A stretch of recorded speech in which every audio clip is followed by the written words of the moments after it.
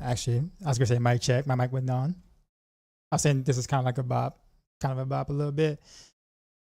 What up, y'all? Sorry for the later night. Actually, tonight, I real life longer than I planned, so might be on that. I'll have to fix that in the future.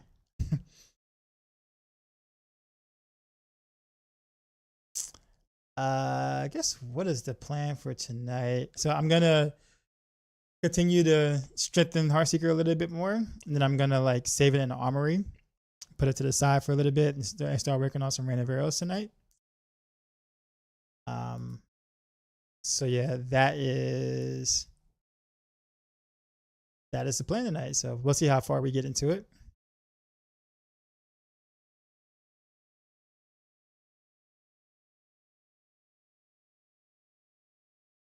What is this?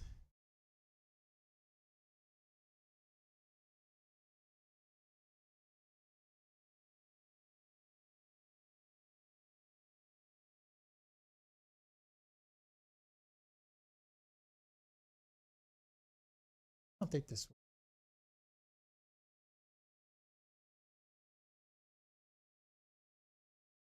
See some.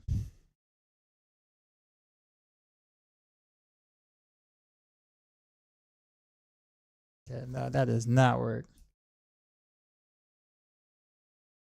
Huh. All right, if I can find what I'm looking for, we'll get started on the main one there. So I've been speaking to some other rogues and stuff like that, and kind of seeing what's been what people have been doing. I think my predictions are really close, like pretty much, I won't say spot on, but almost nearly spot on.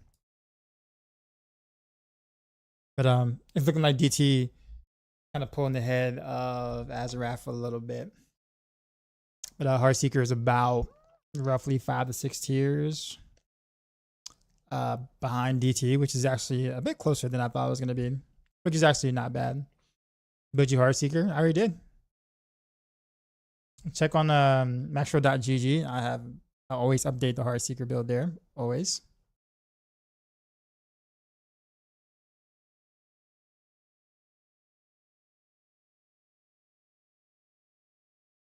Let's see if I can give you the link real quick for that. There you go.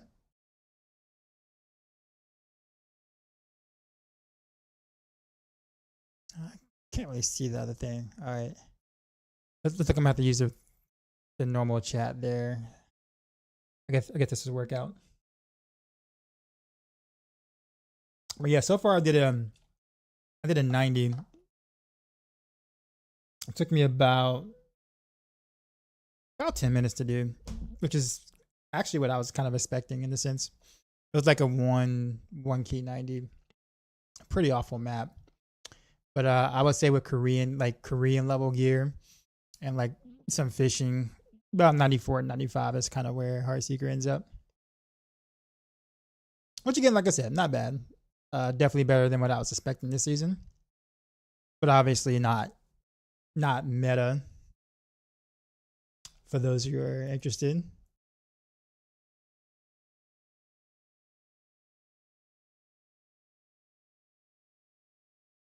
Let's see.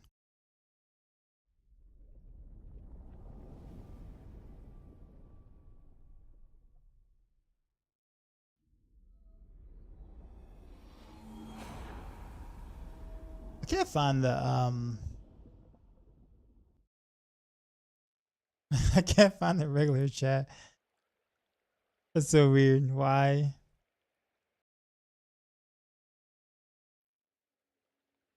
I can't even find it. I can't even find the source for it. On OBS. I guess I'll try to find out later. It's not really big. It's not really a big deal. I can just mix it up and be fine. Yeah, man, you're welcome. I'm gonna do a video, like a short video guide on Heartseeker. Hopefully I can make it like, I don't know, between 7 to 8 minutes long. Nothing too fancy. I do think that like especially for like T4 and stuff like that, it's so comfy, man. It's like so like it's so simple. But no, I put it that way. Like it plays exactly how you'd want it to play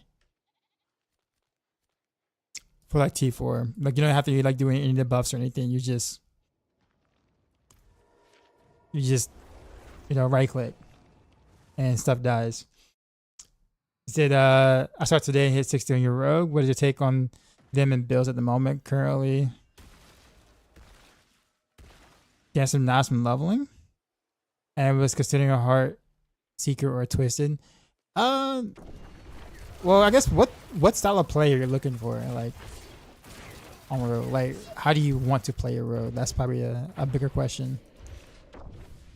But I mean, Rogue is in the okay spot. But I guess it's again like what your goal is. Like, are you trying to like be like an avid pit pusher on helltides.com sort of type thing, or are you just looking for like some T4 fun with some pretty easy-ish glyph leveling? Because like the answer to that question, like the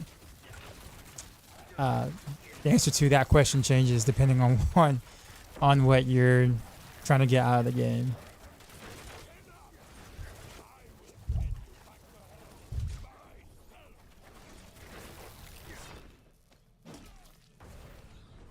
Shadow, what's going on? Also Grizz.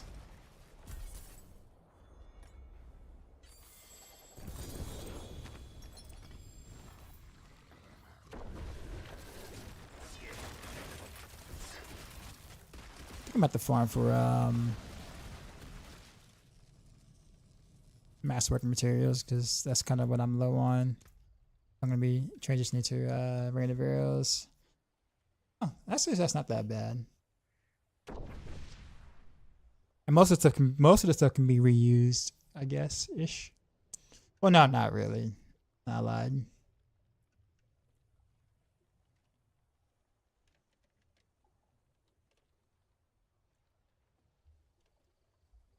Well, actually,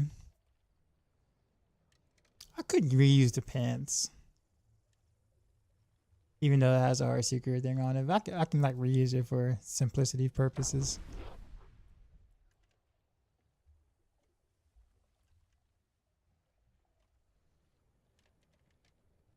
Same thing with the ring. I can reuse the rings, I think.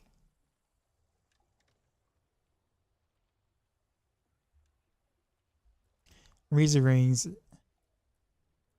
pants, both mythics.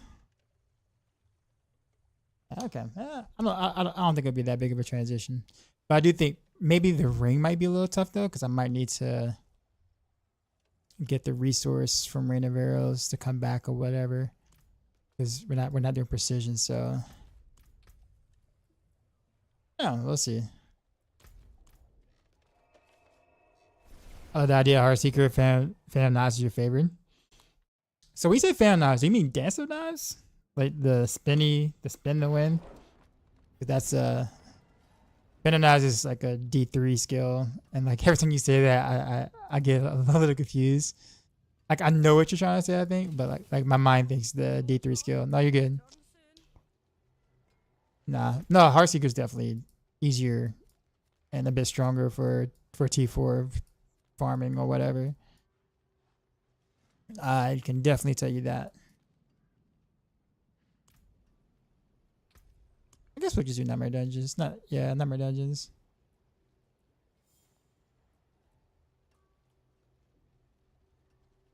Heroic Stronghold.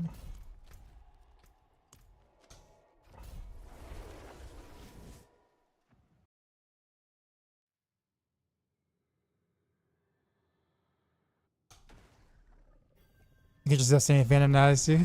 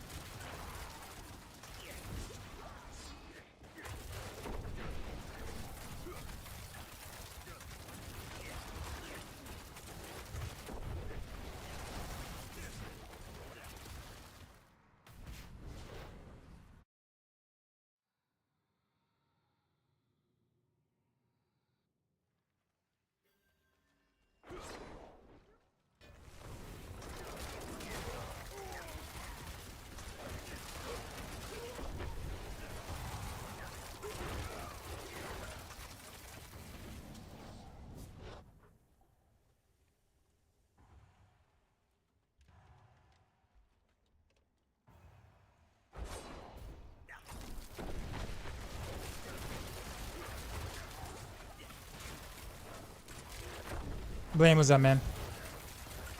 I started a bit later than I was supposed to.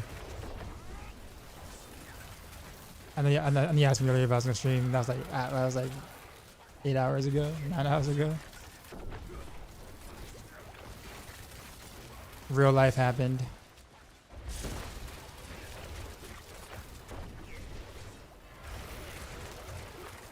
Useless, isn't it? Felicia's going on. Yeah, I did a 90 so far. Took me about 10 minutes to do. I got pretty decent gear now, but I still gotta get my glyph levels up and stuff.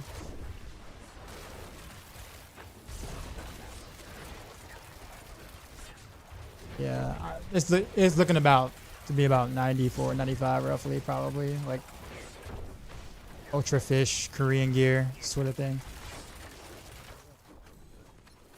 Which is, like I said, it's about like, I don't know, about like 5, 6-ish tiers behind like the Azarath and Death Trap stuff. 5 or 6 pit tiers, I bet that way. So I actually kind of consider that pretty close, to be honest. Considering how balanced usually is on Blizzard's end, where something is like 20 tiers stronger than everything else or whatever. So if you have quite a few builds within 5 tiers of each other, that's actually like not bad. Get some crazy gear to get nice.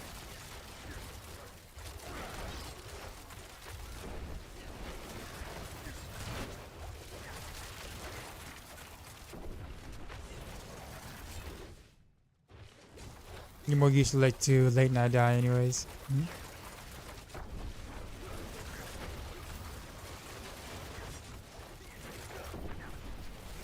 4GA ping gorgers and a 2GA shard, nice. Yeah, I could for certainly use a better shard. What role is your shard? What unique role? 600 Bilal runs. Fried. I mean, Bilal needs a break, man. Y'all can't be like. I mean, dude has a family and kids, man. I'm 35, yeah, just like mine.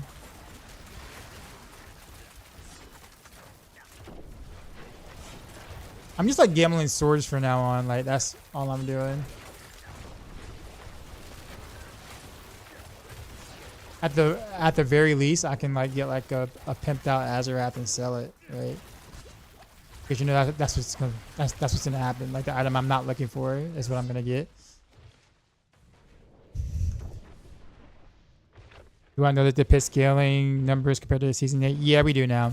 So it's 21% per level instead of 23%, which doesn't sound like a lot, but when you're scaling upwards, the difference is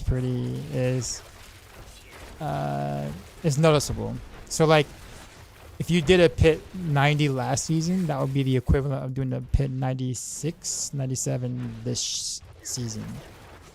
So we got like 7 tiers stronger technically by default.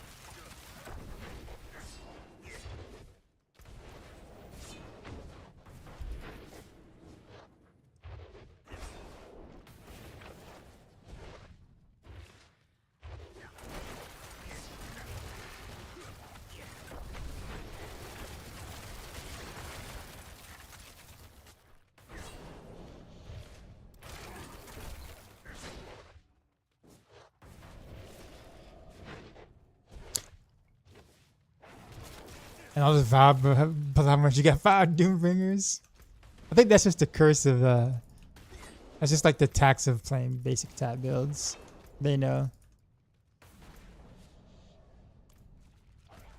Is it really the top right? It is top right. Either Craft, Starless, and Shroud.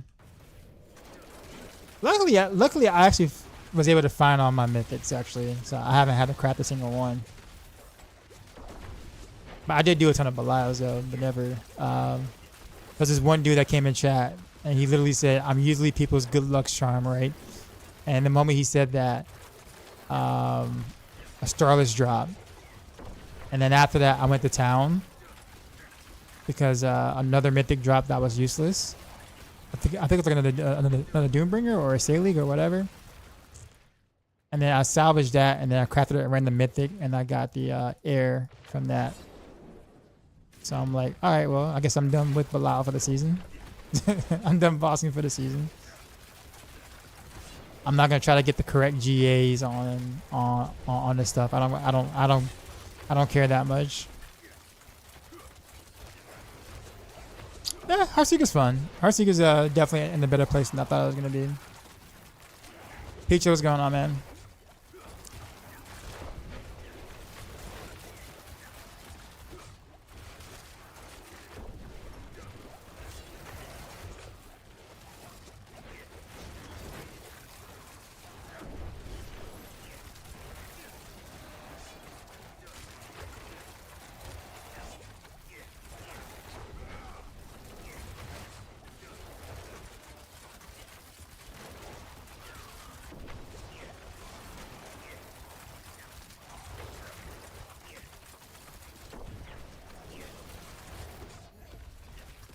Got the random 3 times. Got Doombringer, Sailig, and Doria.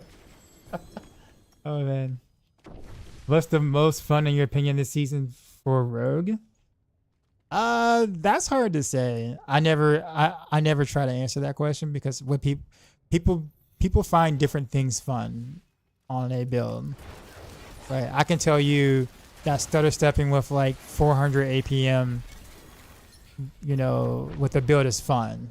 Right, and you'd be like, "What the hell? You know, what happened? Like, how do you have risk to do that?" Sort of type thing. Like, you would not like most people would not find that fun, but I find that fun.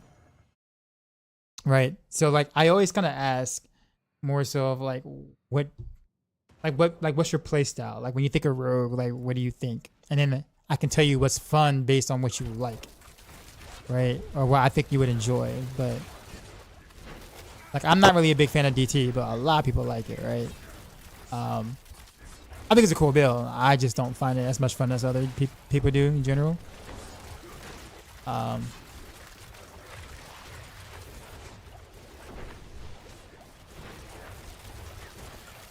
I personally enjoy Heartseeker the most right now, especially this season. I haven't played Rain of Arrows yet. I'm about to tonight. I don't think I'm going to have more fun with Rain of Arrows, even though I'm pretty sure it's a stronger build than Heartseeker. But just because of the way that it has to be. Like, I think going Victimize is going to make the quality of life so much better, but I don't like doing one-to-one standstill spam. It just feels kind of awkward to me for speed farming and stuff. But yeah, I'm excited to kind of see how Victimize Rain of Arrows actually works out, though.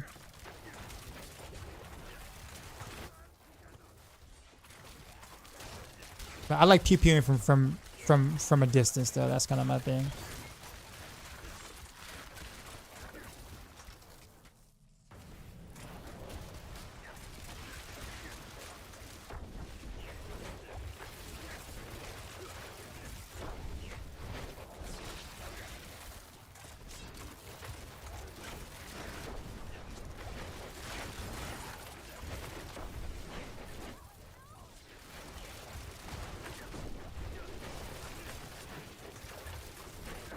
So what your fifth board is? The Deadly Ambush is better over Exploit Weakness? No, I do not. It's easier to cap with Exploit Weakness for sure over Deadly Ambush. So you have to worry about less things. And while the Deadly Ambush multiplier is, you know, it doesn't change, you know, it's a stagnant 25% or whatever. I don't know. Unless you're like giga pushing or whatever, and you're gonna have your cow traps up like perfect every time, and then they're never walking out of it or whatever, then yeah, Deadly Ambush. But I do think that for like generalized stuff, Exploit Weakness is better. But honestly, I can take Daily Ambush so much that I just removed it. Like, I don't think it's a drastic enough of a difference to take it over Exploit Weakness. Like, it's not, it won't make or break a pit tier clearing.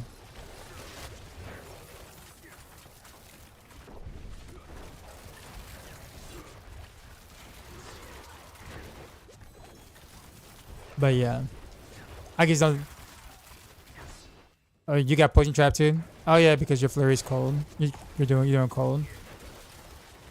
Yeah, well, I mean, I guess you can. Well, in that case, but I guess that again, that would only really apply for fishing, like not fishing, but pushing, right? Like, are you gonna throw down poison trap every time you engage a mob? There might be some mobs in which you probably don't even throw down cow traps, right? It just kind of depends. And your buff to be tied to just that just feels kind of bad outside of like a pit push. Or like a higher level pit, I guess. Higher but longer level pit. But yeah, but technically speaking, yeah, I mean, Daily Ambush would be a little stronger. We're talking about like maybe a half a tier pit on, you know, perfect play.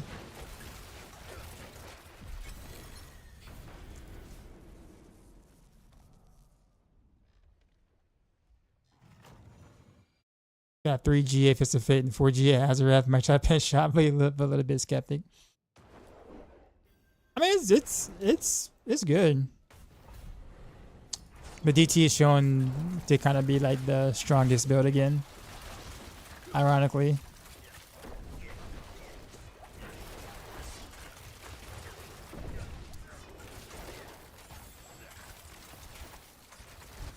But by a little bit though. Like we're talking about like maybe two-ish tiers better than like Azarath builds, maybe. With that being said though, like Death Trap doesn't it's still not S tier, but it'll be like, you know, top of A tier. Or close to the top of A tier.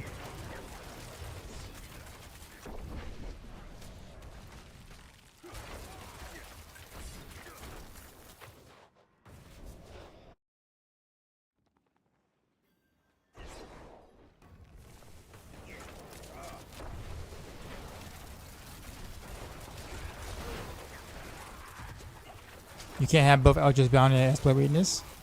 I do. What other board do you have? And like, what Paragon are you? Well, I guess what Paragon are you? Sorry, that's probably the better way to ask. But you're right. It does eat up a lot of points.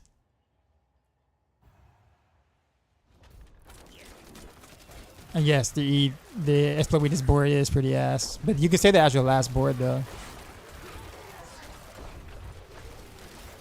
I gave up like life percent basically all around just to get to Exploit Weakness node.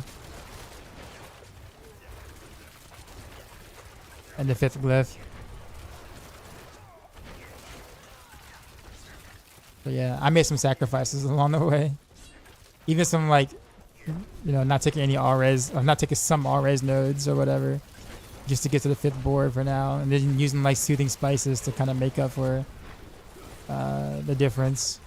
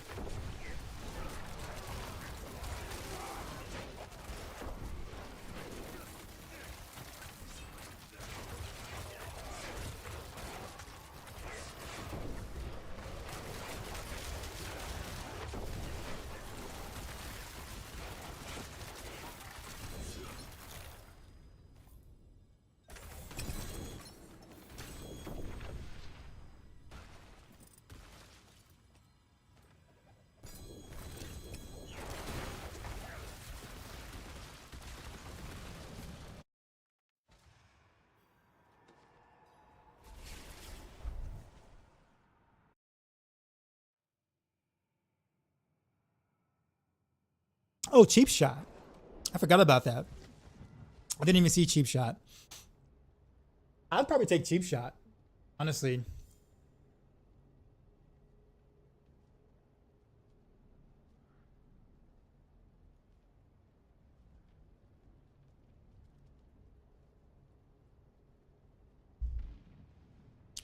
Because cheap shot works on bosses, doesn't it? If I'm not mistaken.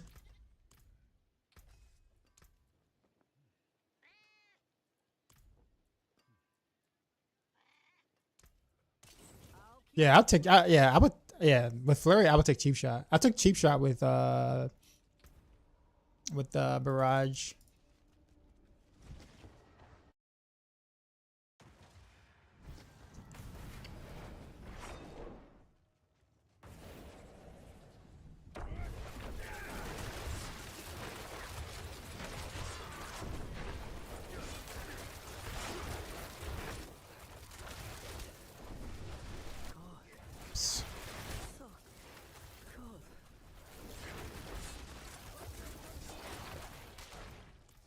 I keep clicking on the thing.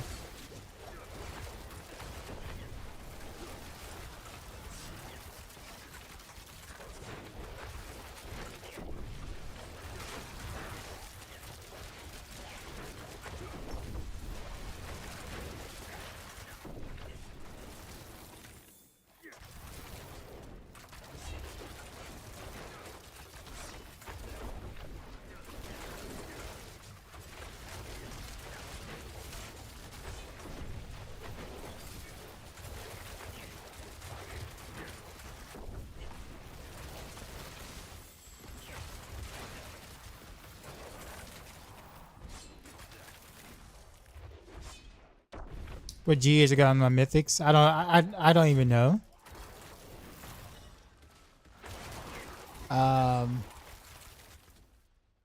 Stealth on my shroud, lucky hit on air, and critical strike chance on Starless. So nothing ideal basically.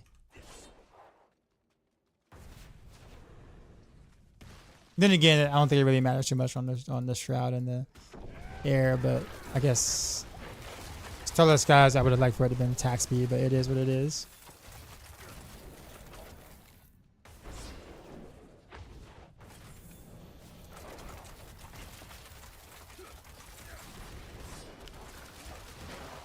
Can't do torment bossing with cheap shot though. Oh yeah, I guess that's fair. That's fair.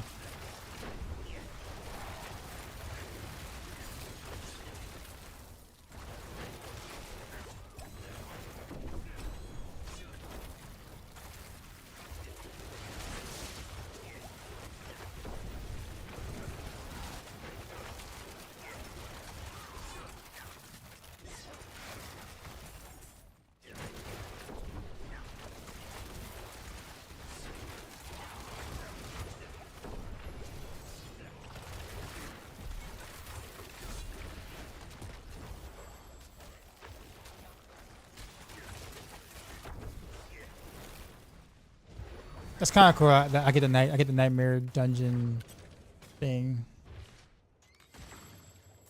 Whisper because I'm doing the escalation or whatever. That's kind of cool. Let's play weakness first. Okay.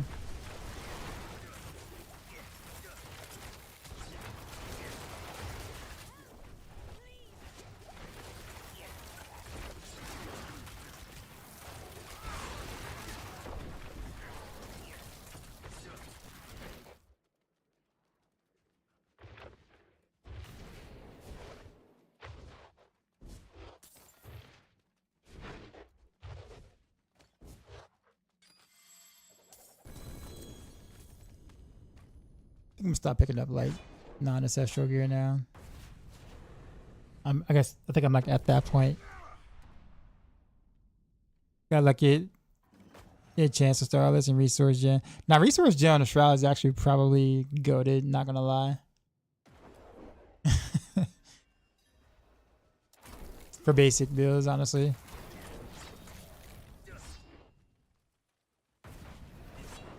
I mean, all stats would be nice. Don't get me wrong, but I think if I had to have like a second choice or something, it would totally be resource regen, sorry, resource generation on basic builds.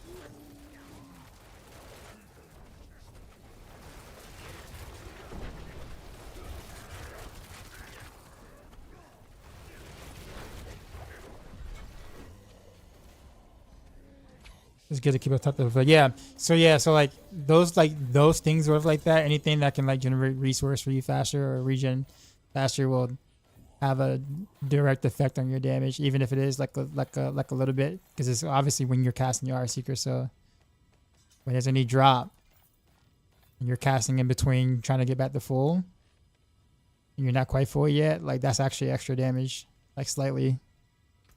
So it does equate to more damage overall. It's Heartseeker back. I mean, Heartseeker never really left. I think I sound like a broken record when I say that. But I would say Victimize Heartseeker is back. That's probably the better way to put it. We can play it at a distance now. It is done.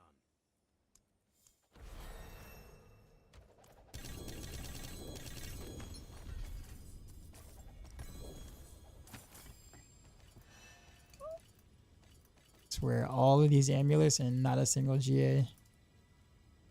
As a ref Heartseeker.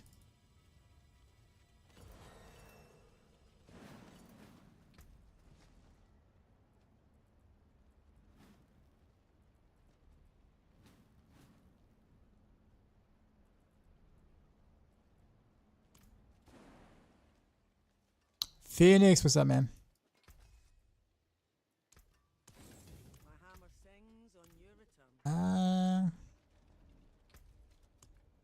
I actually check my whatchamacallits. Barrier.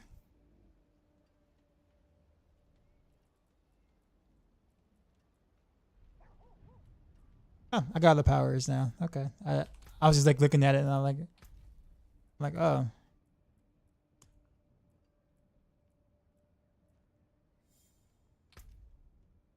Smother and ashes. Probably should put stuff here.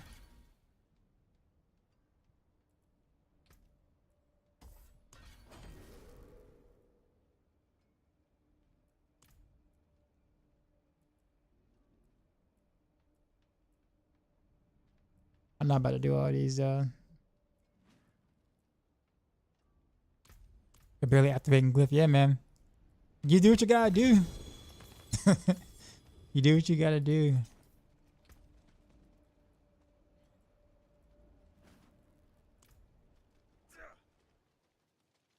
I'm like slowly putting back all the life percent and all res rolls from the Paragon nose that I gave up just trying to reach all the boards and the glyph.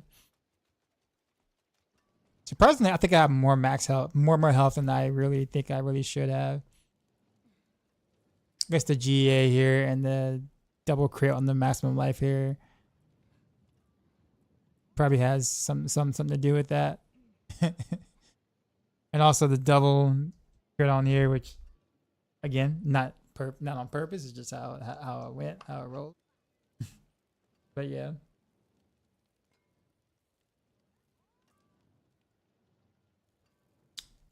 I'm just curious, I just saw DT still best build for bossing.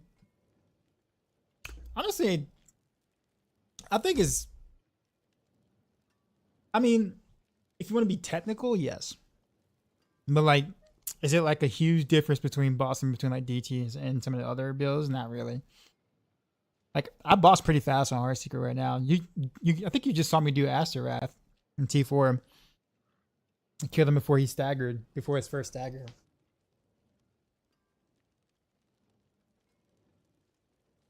I would almost argue that Heartseeker is kind of close to DT in terms of bossing is concerned. A single target wise. Definitely better than, I think, better than Pinch Shot for bossing. But But TB is Azarath would be, if you're just bossing, TB Azarath would be better than Pinshot Azarath. But that's just for bossing.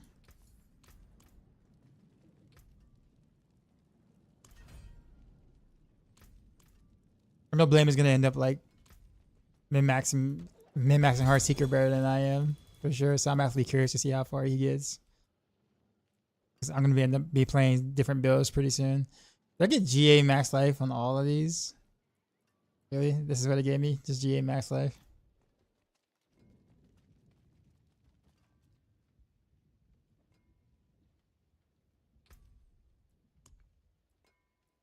See, now I'm just trying to like just throw a bunch of decks on the my headhunter glyph.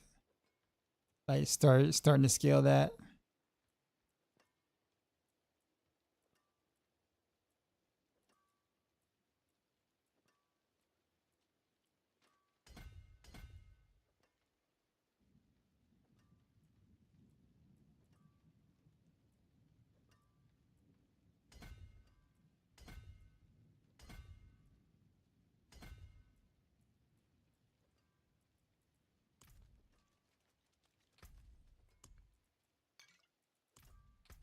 Do another escalation.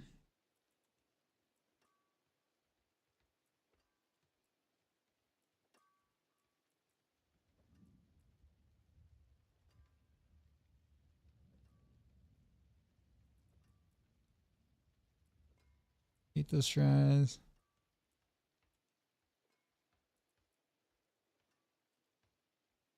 Roger Diamond Reserve.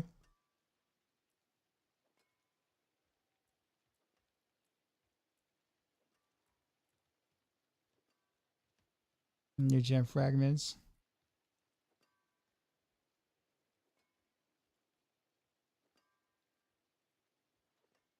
It says suppressors. Oh well, we'll do it. You did a T90? Yeah.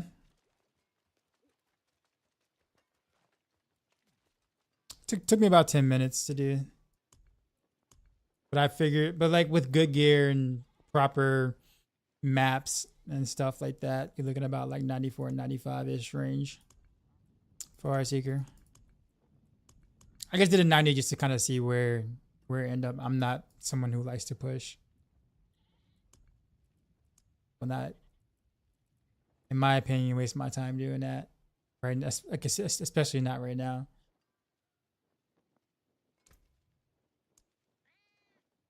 Let's do 500 it is.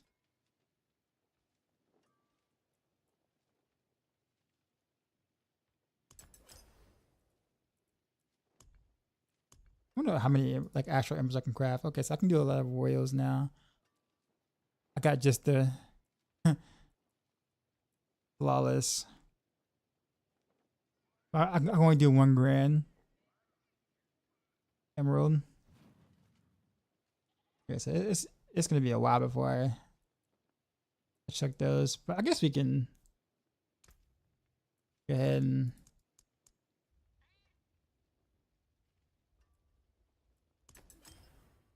we're gonna gain what, 60 decks by doing this?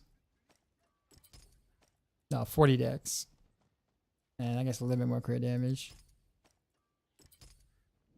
You still don't have air? I think air is probably like the least important. Because Crown is still so good. And so is Cal. Cal's actually not bad either.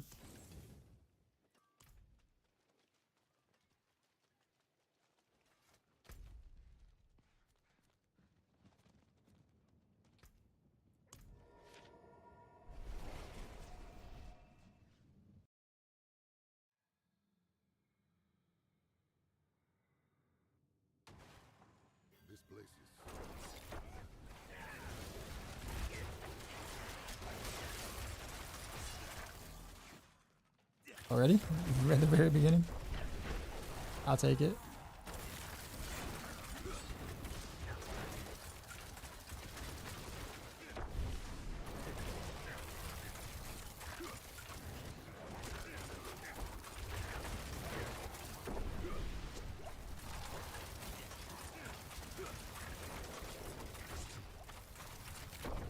Cal felt weak compared to ground.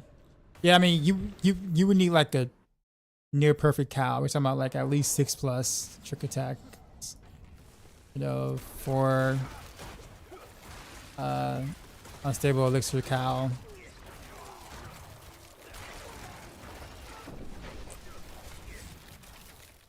Whereas crown, you can just run a non-ancestral version as long as it's 15%, right? And like you're blasting.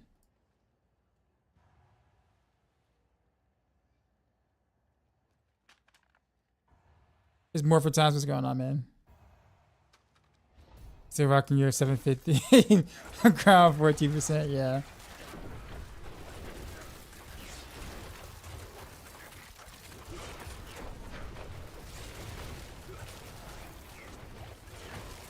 But I do think that, like, I mean, if you can cap crit chance, I do think Cal. I mean, I do think there's a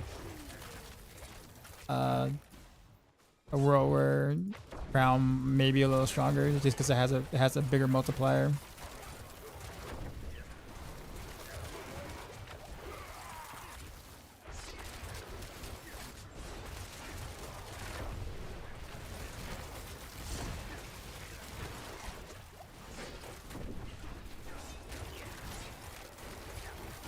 How much lower do you think a min-max build in Eternal will compare to seasonal? Depends on the build, but you're looking at like, I don't know, maybe 3 pit tiers, 3-ish. Pit tiers, 4.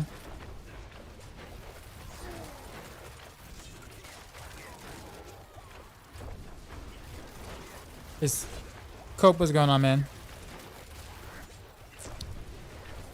You seen my video by a friend of ours concerning D4. What is your opinion on the state of the game? I feel like the game is like in kind of like maintenance mode until expansion. I think for short-term seasonal fun towards the beginning, like a couple of weeks is fine. Like, I think there is fun to be had there.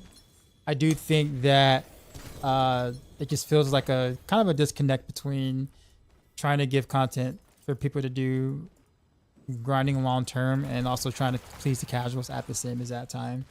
And I know like the casual player base is what makes them money and pays the bills over there, right? But at the same time, it'd be nice to kind of get just a little bit more of a, you know, carrot to chase. But with each season, there has been some quality of life updates that has made the game better. But I do feel like they just kind of just ignore things or don't touch things that kind of just seems pretty obvious to kind of go ahead and make a fix or change to. That would make the game feel a lot better to grind and or play. Like the master working system is like one of them. Right? It's like cool idea, but it's a huge gambit system that can leave you know, can leave your character off worse than when you started to master work. And that's never a good feeling, like at all. Like so I would say some of the complaints are definitely valid. But I also do think that there is some fun to be had every season, and that there are actual improvements each season that's kind of worth checking out for even just a little bit. Everyone enjoy trying to get to GR 150 and a D3. The pits are the same thing, so why does it not have in game? Is pit not in game? Pit's nowhere near as good as GR, so it's not the same thing. Like it tries to be GRs, but it's not GRs. I know because I'm someone who played a hell of a lot of D3, and GRs are considerably better in almost every way than Pit. Pit's a disaster right now.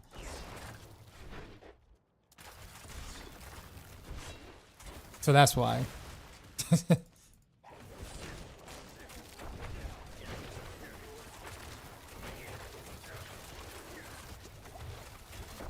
Sticking with you. Might go daily ambush for pushing.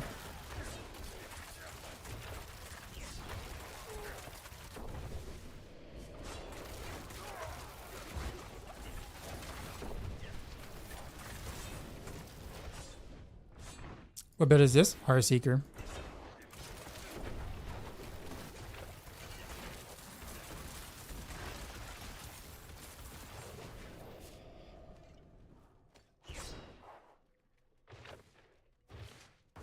Better just get your pen shot, hit with master work, every dish fist to fade. Equal horn 2, 3 rest of gear. Can we get through a pit 90 glyphs all 100? You should be able to. Matthias was able to do a 90 in about like 7 minutes with pin shot Azarath. There's definitely like something in terms of the flow of combat you might be missing somewhere. Just the trade was so brainless for you, they had to mess it up. Yeah, I didn't trust it. I didn't think it was gonna be bugged, but I just didn't trust the wording, so I just and Paragon 300? No, Morphin Times. Now you're trolling.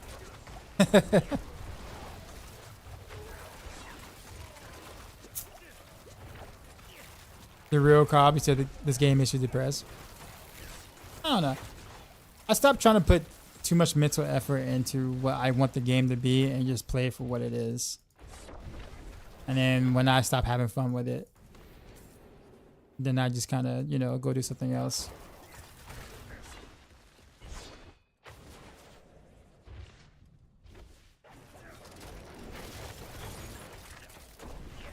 It definitely ain't that serious.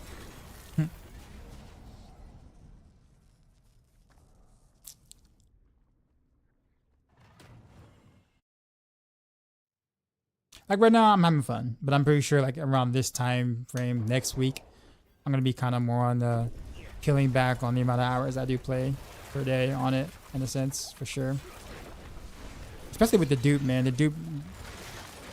dupe mask totally ruined the progression, man. Rapid fire still good? No, sadly not.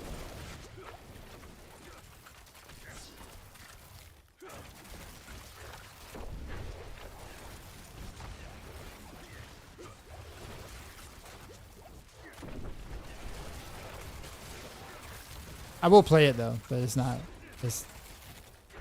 good. I'm just gonna put that out there. Server rooms are getting duped too. Yeah, I'm not surprised by that either. Don't get me wrong, I mean I guess, you know, players benefit because you get stuff a lot faster and all that stuff or whatever. Especially content creators, because then you can like get your gear together, get your build together and be like, look what I did already in 24 hours kind of thing. And it was like, yo, how'd you do that there pit level at, you know, 15 hours in or whatever. It's like, oh, I got 7 mythics already from doing like 1,000 Balaus already. And you're like, what? Right? Goat gamer, right? But the reality is just like, I don't know, like I literally do not have a reason. Well, maybe if I want to try to get a better Pain Gorgers or Fist of Fate, maybe, I think. Outside of that, like I don't really, now that I have my mythics of choice, I don't really care about the GAs, like where the GA lands on them right now. I have no reason to do any bosses for the rest of the season. Like literally I have no desire to do any of them. And it's like day 3. Like, that's not good.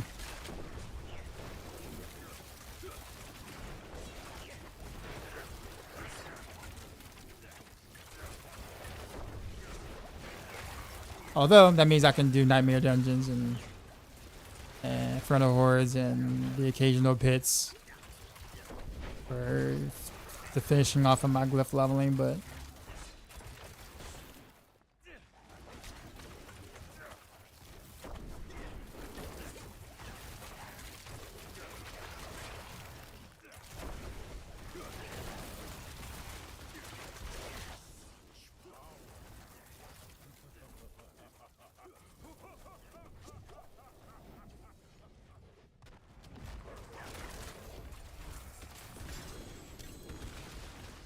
so with that being said, like, I mean, it's going to be really, not want to say super easy, but easy enough to kind of put together the builds I want to play, because since everything is damage per dark shroud on gear and GA decks or whatever.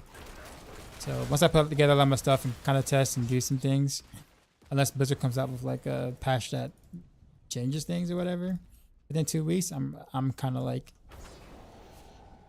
myself on maintenance mode for D4, and then kind of like try some Monhan for Monster Hunter Wild, since they got 2 new monsters and quite a bit of changes in the recent. I heard the new fights are actually like hard and worthwhile. They throw hands. So that sounds like fun.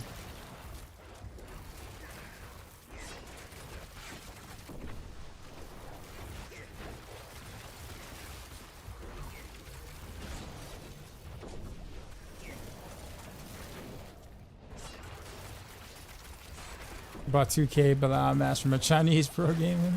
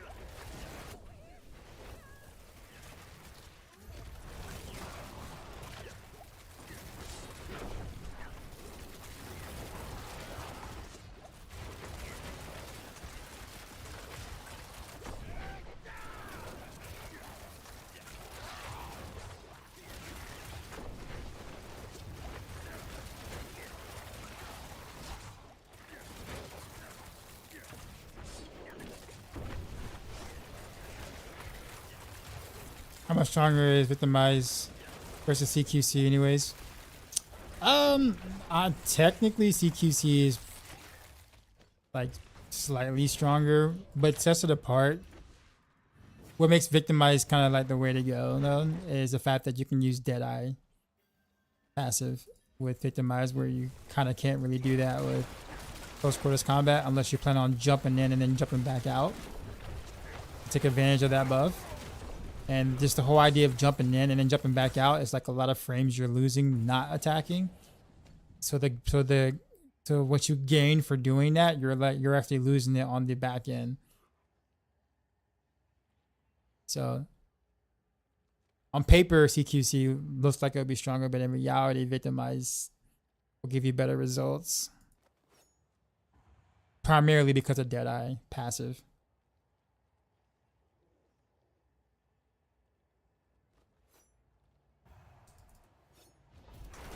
Which honestly, I think is not even gonna lie. I don't know if that was accidental by Blizzard. Like they actually thought about that in terms of like key passive balance or whatever. But that's actually quite good. Like when you think about it, like in terms of like balance between the key passives. Like that's the kind of stuff you think about.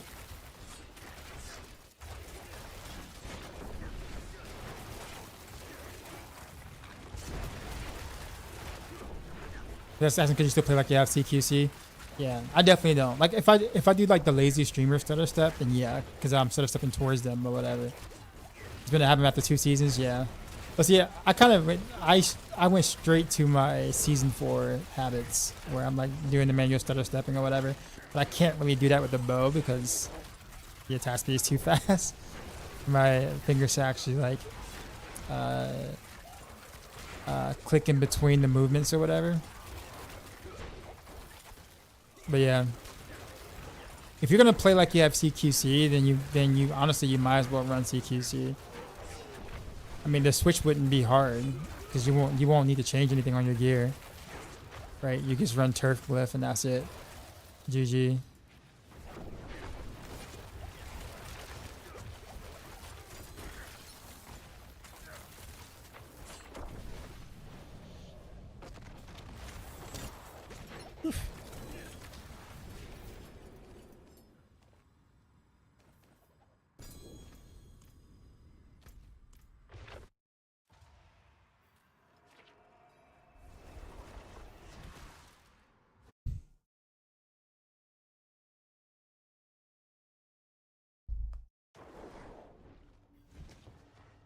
How far is considered distance? So you see this waypoint, the circle of the waypoint on the outside of this little like crater thing. from the center of this waypoint is considered distance. So anything in between me and this little crater right here from the center of the waypoint is considered close.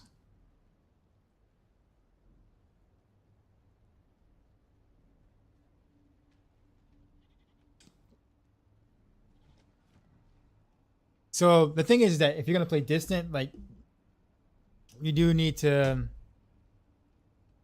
kind of be a little careful to kind of like make sure that there is like maybe a half a like I try to make sure there's about like a half a screen space between me and the mob. So like I say my cursor is right here. This is full screen. I try to make sure the monster is no closer than this, like half a screen base, roughly. Now keep in mind it's dynamic. It doesn't snapshot. So like anything that's close to you, but if the ricochet, like so if you hit a close monster here, but you ricochet to a monster over here, the close monster will not get Deadeye, but the further monster will, in a sense.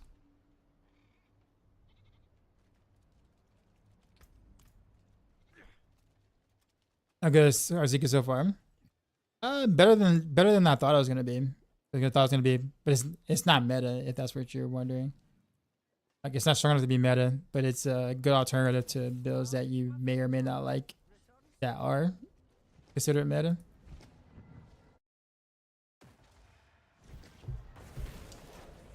I mean, you'll destroy T4 easily with good gear. Pit pushing, you'll probably cap up around like 94, 95-ish.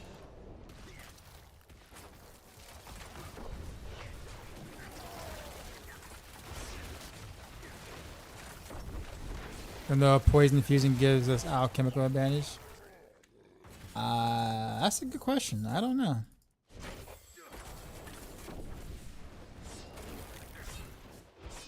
What do you need to start using this build? Do exclamation mark build.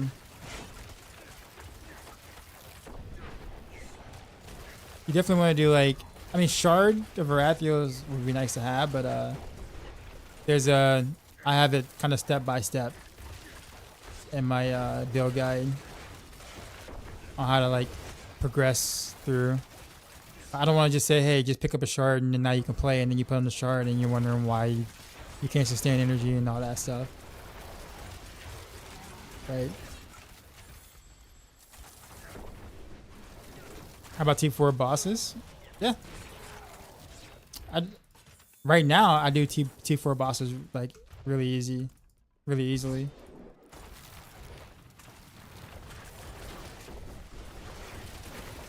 Anyone help me out? I'm stuck on Azarath Torment 2. I don't want to waste a Nightmare Dungeon.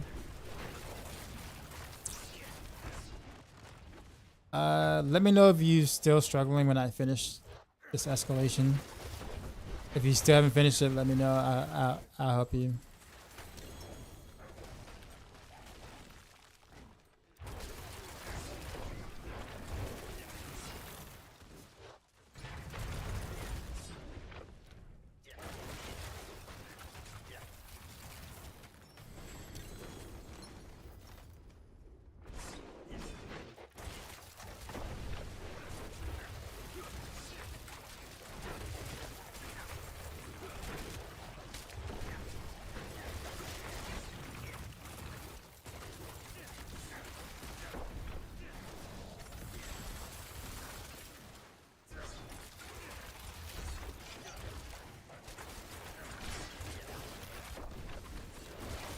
I'm wondering if I can join mid-fight like that. I know like regular Nightmare dungeons you can, but I never tried joining someone's escalating Nightmare dungeon. I guess we'll find out.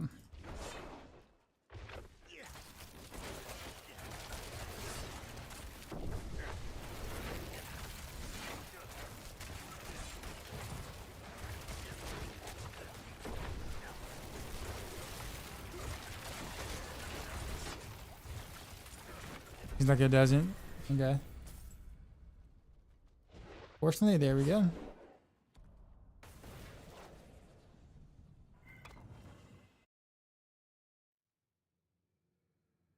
We're about to fight Aristoth.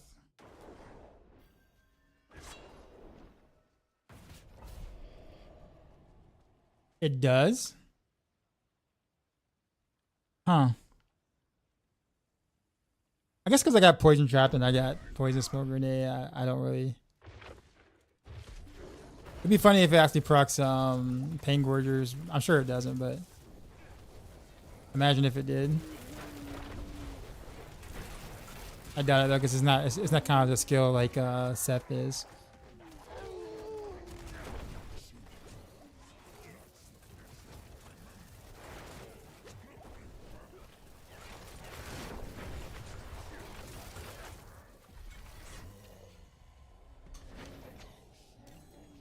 Astaroth, not Aristoth. Astaroth. Oh, 3GA unique helm. Wonder what it can be.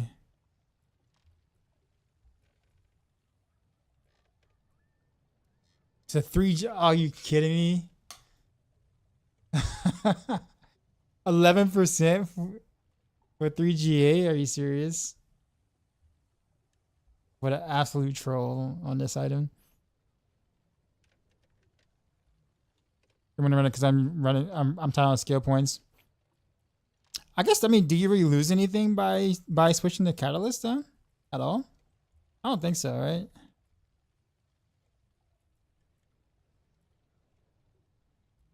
I mean, it's a bad helm.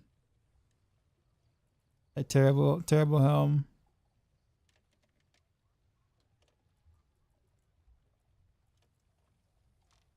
Build.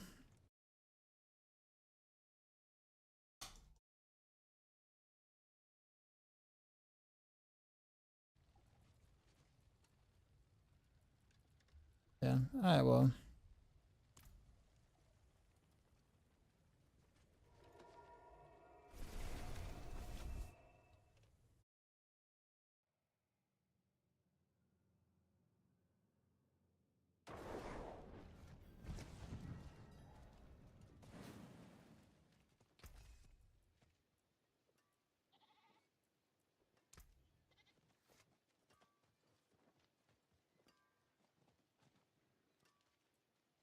Hit 90 clear in 14 minutes. Congrats. Honestly, don't know how much higher I really can go without better gear and better masterworks.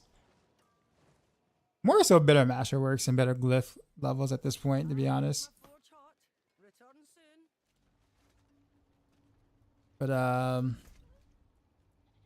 yeah. Oh, well, I guess and the better shard. My shard is kind of meh. So is my pants. Oh, in Eternal. Okay, that's actually, yeah, not bad.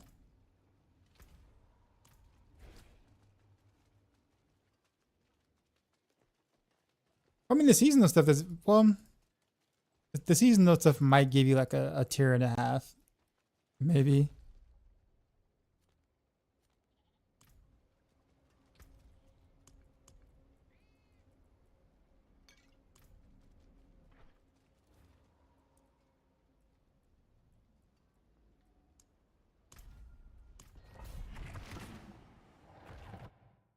I totally forgot Serenity.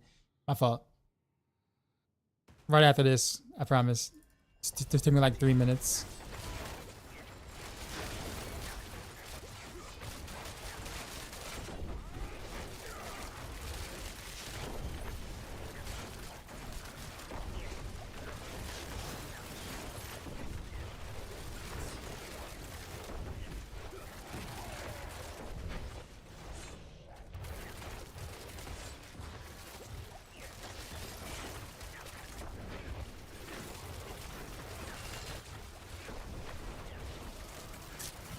Chilling win.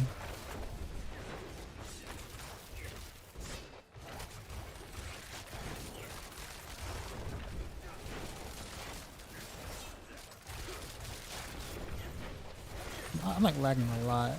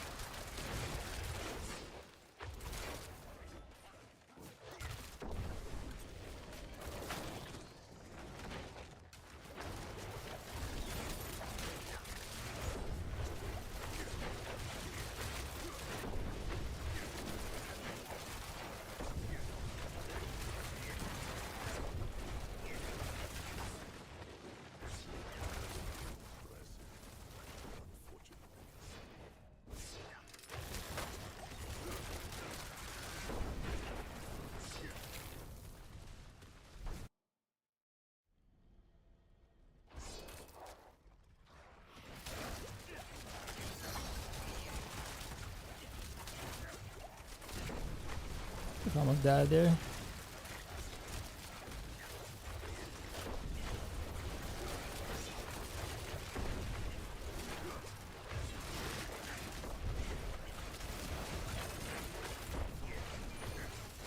This is a really bad elite attack in the very bad area.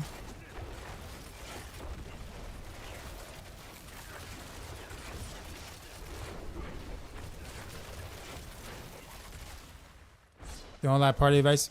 Did you drop your torment to the T2 for him, Blaine?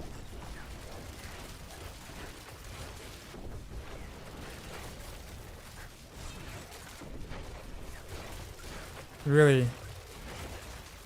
Can you TP out Serenity and try again? Try at him again. Yeah. This is have to taking a bit longer than it really should. I know it's a bad map, but still.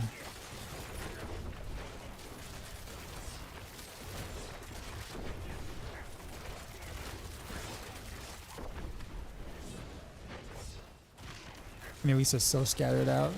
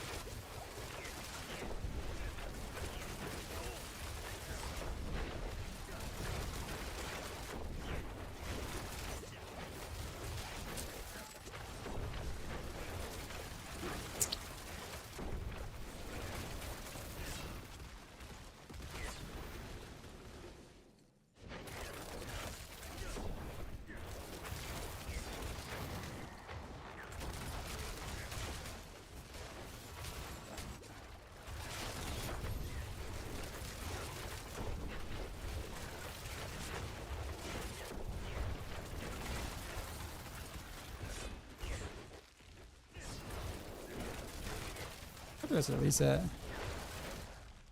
Come on.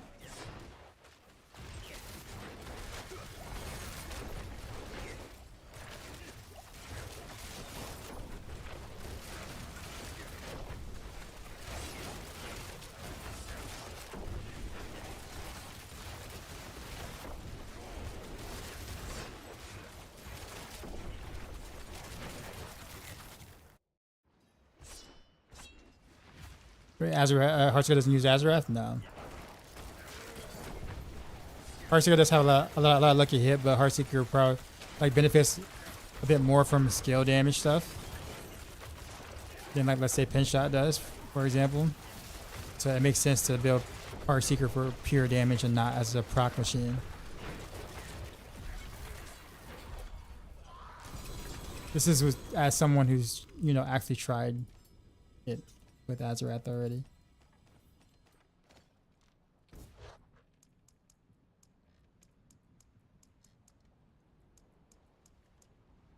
Uh, 35.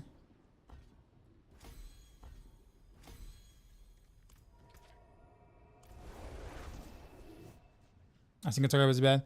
Actually, I do think Heartseeker single target is better than Pinshots right now. Pinshot clears better naturally, but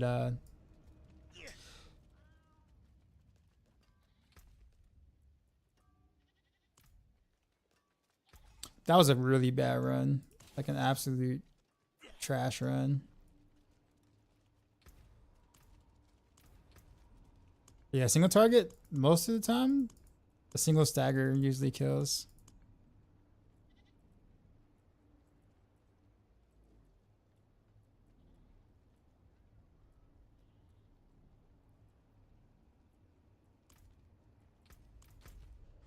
Yeah, Heartseeker is a bit more fun this season. You can play Victimize, you can play at range, all that goodness, and you don't really feel like completely gimped for playing something that isn't like meta at the moment. Now, if you're talking about rapid fire, that's a whole different story. Like this, it's just way, it's just hurting, totally hurting all the way across.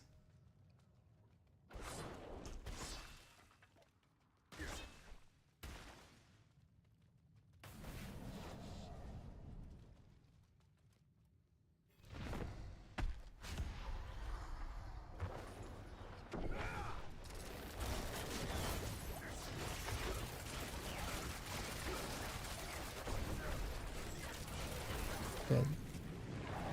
But that's a T4 boss.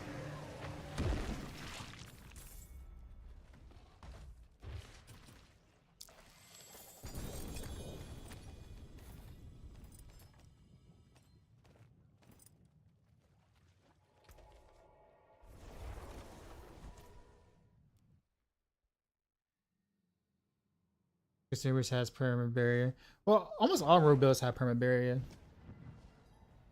Should. Is Beast Fall Boost viable on Pinshot? You tell me. It is done.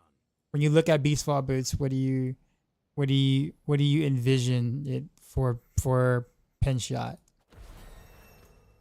You read the boost and you go, what do you think benefits? What would be beneficial to the current Pinshot build you're running with Beast? What would Beast Fall Boost do?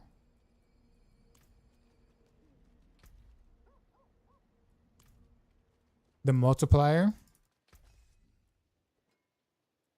Yeah, the multiplier is there, but how do you? Yeah, there's a multiplier, but what about the multiplier do you have to be able to make the multiplier happen?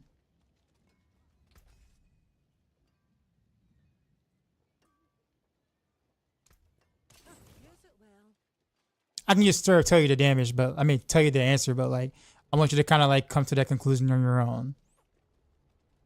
Ultimate cooldown and keep spamming.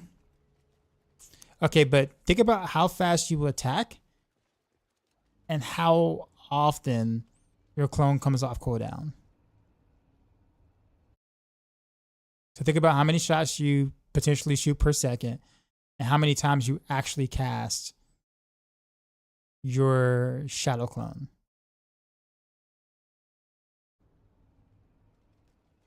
There you go. There it is. There's the light bulb. It's good when you think about it, right? It's good when you think, oh, yeah, okay, that makes sense, yeah. It's a good multiplier, don't get me wrong. But you might get it with like 1 out of every 10 to 15 pin shots. So that means that multiplier on, and I don't think that multiplier actually even works with Azarath because it's for your pin shot. And so your pin shot damage doesn't matter. So it doesn't even work with Azarath Prac to begin with. But if you wanted to buff your pin shot with it, still 1 out of 10, 1 out of 15 shots or whatever like that, at best case scenario, means that you have the Beast Fall boost active for like a 10th of the time, 10% of the time, or maybe like 7 or 8% of the time, just depending on your attack speed or whatever, how much cooldown reduction you have for your shadow clone. So like, take that multiplier and like, think to yourself it's up 7% of the time, and then you go, oh, yeah, not very useful at all there.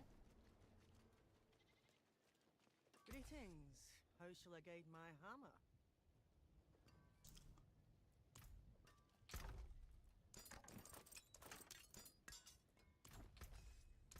All right, let's save this real quick.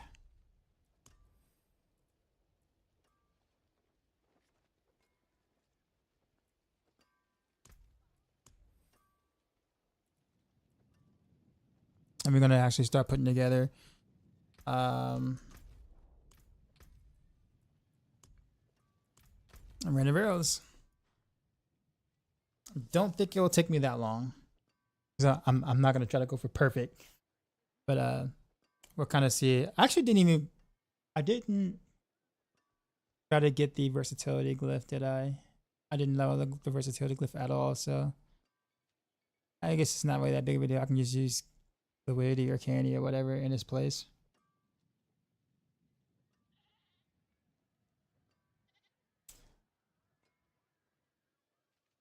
Be right back.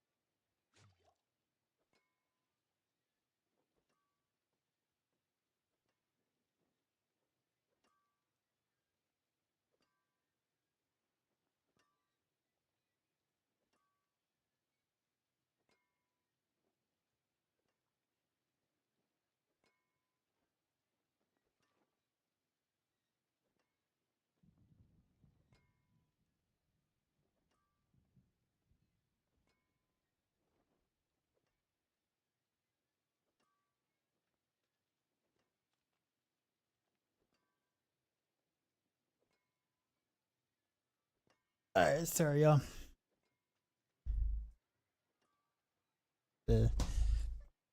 Get my drink properly.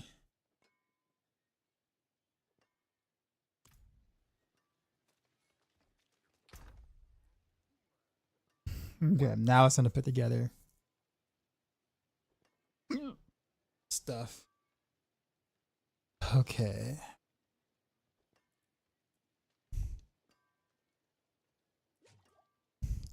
Definitely want to try with the crossbow first, so we'll grab that. I don't have a better pair of beast fall boots. This is a decent pair of fist to face, so we can go ahead and do that. We already got that going.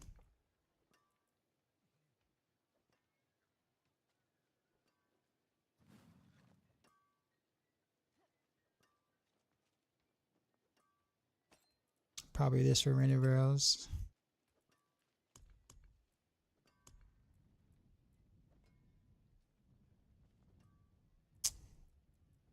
Then, oh, this was actually pretty good. Hold on to that. It's 1, 2, 3, 4. We need. I need 2 more swords. Can kind of just keep the pants. Of course, the amulet.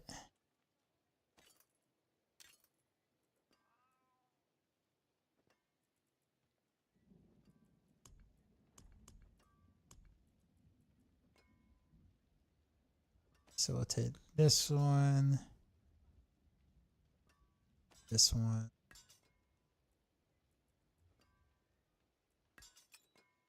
Whenever it was time, yeah. Yeah. It really isn't too much.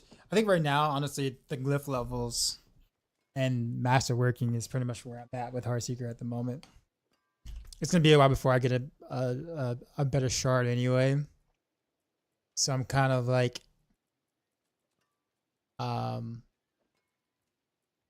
figure I start playing other things too as well, and then come back to Heartseeker to properly min max it, right? But I also want to try to get as many of the builds I kind of want to play out quickly. Go ahead and like make a few video guides or whatever while people still have interest. And then kind of go from there. I need to clean out the inventory though. I need to clean a lot of this stuff out. Why do I even have chests still? Or even gloves? Maybe non-ancestral stuff here. Like all these can.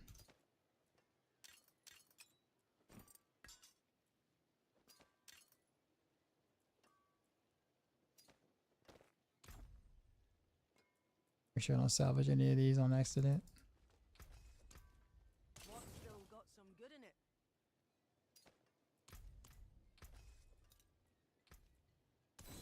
I'll keep my forge hot. Return soon. Okay, so what we need? We got 43k masterworker materials.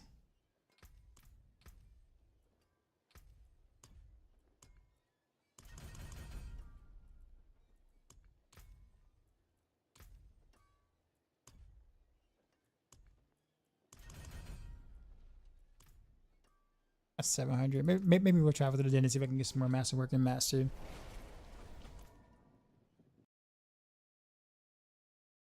And I think all the Paragon, like the Paragon boards just stay practically the same. They have to move some stuff to damage versus distance though on the Paragon board, but that's about it. That's me, the life of the party. Sometimes the death of it too. Did I count it out right?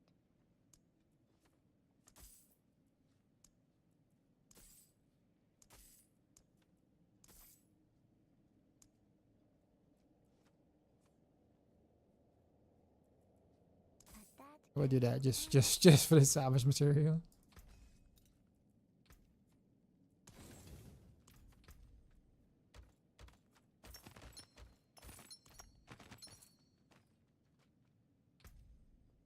I 46K.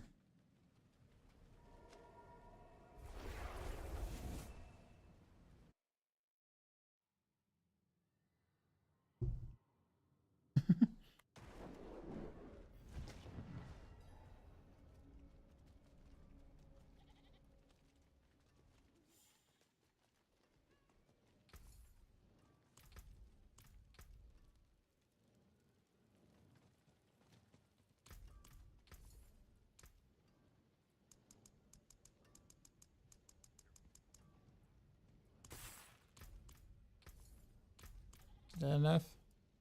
Oh no, nowhere near. I'm about to no more.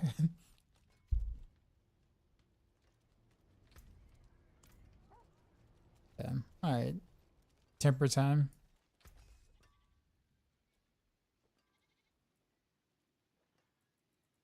Actually, what do I want on my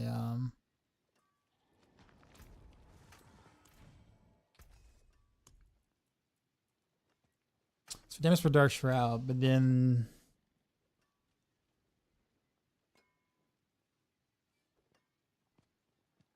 I guess Venom is double damage.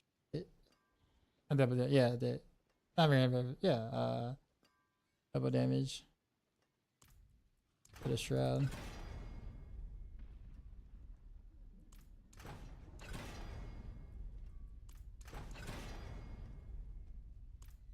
Two.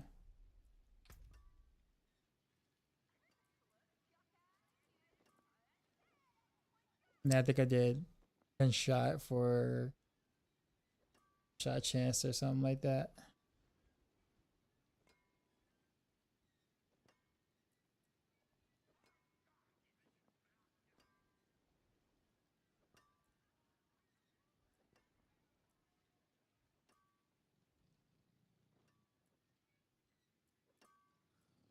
Nothing else really matters here.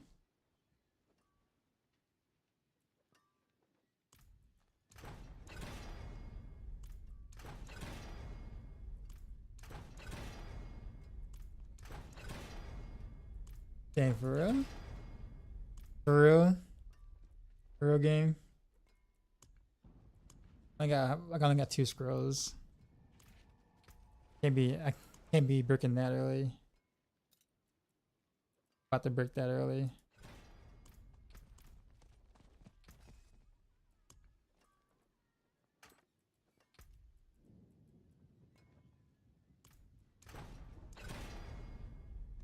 Now you want to do it, thanks. That's tempered.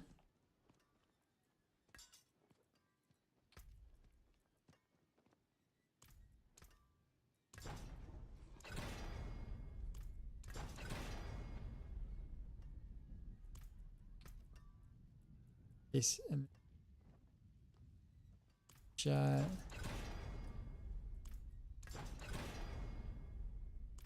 That's like I set up a barrage though. But Jesus Christ, don't like give it to me. 4 times in a row. Fire. This game is trolling me. I do not have enough scrolls to keep doing this.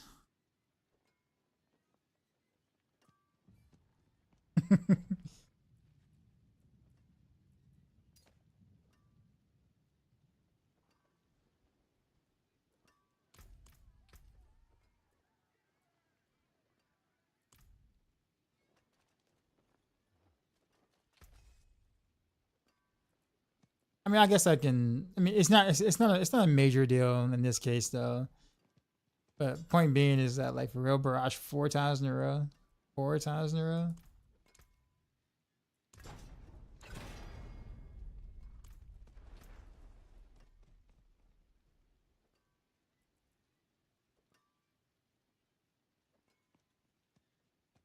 Although I guess with the double damage roll here, if I have, let's say, 44% here, right?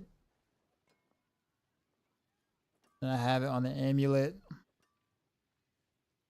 Masterwork all the way to 3. just gonna look at my planner. Cause I'm not gonna be able to like min max this, so like I might have to have a double damage roll somewhere. Anyways, I might as well have it on this one then. To cover my bases. Yeah. Alright, so these two.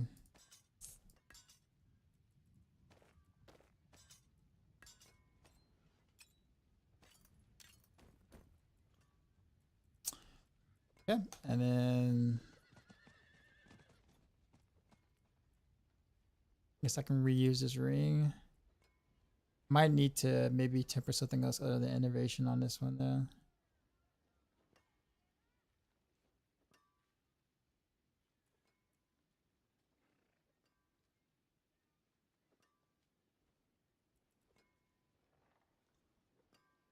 How many more? I got 5 out of 6.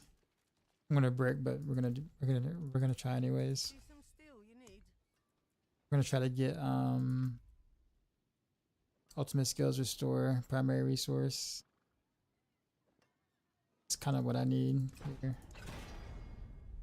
Oh, it didn't. It gave it to me. Okay. Right. I guess the game felt bad for me. Okay. Alright, well, I guess now we just temper masterwork capacities. Use it well. Start with what? Doesn't really need to hit anything actually. Yeah, it doesn't really need to actually hit anything. Probably ultimate damage is probably the best bet. Okay, double. And be a misskills. We'll leave it. Beast Fall boost time. Same thing here. I don't really need to actually hit anything special.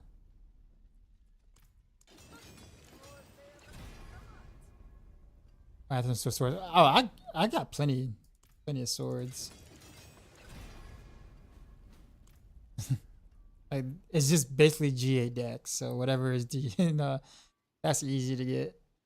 Super easy to get those. Okay, so they're all tempered. I might actually be curious to try to see if I like to use this on like a Heartseeker or whatever like that for the maximum. I don't think it's better than having the 10 degrees though, but I also don't have like maximum like the Maxroll, the maximum resources elsewhere either. So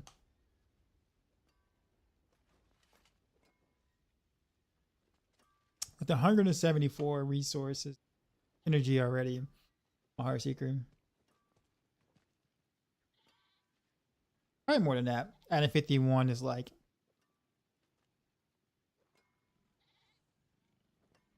15%, 12%, something like that. Probably not worth.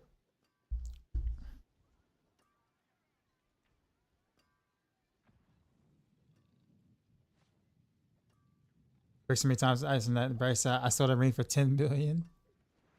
Bro, I have way more gold than I'm gonna ever use for legit literally the entire season. I have an amulet that can kind of like, granted for maximum resource for other builds it's not great, but for basic builds which I'll play, which is a bunch of them, like this works perfectly. I'd rather have malice, but maximum resource doesn't hurt. It's something.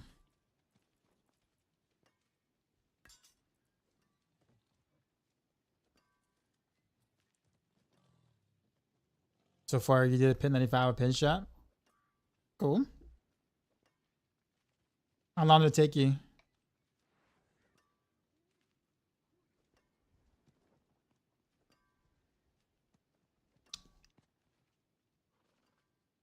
So 12 minutes. Sounds about right, actually.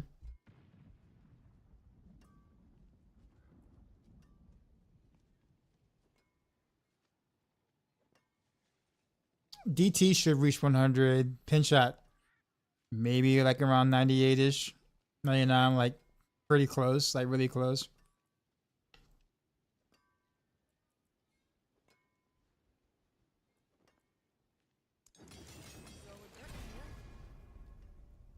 Okay, now here I might be a little bit pickier. Because I do want to at least get one crit on the on a dex. Thank you.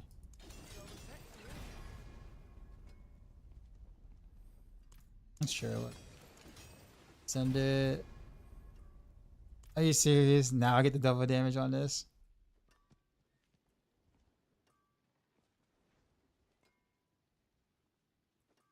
I'm gonna reset.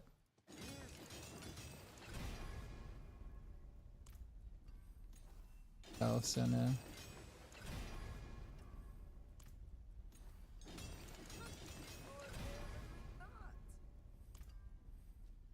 I don't mind that as long as I get Dex next. Yep, got Dex next. Okay, listen. Okay, that works. That works. Anything for this?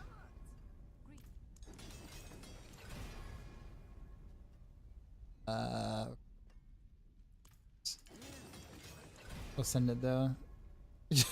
Triple crit on damage for Dark Shroud. Wow. Not what I was expecting. Not what I was trying to do.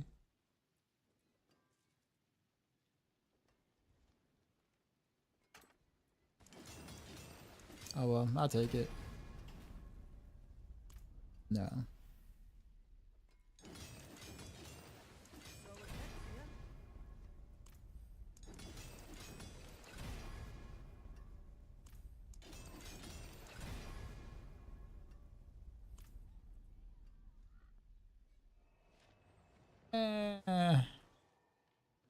Yes.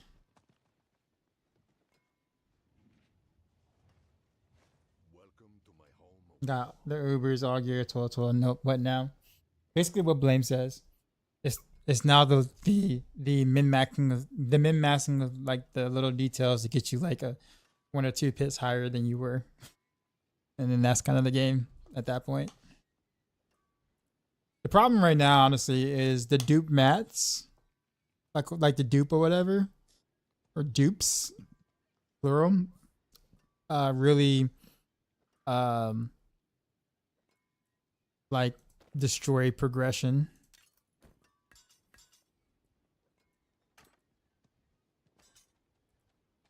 Because like you have if you have everything already, day 3, but some people, some of us had things already, like almost everything already in like day 2, right? Like that did absolutely just destroys progression. So you do get to a point where you just kind of like, I don't know what else to do now. Know what I mean? And like, it just kind of is what it is.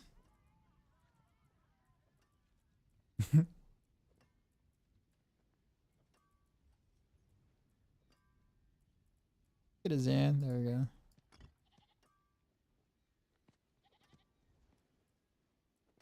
I don't have a Vex, so we're gonna have to.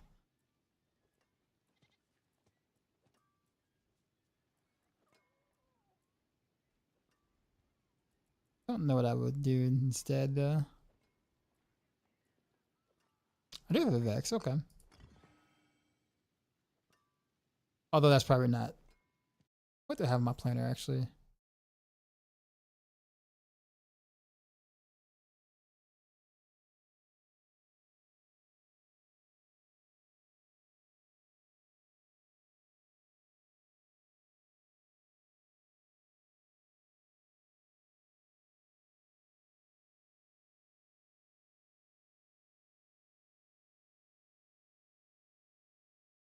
Cervex, and then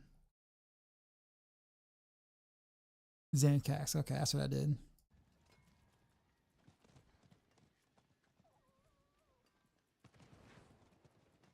My Sir is actually in my stash.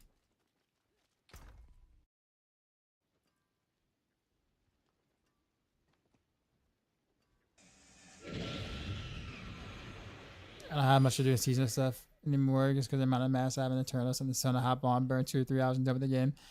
I mean, that actually makes sense. That makes sense. For sure.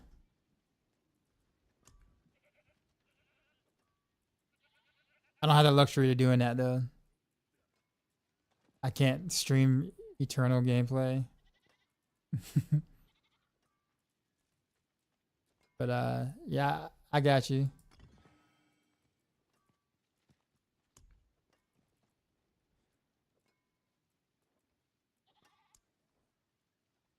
Also appreciate the follow. Suzanne Cax. And we'll just keep the pants as is. So gems.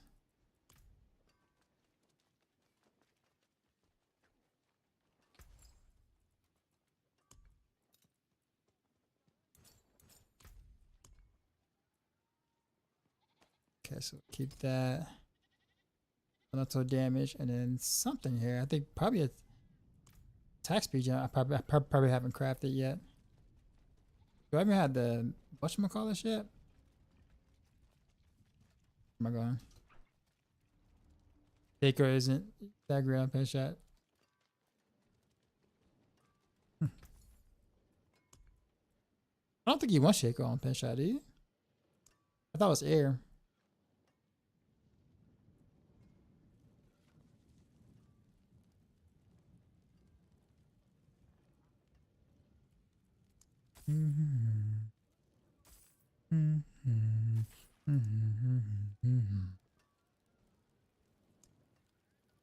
We're just trying it out.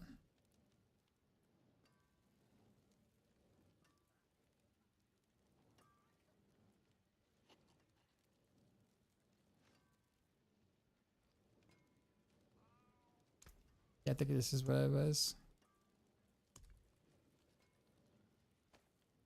Put it in there. Okay.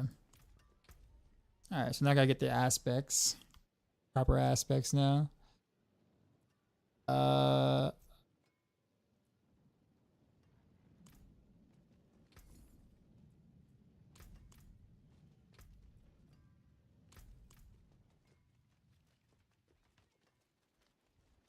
got this. T4 lesson. What's that, man?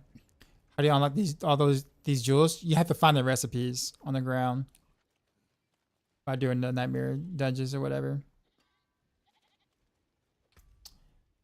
Okay, let's see.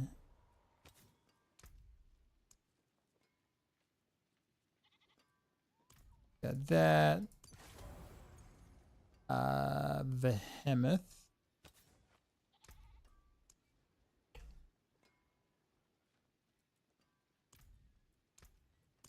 And then the Aerostorm aspects.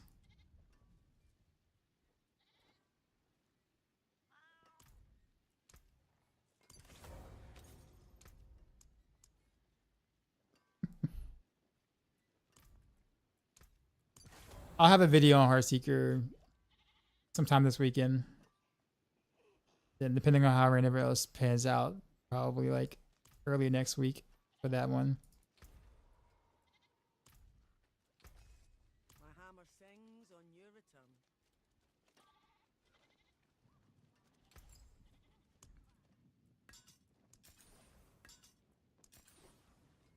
Fare thee well. Here you are.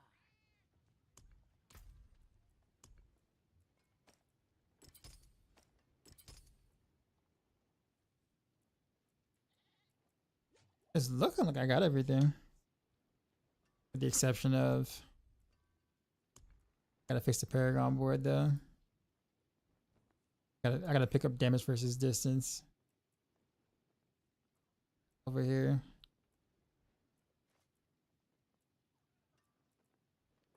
See if I can kind of get rid of this. Go this way.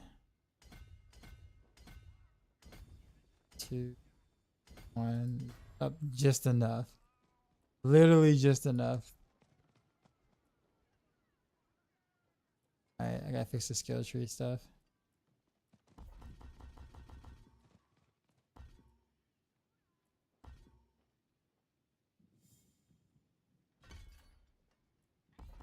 Why can't I go below that?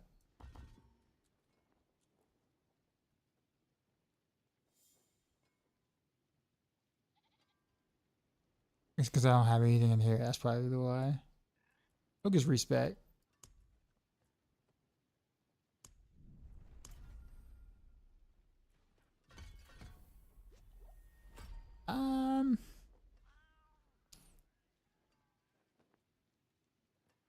Good pin shot.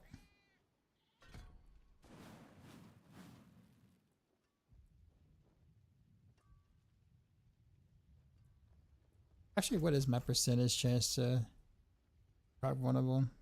A 3% chance. Okay. Fine then. I was gonna just like try to do it from barrage, but we'll do it from pin shot. Should be fine.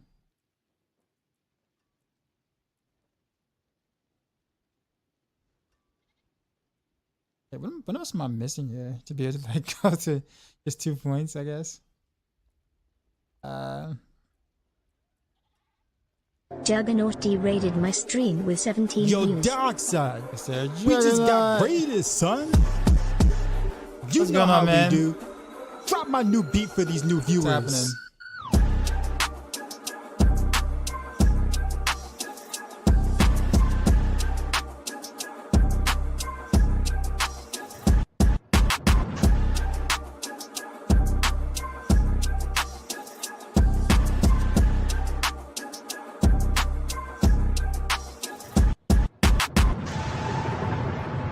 Got Sheezy out.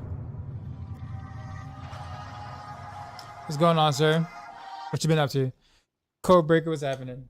Love it, the dance every time. Whenever I actually get the chance to do it, right? Because sometimes I'll get raided like in the middle of the pit or something, and then I can't really do the dance.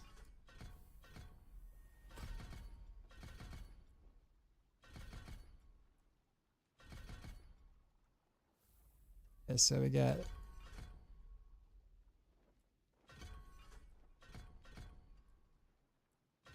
Yeah, oh yeah, I have vulnerable because I'll be doing concealment. Forgot about that.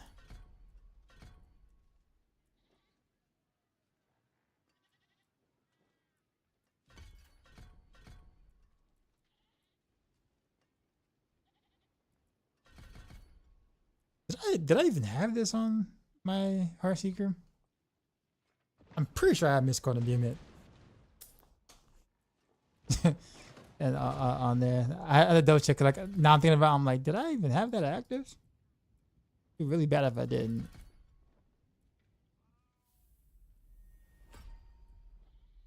Okay, so we need to maximize that, max this. I'm hoping this all works out correctly. The theory craft is there,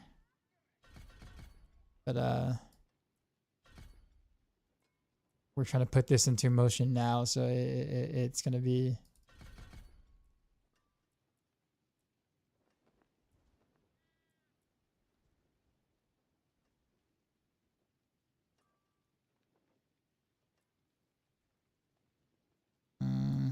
Three points left. Oh, I forgot about these. Okay. Huh.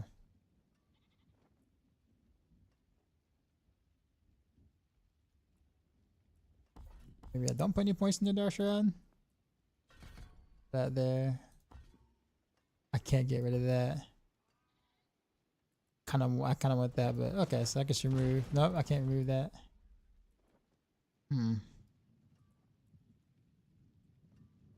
I like this for farming though. Ugh. We'll take one of theirs. So we'll do. There we go. Okay, so that should do it. Wait, how come my damage? This is the damage is 188.7.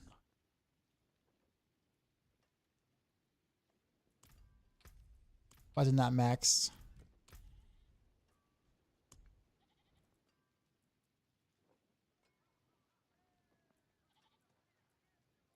Yeah, it should be maxed with this.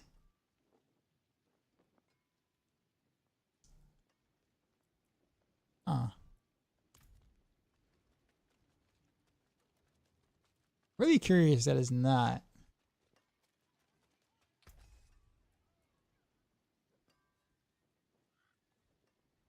I wonder what I'm missing. Bow? Yeah, bow's crit damage now. Yeah, I'm about to do some renovails now. Hopefully it works out.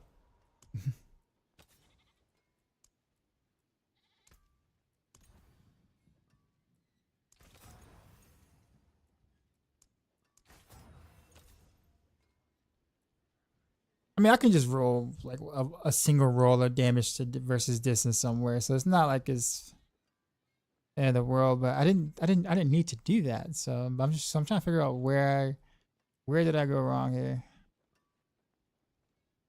or maybe they changed the value of it in the game or something. I don't know. I know I didn't take trick shot boards, so.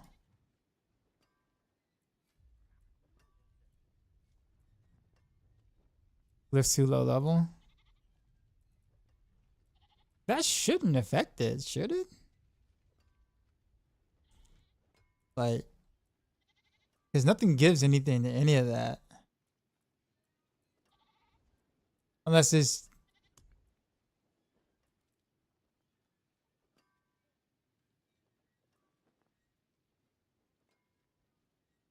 magic rare nodes. There are no magic rare nodes or anything like that reaches over here.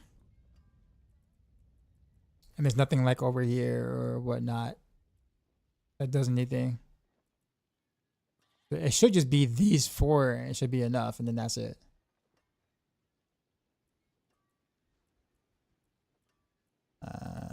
Okay, well, what's a Hakan aspect?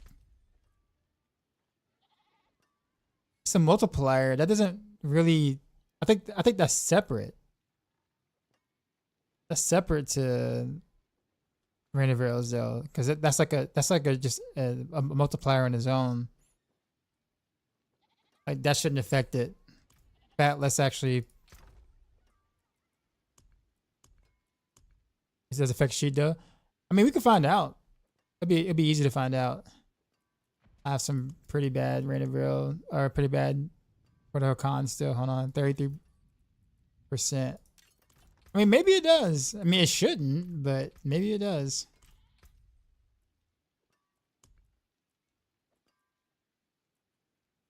No, it doesn't affect it. So what in the hell? Unless they change the calculations of it or something. Huh.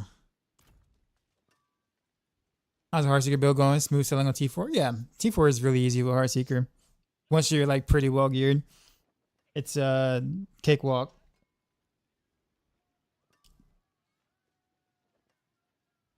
I'm gonna go back to it. Like I'm definitely not done with Heartseeker. Just that like at this point, I think like my upgrades are not minimal, but like it's gonna require some like a couple of more days of like grinding and stuff like that. And I kind of want to get other builds going since I already got I got some of the gear for it now. So. Yeah, I don't know. I don't know what I did. Something tells me like either something's wrong with the scaling now, or they changed the scaling of some sort, or what. Or maybe Skyhunter like secretly had damage versus distance as an implicit. It said crit damage, but it also kept the same distance implicit or something that made it tap or something. I don't know. I'm just trying to make sense of it.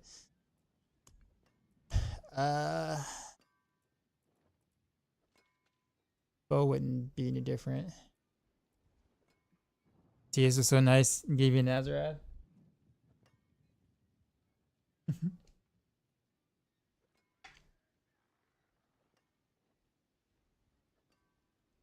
How's it going on pinch right now, Matthias? Are you pushing now? Like for real? Or not yet?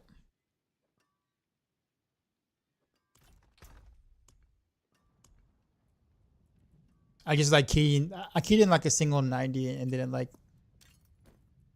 a little over 11 minutes, and I was just like, all right, that is enough for me.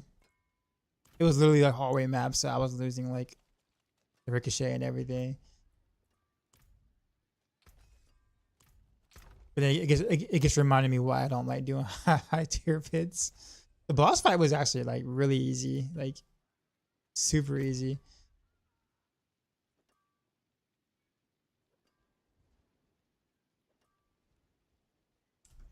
You cleared 98 with pin. You have that record. Are you uploading that now? I think, who is it? Yeah, Mippy's BT is at like 97 at 10 minutes now.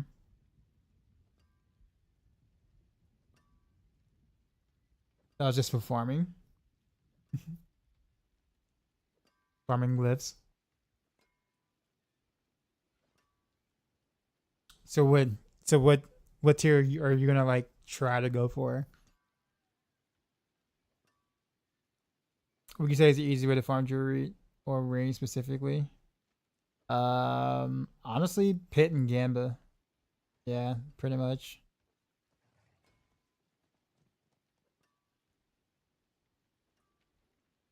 T100 should be doable with perfect map and boss. Yeah, RC is I think, like, because again, I am not the model for trying to do any sort of pushes or anything like that. But I do think like on the orange map where I can stutter step and pull everything as I'm going would be ideal. And I think in 95 is certainly possible for Heartseeker with like absolute GG gear.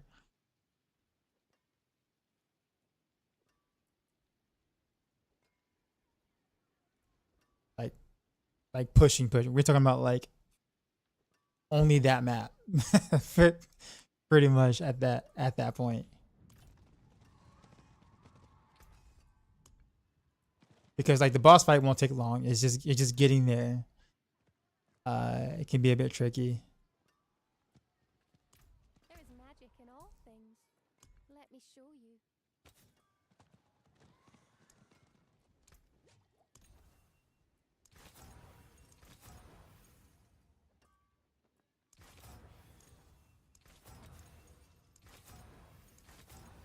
Still trying to figure out this damage to distance thing though. I'm scared to like roll this. I still have a I guess I still have a temper scroll. Yeah, I don't really want to ruin this ring for it. Let's just put Dark Shroud on it.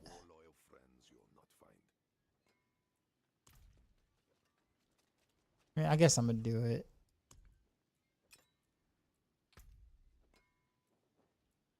I'm gonna be mad if I don't get it. Watch.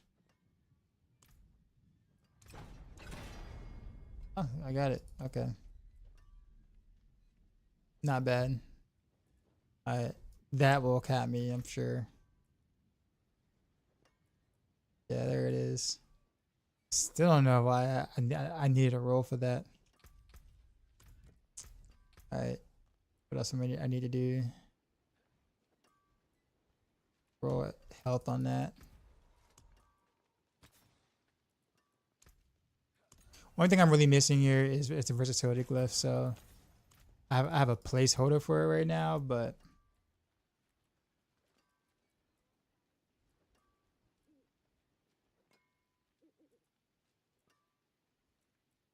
okay, all the aspects are there. Got Dark Shroud. Got Apologetic aspect. Both my Aerostorms, Behemoth. Yeah. So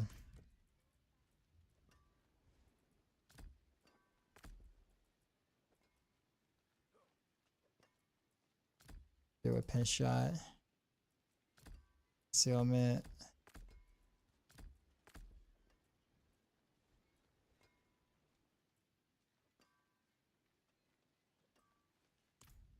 Okay, now I gotta change my control setup.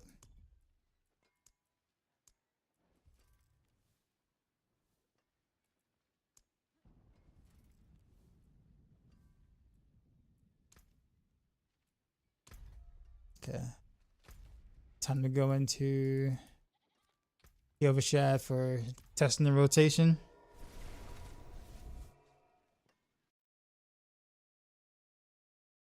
very boss reliant with pin. How come? Out of curiosity, how come?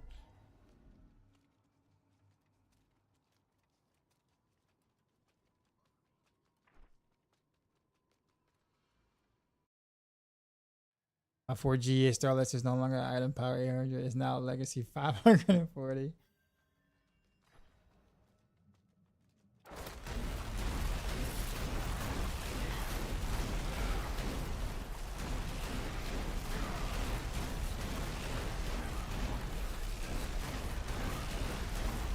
Alright, so my fear of not having enough energy to be able to do 1-to-1 is actually has been quarreled, so that's good. Cause like with Scout Hunter, it gave you energy back when you proc precision.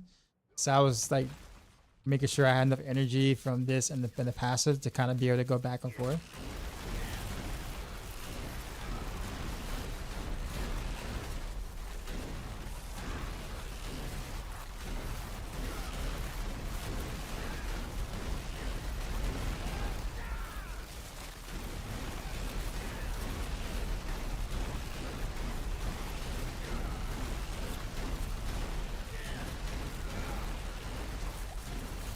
The damage stars are actually kind of like not bad. Assuming I'm not using all my buffs right now, but it's actually not bad.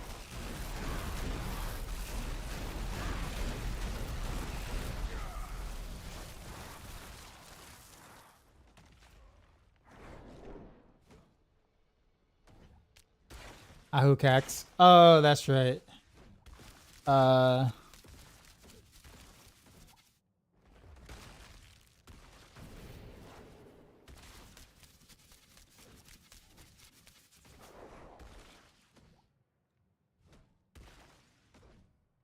So you basically need you basically need a boss with Az in. That spawns that got Az early. Sorry, I didn't have that. I didn't have that problem on Heartseeker. I guess I didn't think about it. I guess that would apply to if I'm using Ahukax on Heartseeker.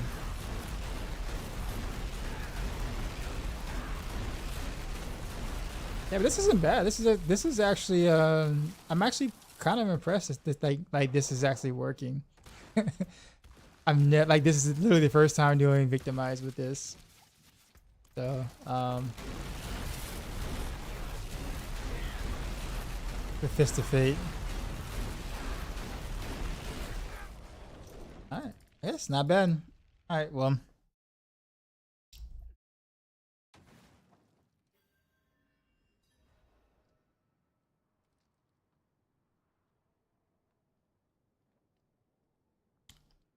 There's another tech I want to try, but I think I'm gonna do it next stream. Because then I'm gonna end up spending all my time trying to make the tech work. If it works, I'll talk about it, make a video on it. But if it doesn't, then it's like I spent all that time trying to make something work that doesn't. I still think, honestly, Matthias, I honestly really think you guys really should be doing well, not really should be doing, but like doing barrage pin shot,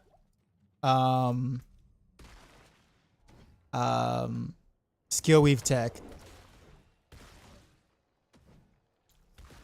Cause like if it's all about proccing the Azarath, yeah, barrage pin shot, like you can technically like spam them at the same time. So I'll show you how it works. Actually, let me get some skill points or whatever. Unless they fixed it, which I doubt they did. Let's see. So we got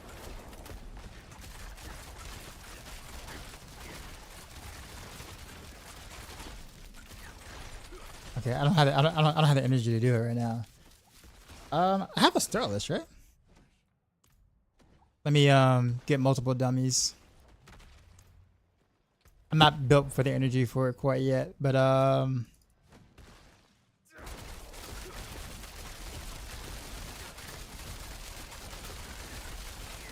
see how like you see how so let me make sure I show you. So look at my attack speed with pin shot, right? You see how like how fast I'm attacking. Now if I can weave barrage inside of it without slowing my pin shot down. See it? So I'm casting barrage and pin shot literally at the exact same time.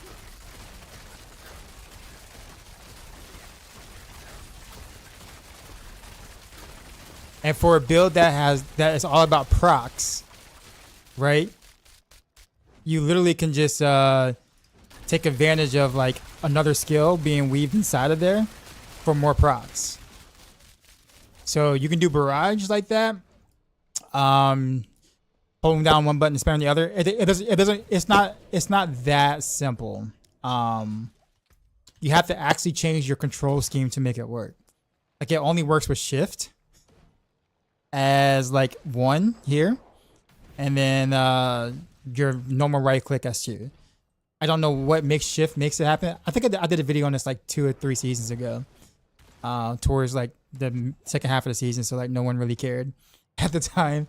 But yeah, you can literally do if you remap your basic or your left click to shift or whatever like that, and then hold down right click, you can basically weave both skills in at the exact same time.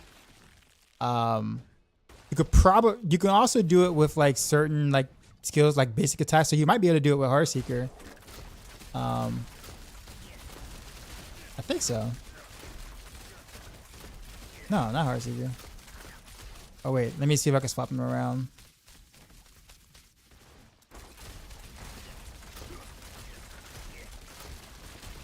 Okay, so I kind of can't. Well, so I can, but my attack speed is based off of whatever is the slowest. So right now, my Heartseeker is the slowest right now. So I'll put it this way: your attack speed is based off of the slowest skill. So like, if let's say you have no like particular attack speed buff that is just for one specific skill, like let's say I don't know, like high velocity, then basically your like all your skills will be the same exact attack speed, the same exact breakpoint, and you'll shoot them at the same breakpoint. But if one is faster than the other, then it will take the slower one. So like with rapid fire, for instance, it's not good because rapid fire has a slow attack rate. So anything you try to weave in with rapid fire is just much slower by default. So yeah, I wouldn't do that with that. But yeah, like barrage pin shot is like the most notable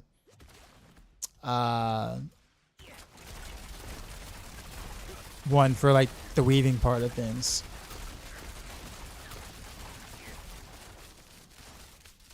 So yeah, just a thought. You can. I was like waiting for someone to like give that a try. I'm like, bro, y'all can like skill weave that, in some kind of way.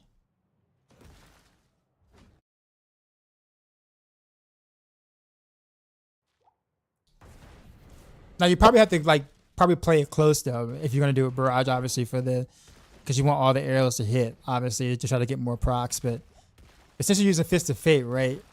You know, that's pretty decent. And then you have like a lot of lucky hit chance. You should be able to get a noticeable amount more procs, I guess. As long as like the Azarath doesn't have like a cap or ICD on the amount of times it can proc. If it doesn't have an ICD, man, you can go ham, I guess. Am I not using I hope cast on Heartseeker? Oh no, yeah, I am. But yeah, anyways, that's that. But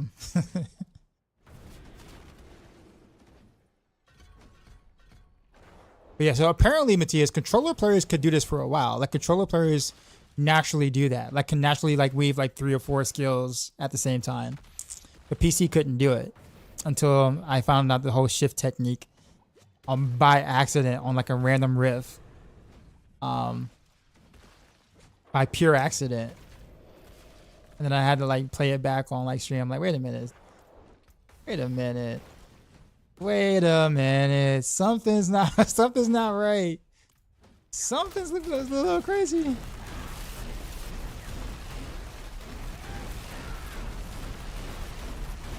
But yeah, I mean, you could probably make precision. Not well, if you have like, I mean, the thing is like doing like the key paths of precision with something like that. You know, you can kind of like to stack precision stacks faster in a sense, but like it's all not really worth it. But honestly, like close quarters combat, if you do like barrage, pin shot, or something like that, shenanigans, you can. I'll put it this way. 2 seasons ago, it was actually pretty good on precision. But again, it was like mid-season, no one cared.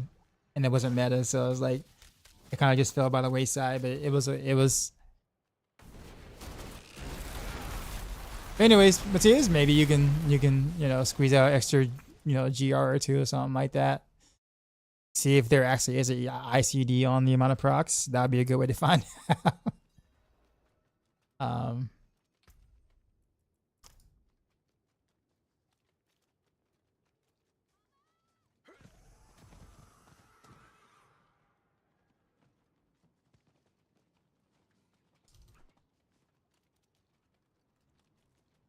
Okay, so what do I want to do here? We need to craft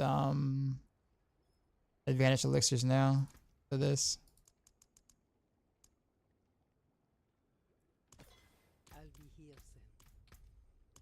Okay, how many I have of this? Only have 1 left? Dang, I must have been playing a lot. I crafted like so many of these resource elixirs not too long ago.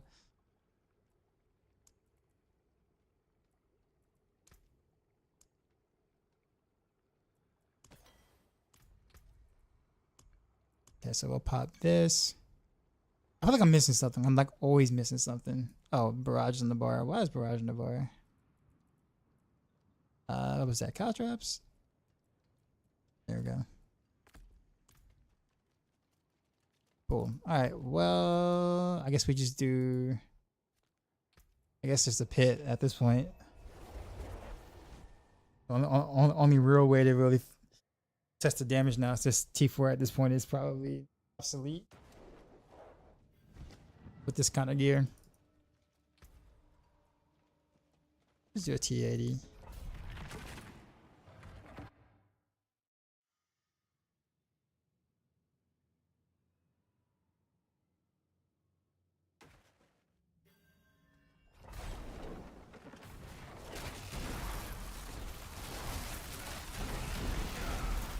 I messed up my I'm not used to playing this.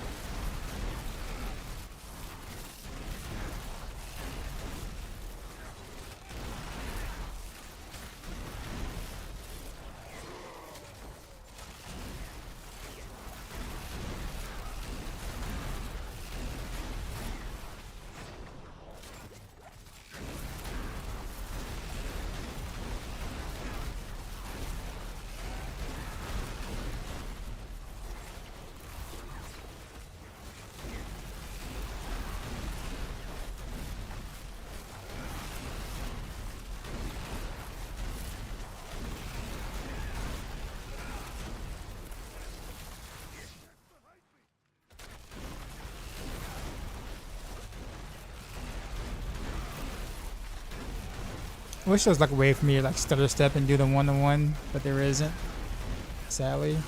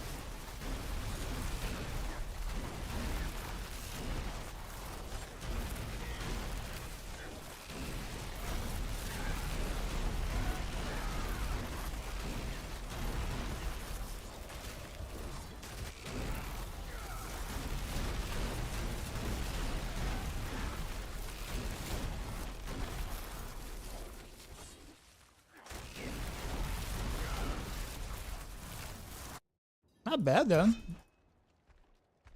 That's very similar to Diablo 3.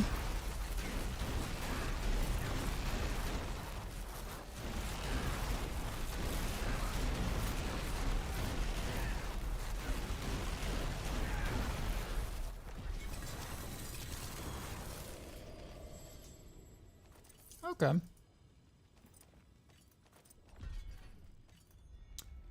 Great thing is I don't have to worry about that freaking precision proc.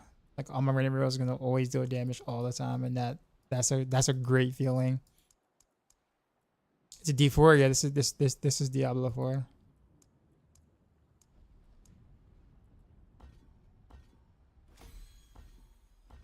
I really should be trying to level up the what is it? Versatility glyph. That's what I really need. That's the one glyph I don't have that I really should be using.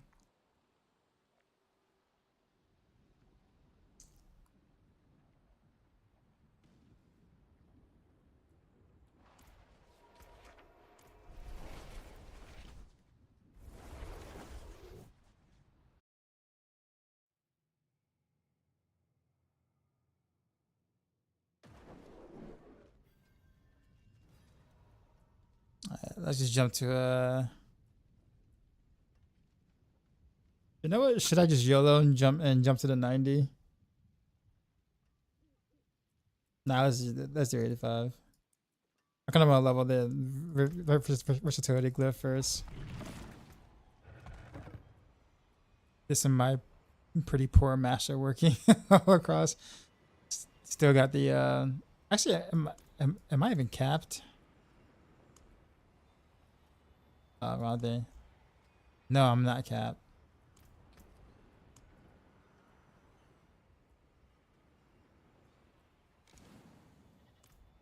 Hello, you have a question? What's up?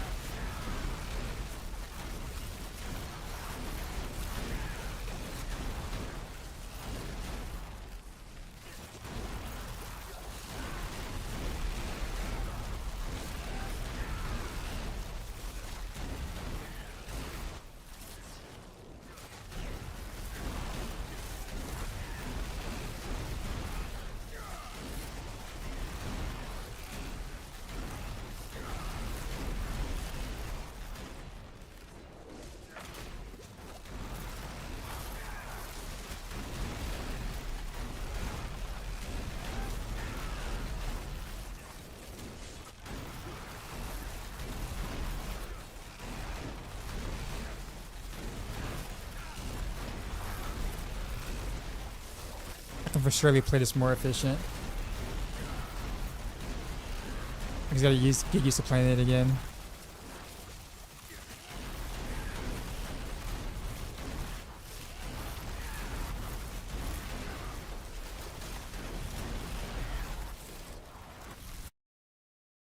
The 105 and the character is a sword, but this is level 1. Can I help you level to 60, please? I generally don't do any power levels towards the beginning of the season because I have goals and things I have to meet for things I have to do for, you know, Maxroll and stuff. I have to mention that if I do it with one person, other people are gonna ask, and then my stream becomes me kind of carrying a bunch of people towards the beginning, and that kind of really hurts the timeline of the things I need to do. But if you catch me off screen at some point, let me know. But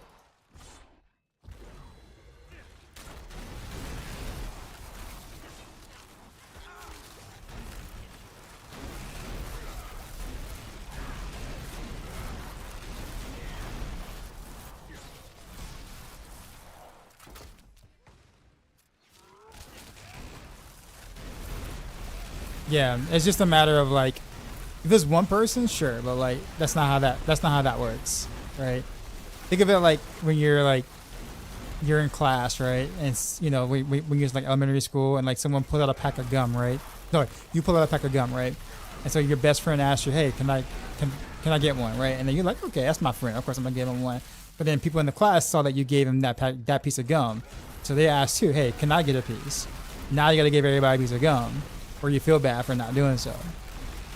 Right? And then now you regret opening your pack of gum in front of people because now you have no more gum because you have to give it all away. That's how that works.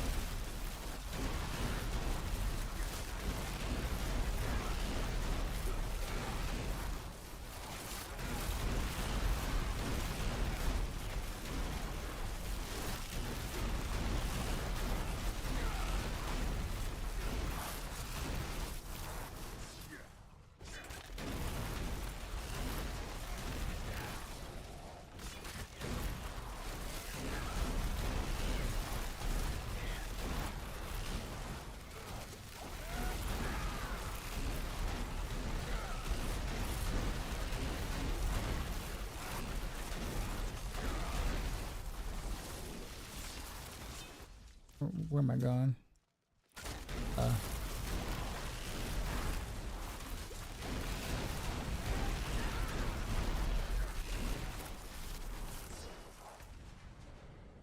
Oh, really? All the way down there?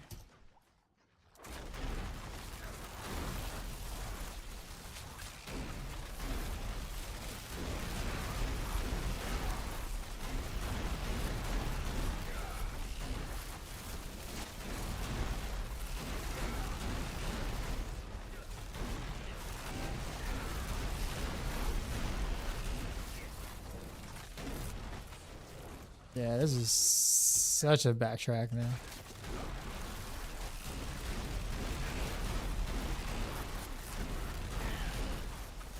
Wasn't confident he was doing it right. Did you try it in the training room to make sure that like your attacks weren't like slow down?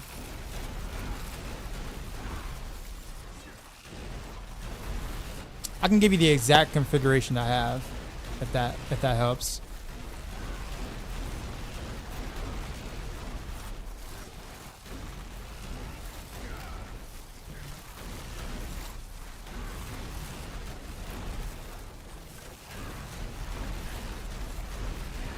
You can't really tell what's going on. Well, the thing is what you want to do is hold down shift first to kind of see like your pinch, or I guess let's say you have pinch shot on shift or whatever, for example. Hold down shift and like kind of like see how fast you're shooting, whatever, and then just add right click to it. Like then hold down right click to it. And then see if your pinch shot changes attack speed in a sense. In which it shouldn't. If the controls are correct.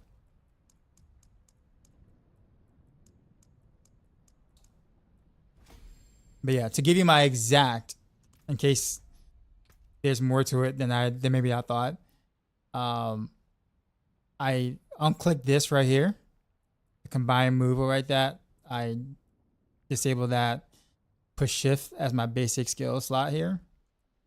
And then for move interact, I do left click.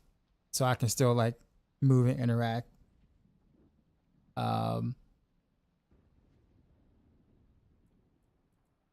Okay.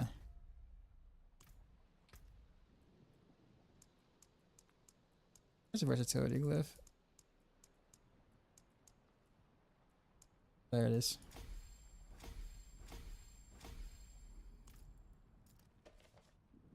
Yeah. I wonder if it'd be better if I was to use a bow instead of a crossbow. I just threw on the best two-hander I had, but I think a bow would like feel better naturally. But I guess it'll be the same damage, really.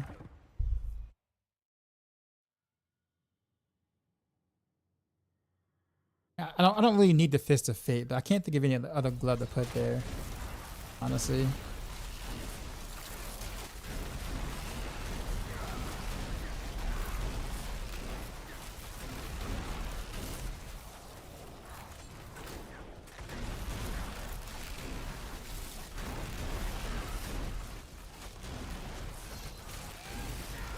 Like the best I can do is like conceded of like GA decks or something. But since I have a unique amulet, I can't really scale the decks as much as I would like.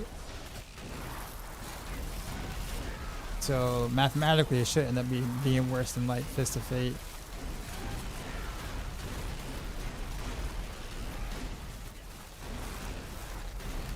Although there is Shadows or Grasp of Shadows, maybe, I don't know. Actually, you know what? That actually might work. The Grasp of Shadows actually might work because Grasp of Shadows could not proc Precision before, which was partially the reason why we didn't want to use it. But now, since we're not using Precision anymore, then that clone that can cast Rain of Arrows, and it actually should do the full damage. I don't know, maybe I'll try that.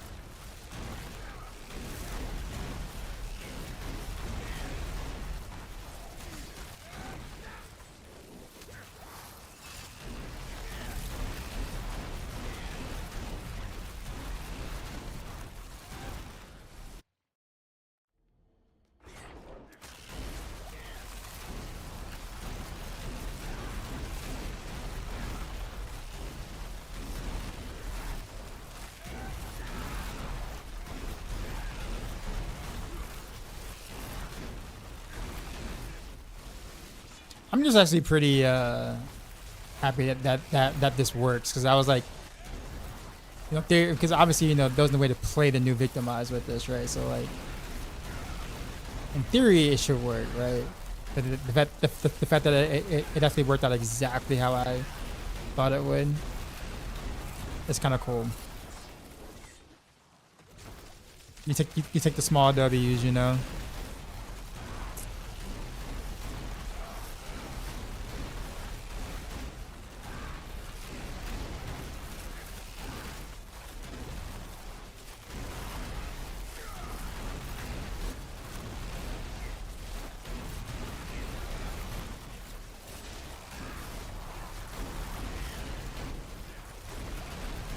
See a lot of hard deep push spills with legendaries over mythics.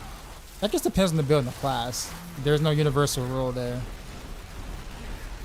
On rogues, you want like 3 mythics on most things.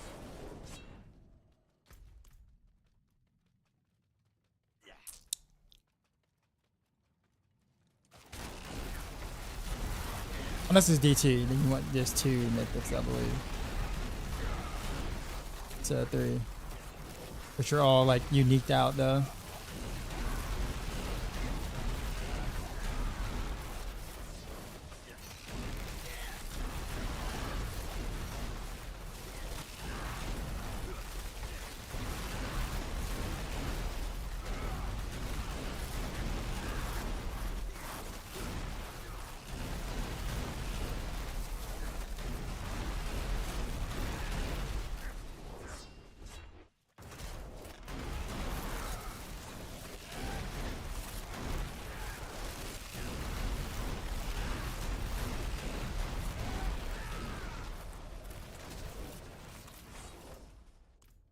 If only if there's some way I can like just spam whenever else, like you can spam DT or whatever.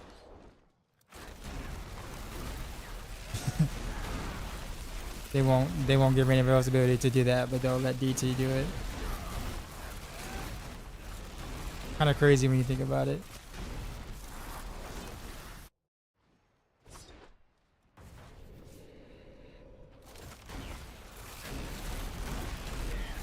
Like if DT had to like spam a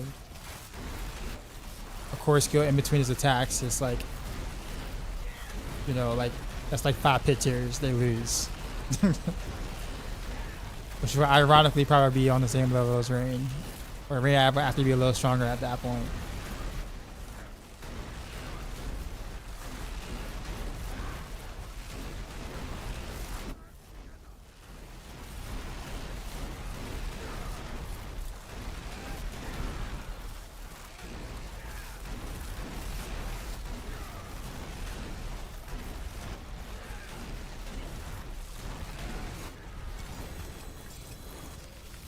Alright, Let's take a look at the aggressive shadows. I definitely do not have enough mass to sit there and try to, get triple masterworking on the whatchamacallit, but do you think Renovaros would stop his Heartseeker build? Oh yeah. Well yeah, of course it would. Like Renovaros is stronger than Heartseeker. And like I knew that before the season started.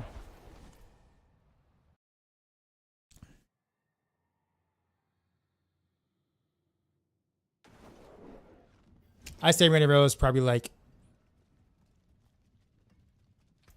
probably pretty close to like Death Trap and Nazareth, to be honest with you.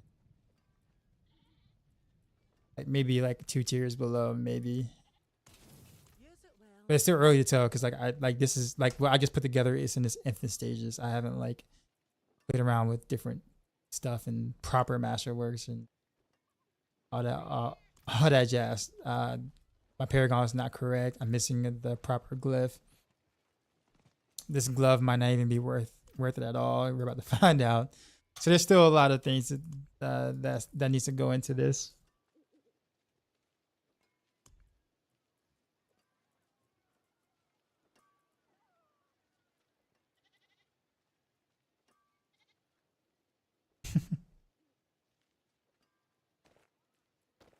But yeah, Renovaros is stronger. But that was kind of a given.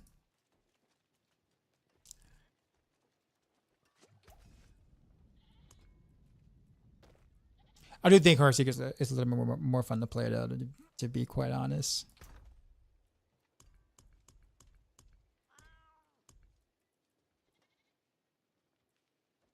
Let's see. Do I don't have anything I can like salvage real quick for some quick masterworking mats. Or I guess I could do some hordes because Renovaros is really good on hordes.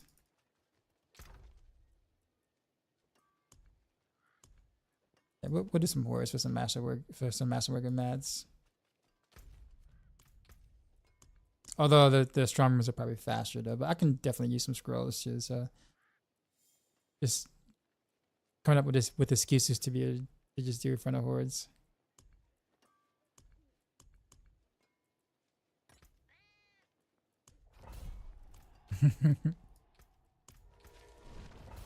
Also, a bow versus a crossbow. I need to test that too as well. Again, probably same damage, but it'll just feel better basically to do with the bow probably. Best content in the game left to dust. Well, next season we'll see what they do with the Infernal Hordes. If they do it right, man, next season could be my most played season.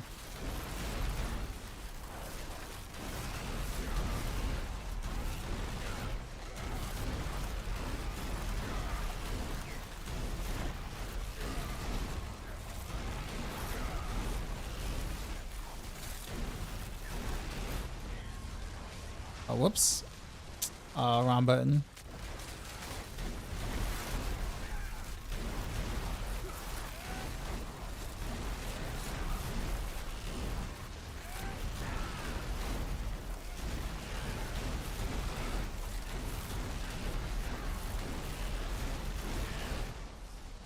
Why do I keep hitting that button? I swear. Ugh.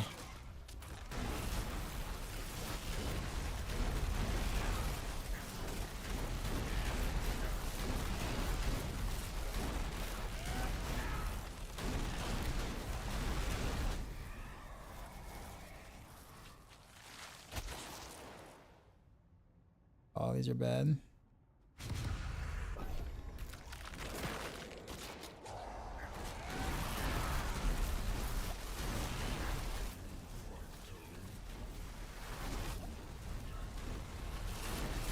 Do you master turf glyph only? Nope, just turf glyph, and that should be it, really. I think, yeah, just turf glyph is enough for CQC.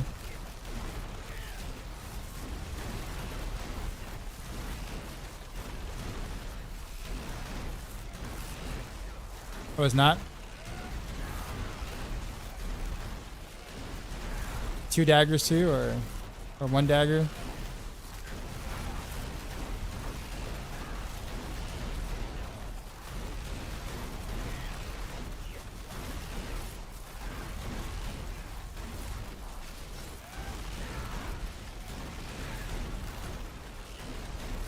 Okay, so I guess, yeah, don't even do turf glyph then.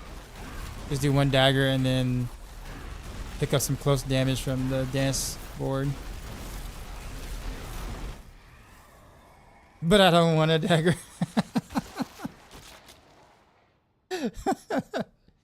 I read that in like the most whiniest way possible.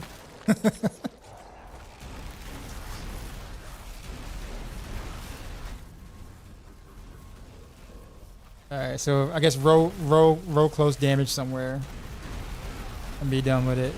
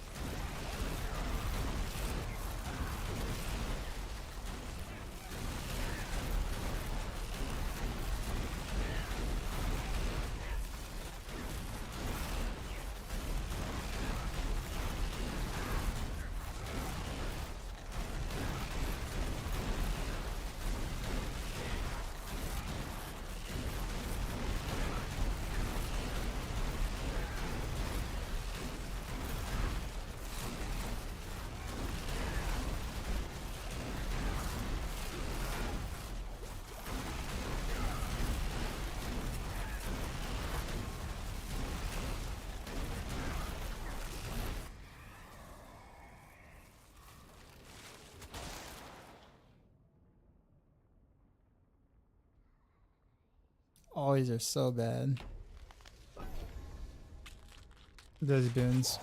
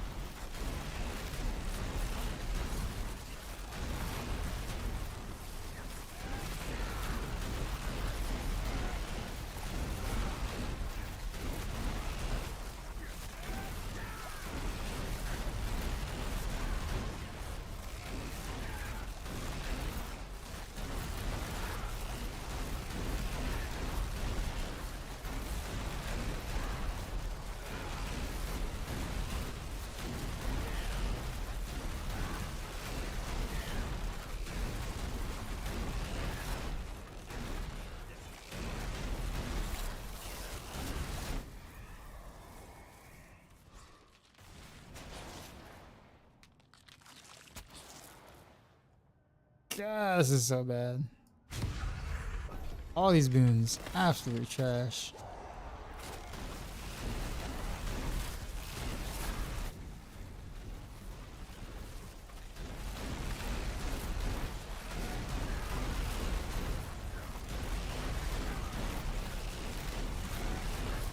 There's no like slick combination of spells or whatever that can get that can like go past the cap for cooldown, is there?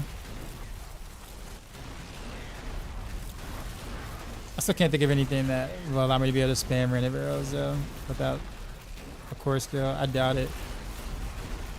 Oh yeah, I mean, I don't know, just a thought.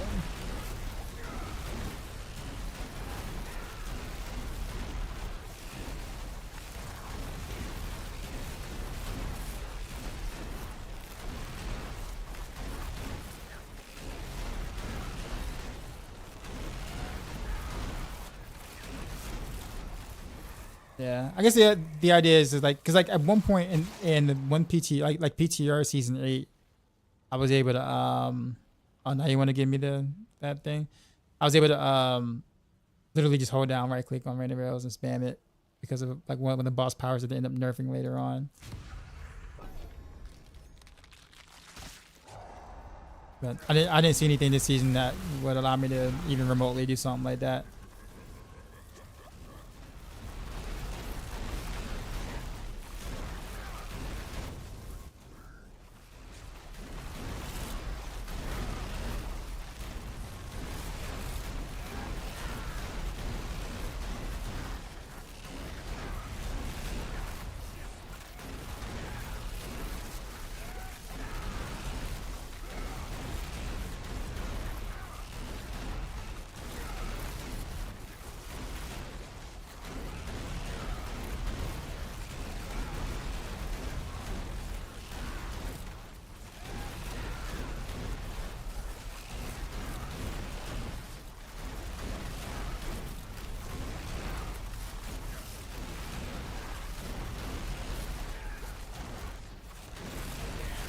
You know what would be kind of cool though? If I could find some way to well no, I guess that really wouldn't work. But if I could find some way to do like the 1-on-1 but with the basic attack and then run Pangorger so I can proc that at the same time. Because Rain would proc the one part and then the basic attack would proc the other part.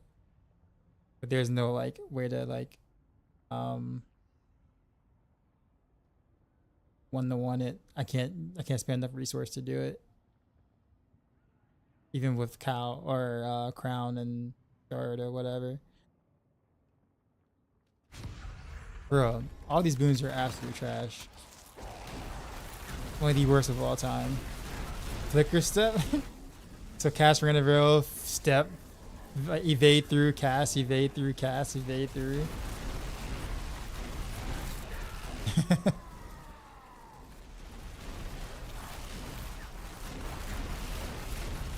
That would look really interesting, actually. The amount of frames in the vein takes up.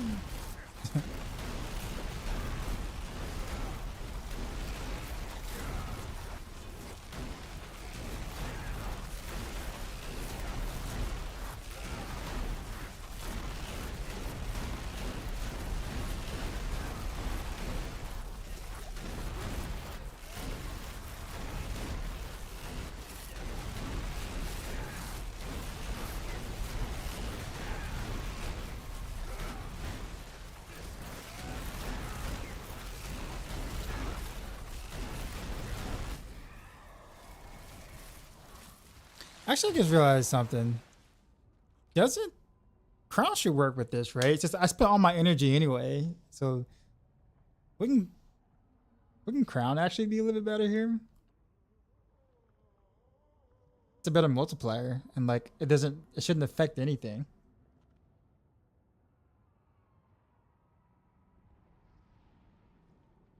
Like literally nothing. Well, I guess the movement speed.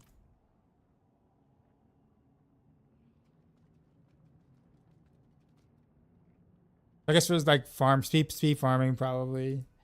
Crown, air because you know, but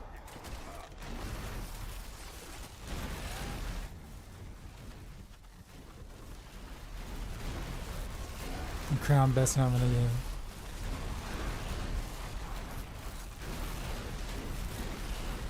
I still have yet to find a good crown or a decent crown. Where infinite dash you shouldn't run anyway. I guess that's fair.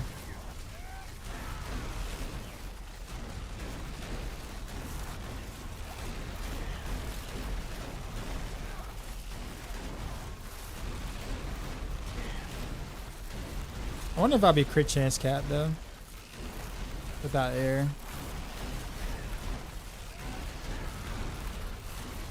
I'm sure that's not hard to make up for.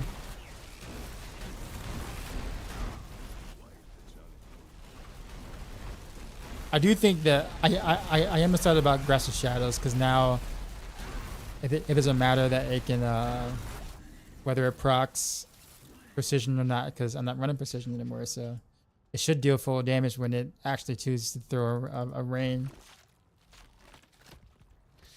But that's actually kind of exciting to try out.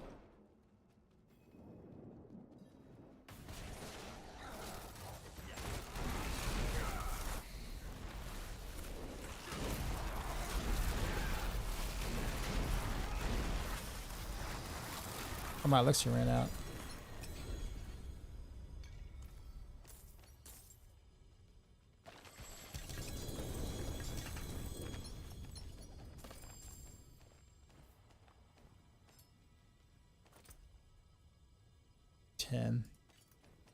I did get a 3GA crown that had 11% on it. And I was like, this is so troll. And it was all the GAs except for max life. Not that I care about the max life part of veins per se, but still, like that's like one of the more useful ones to have the GA on, and it didn't roll it. Oh, there we go. I was like, wait a minute.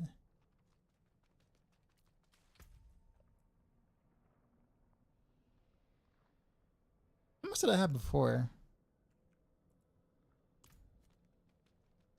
I feel like I barely got any. I think it was like 10K. Did I only really get 2K out of that? Were my boons really that bad? I know I didn't get a Hellborn or an elite thing at all. It's like the worst possible outside I could have ever done.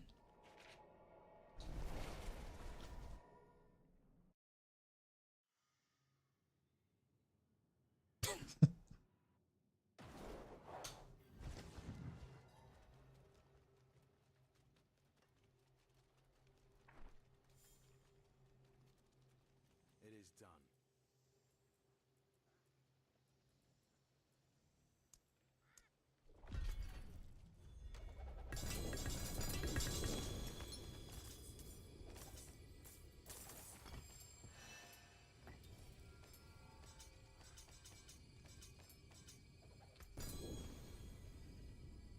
Hmm.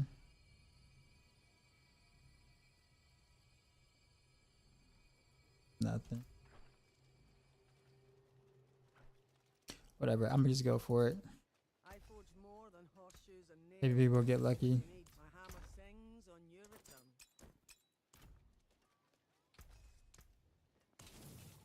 Where they make the season journey harder every season.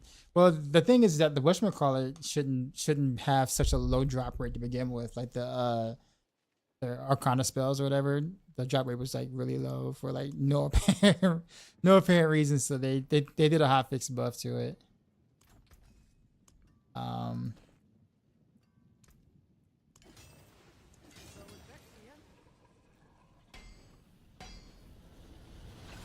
you talking about like the seasonal, like the actual season journey objectives, or like the season storyline thing?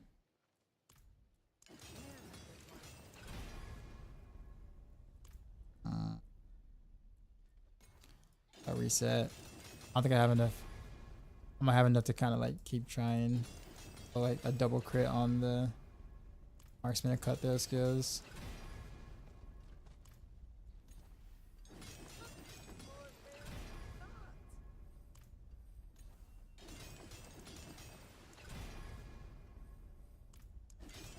But like, once I get the double crit, I'm gonna have to like, oh, I got the double crit. Okay, full send. I knew it wasn't gonna triple crit, but that's still worth using.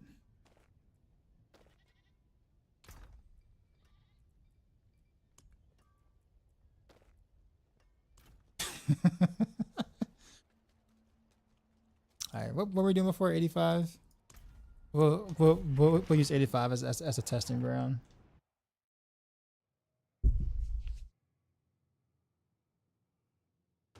But I'm quite confident I can probably key in it like a 95 and get it done.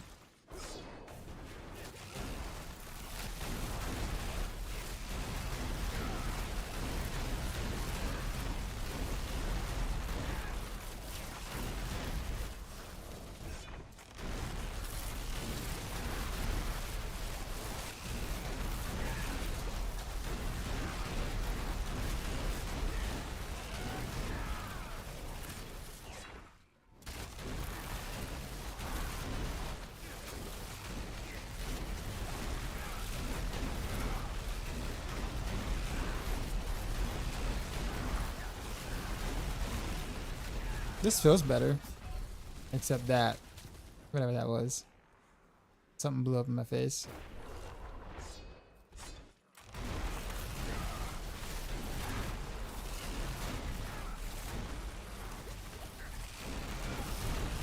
And that's how we're doing again. You made a road to season. You're having fun leveling with Twisting Blades at the moment. Nice.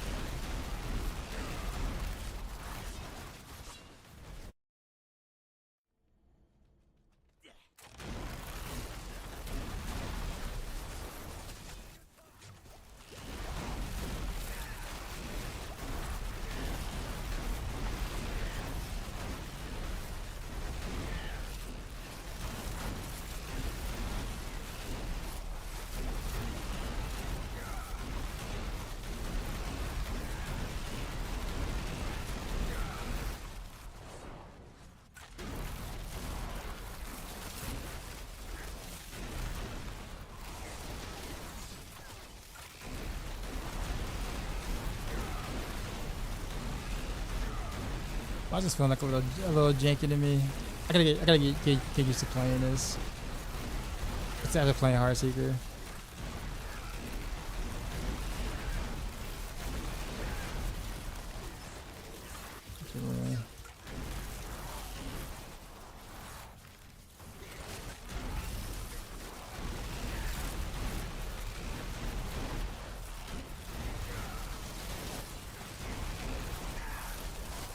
I'm stuck behind a pillar. What up, Twisted?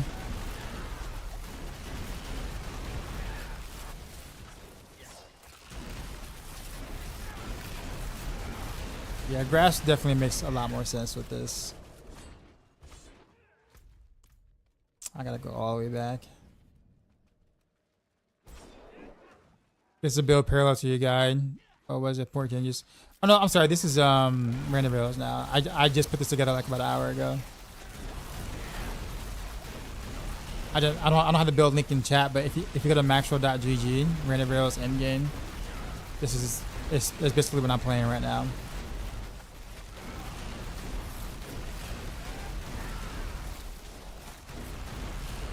Or you can check out my Discord.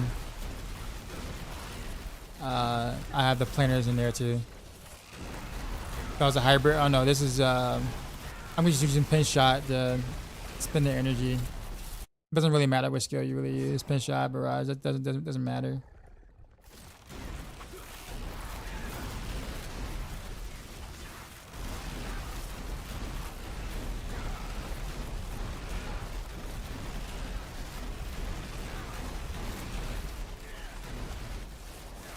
Yeah, the grass for shallows is definitely better.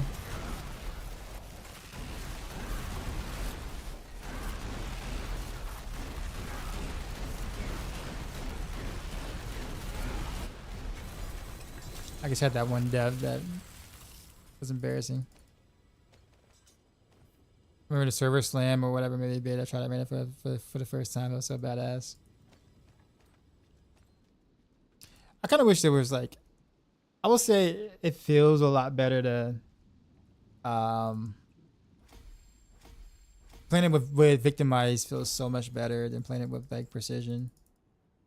Like it's like night and day difference, not having to worry about that freaking Precision proc at all. To know that every single one of my rain is actually dealing damage every time.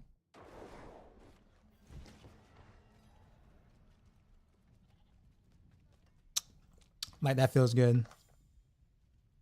However, I think I'm gonna try this other tech I want to do. I think I told Matthias about it. Matthias and Ava about it. Let's try to use propulsion.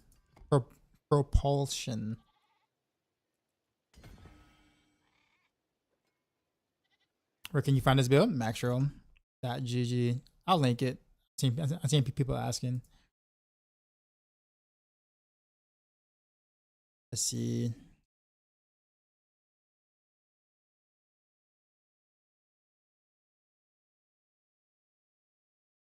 But yeah, I think as Matthias was saying before, yeah, Renovel's is like it's like slept on right now.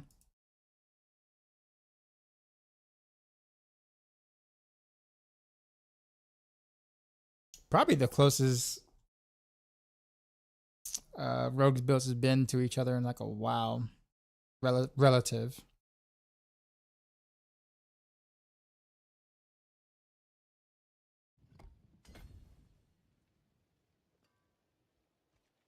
Action rate. Okay, let's see if I can make my theory actually happen.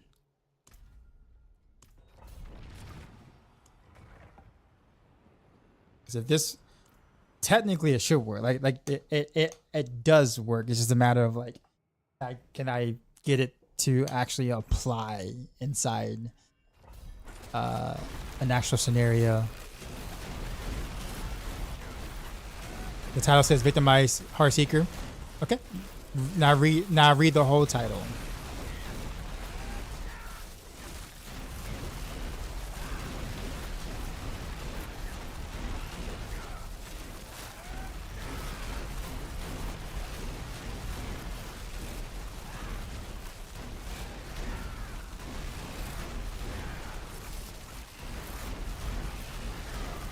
Actually, why does this feel different?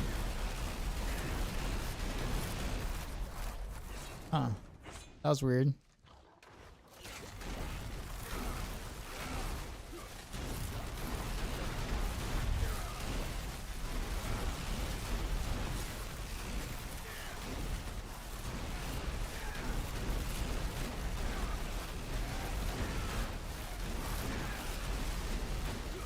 Okay, that's actually crowd controlling them too quickly. So that knockback is actually causing them to give.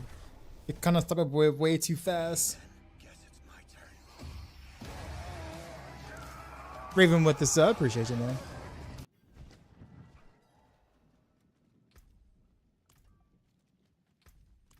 We'll go back to the typical. I was a typical, but we'll go back to this.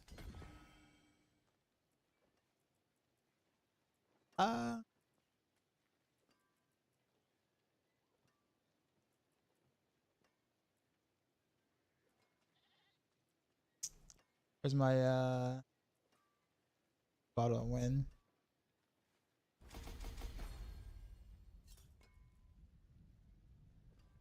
Don't need that anymore.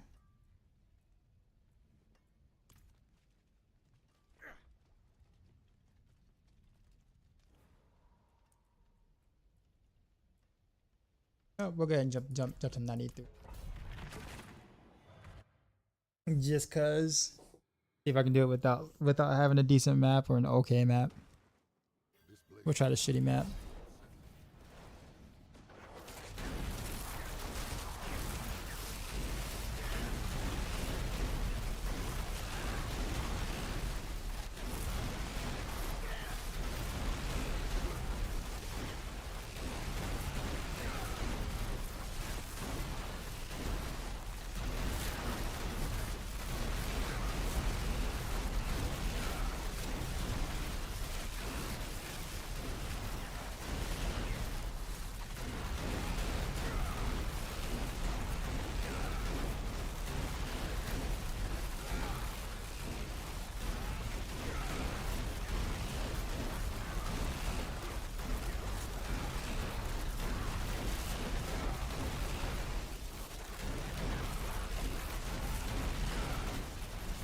That was a pretty horrible place.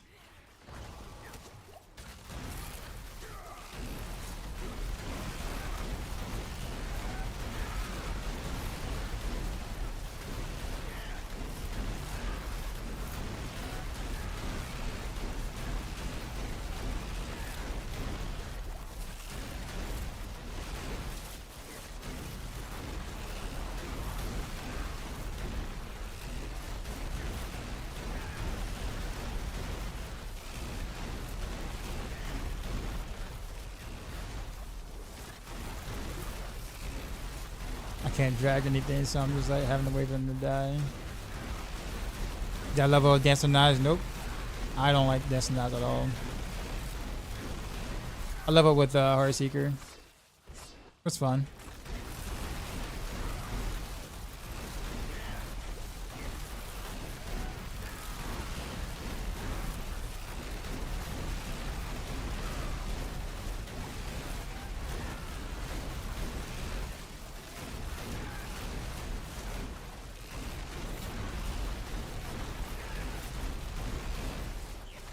Oh, this is bad. This is really bad. Yeah, gas reduction mobs on the bridge.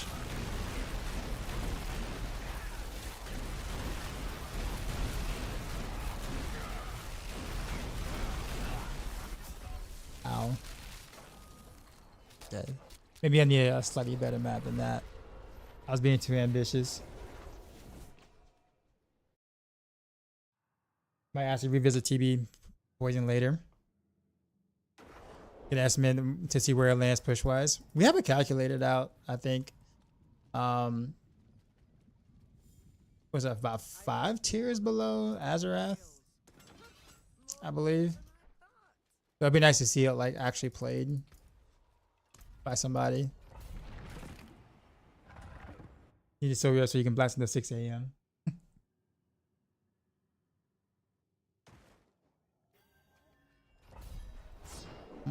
Sure.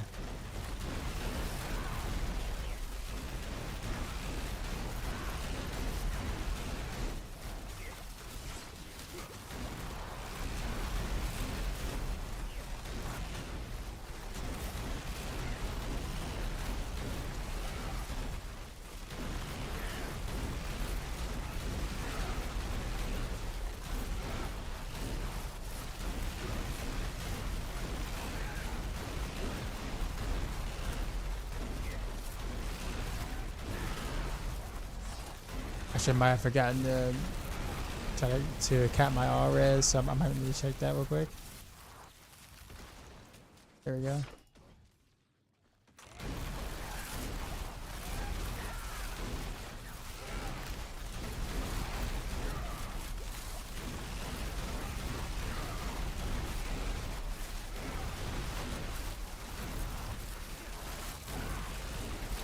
Got the bid? Alright, here we go, man.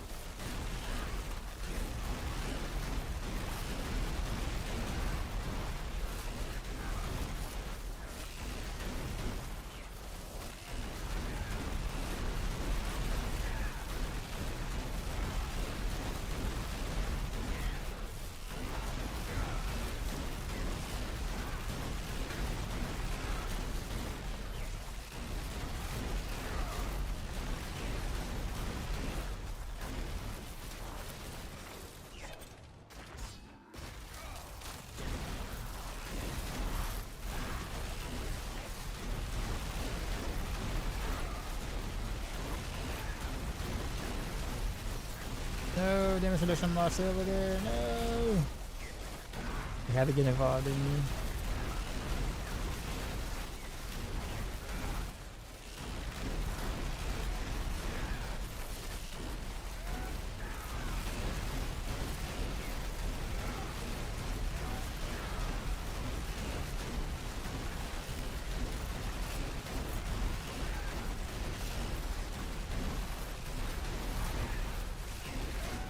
And suppressor. All lumped into one.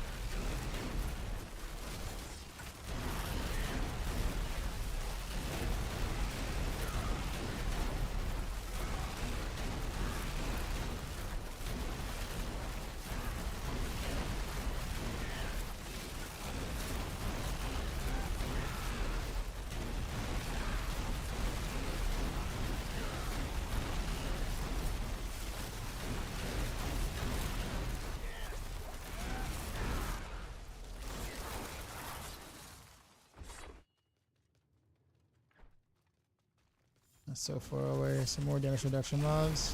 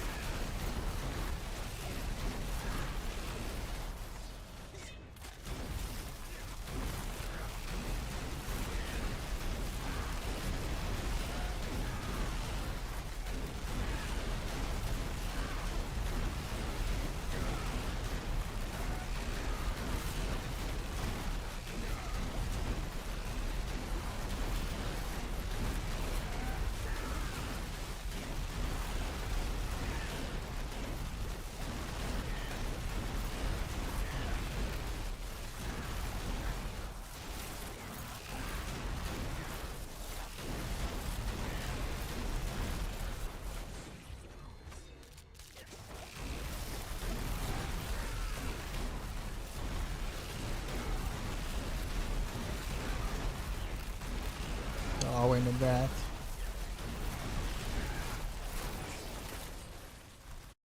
And there was no elites there. Terrible map too.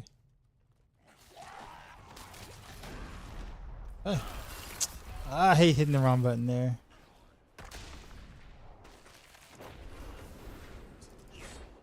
Crap.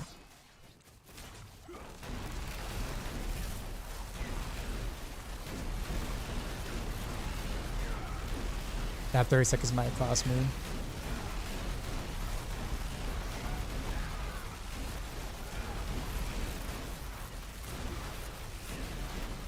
Damage reduction dudes right there.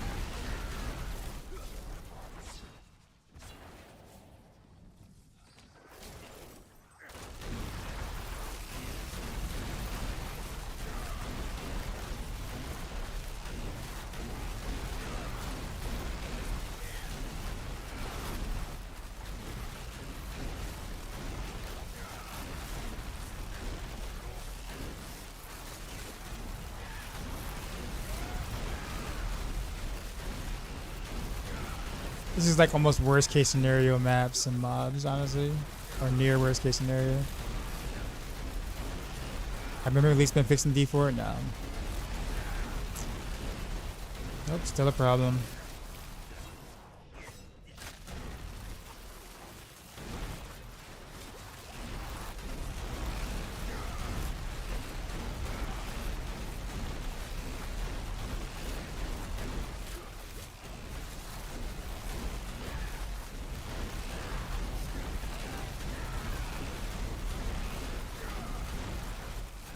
I'm not even reaching the lead over here.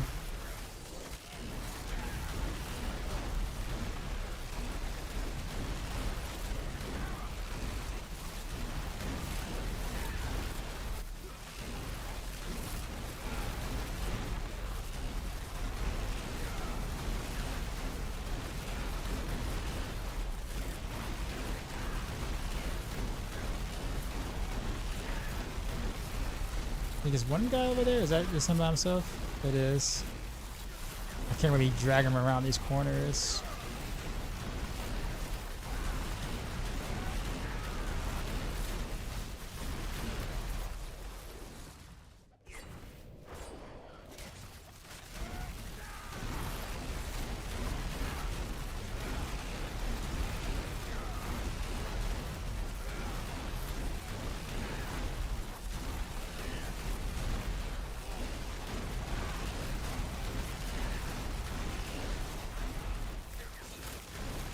That's actually a pretty good scenario right there.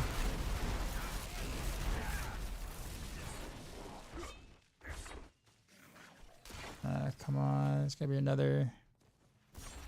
Please no DR mobs.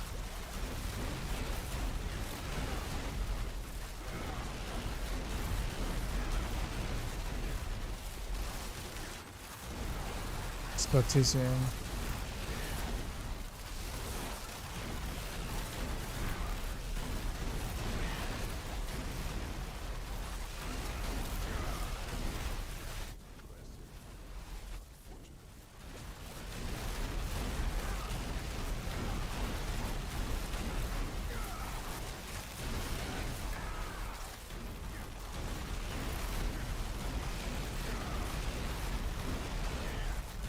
3 minutes for boss.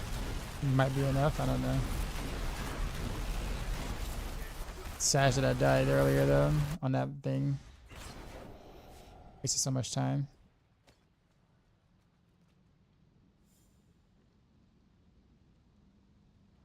Oh come on, why can't I get bro, let me end the fight.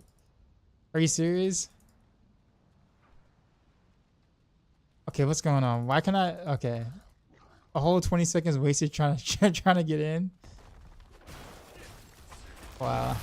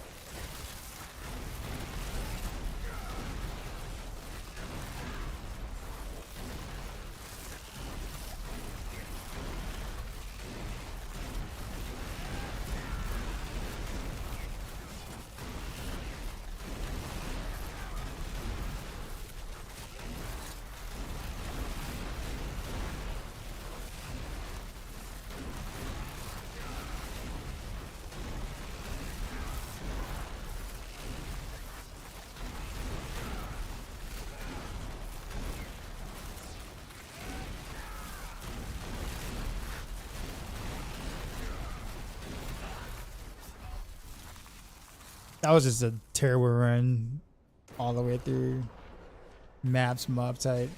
I probably should have just left that to begin with. What's this build? It's not Heartseeker? No, it's not. It's Rain of Arrows. I just finished building it. So I figured I'd play it, but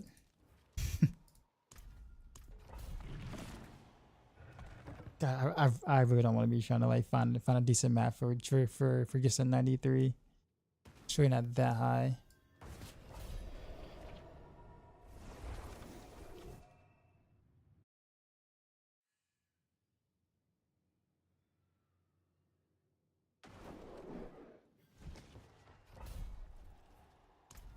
Probably should wait to get my versatility glyph up. Particle, what's up, man?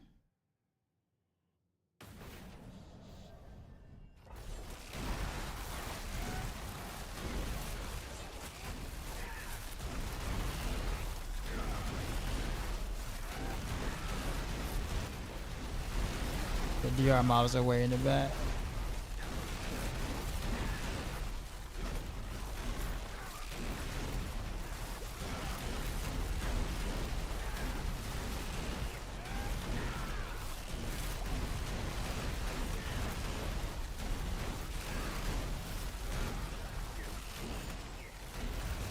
But now I can actually pull things.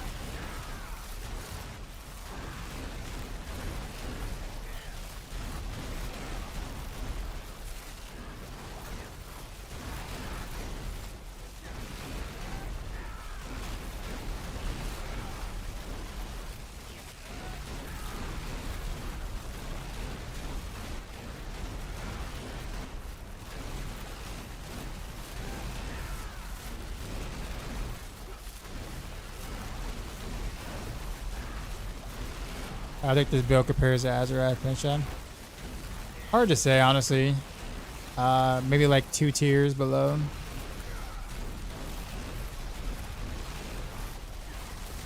It's pretty close to Death Trap and Azurath, honestly.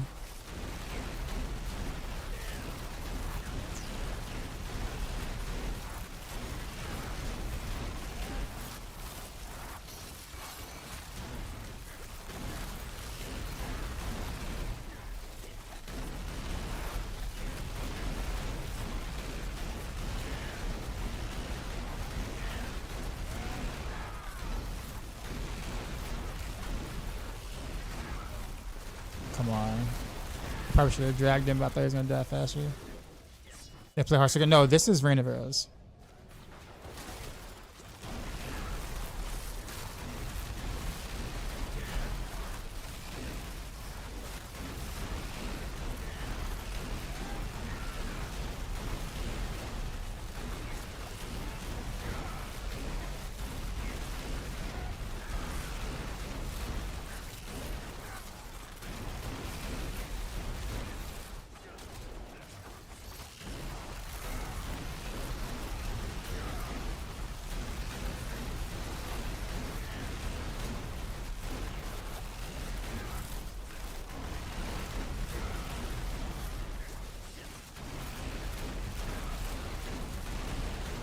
How about JP?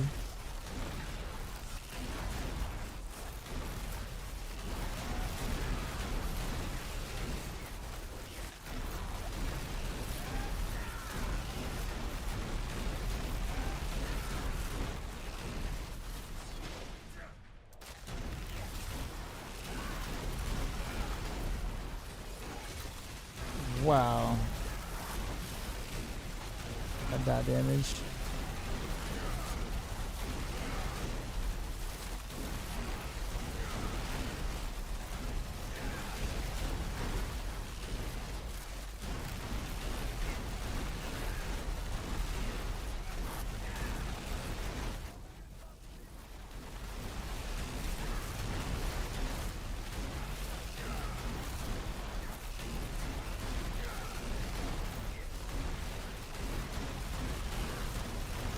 Come on.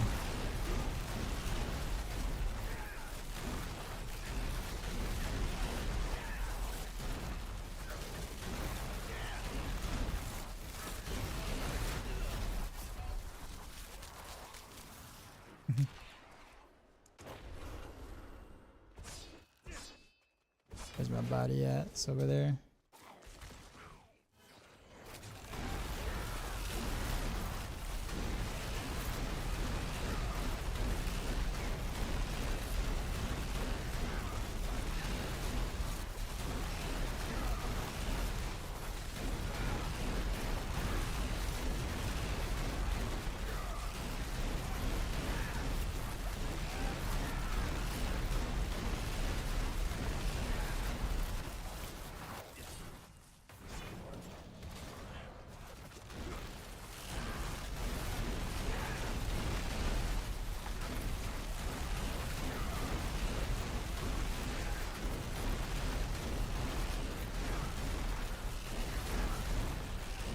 There's a visual update bug.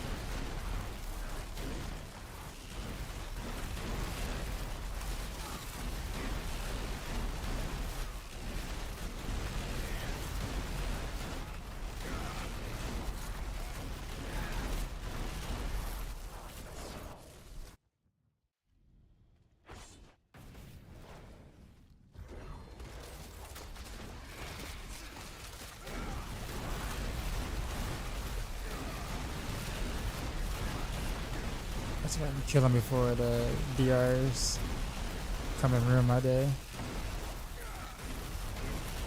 Almost.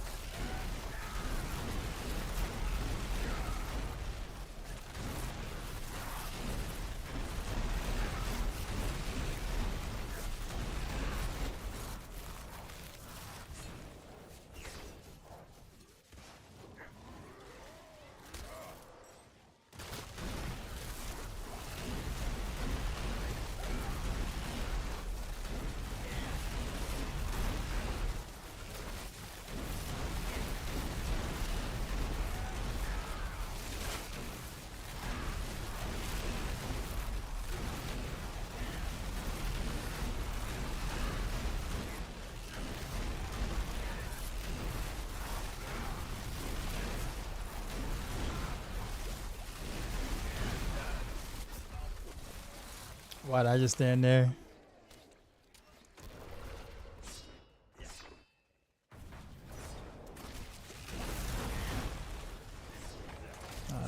All the HP reset and everything.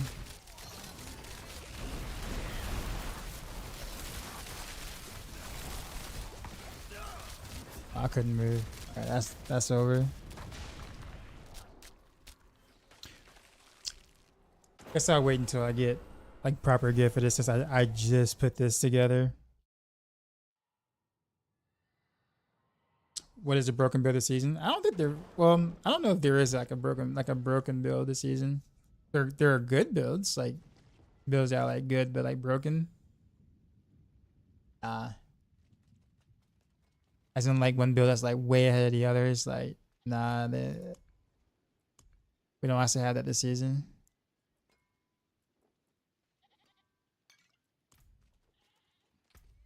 Although I do want to switch from a crossbow to a bow, but I guess we'll do that later as well. Let's just level glyphs. So we'll go to, I guess what, 85 right now? So we'll do 86.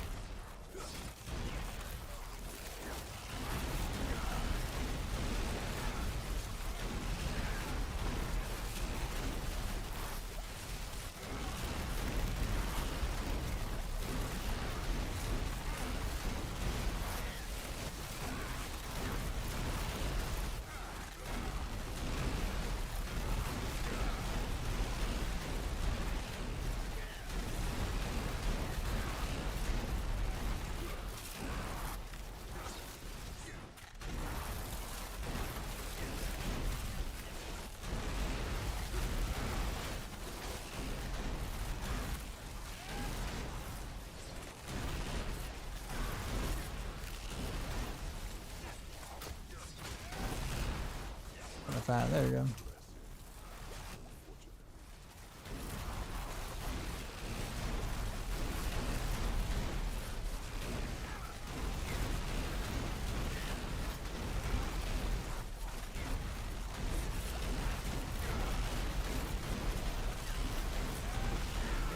The Maju, appreciate the follow.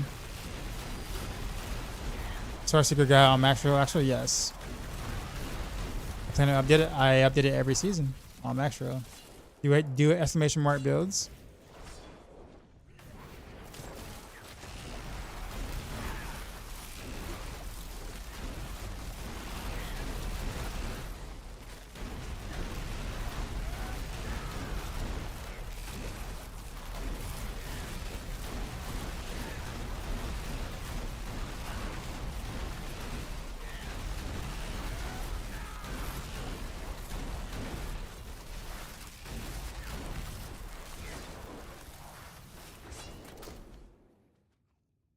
In fact, actually, I'll do it for you. Give me a sec.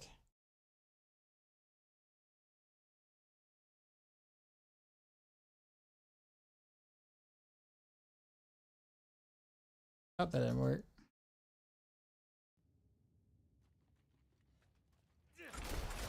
Oh, sorry. Actually, wait a minute. Wrong command. Oh, well, I'll just die. Whatever. Crap. Just build.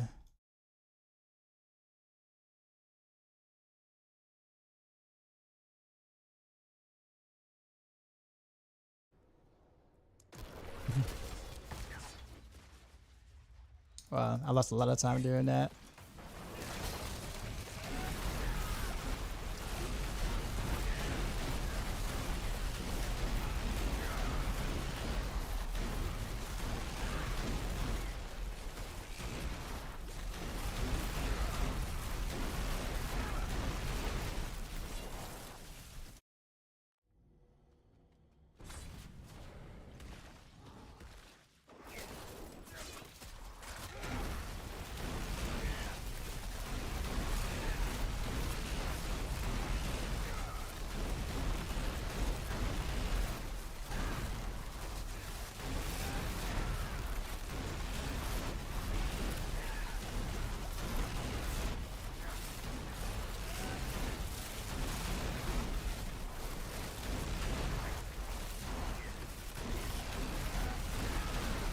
Sada, what's up, man?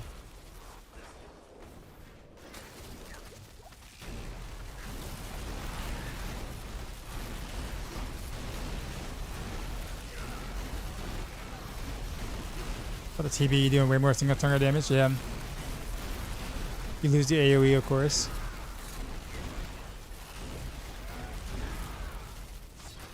Oh, anything different in the last couple of days? No, I did not. Well, the Pain Gorgers, yes. But I've already updated that. Yeah.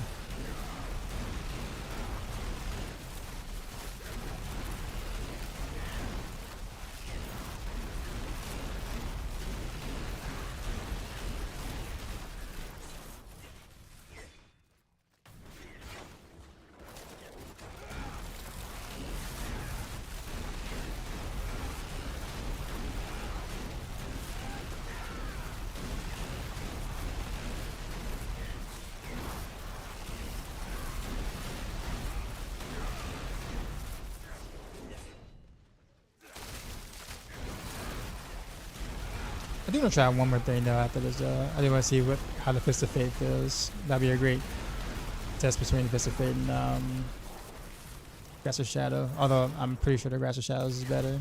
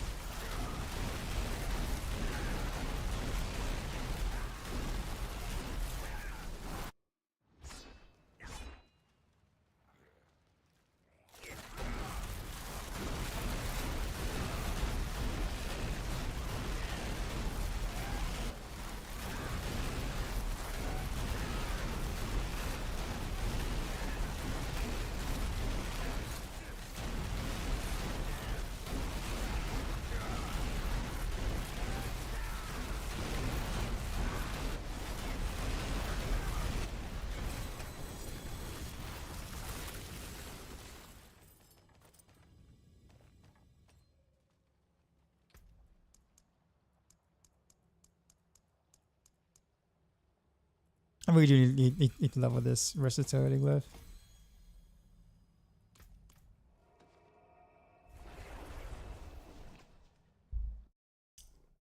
Alright, let me throw on Fist of Fate 93 again.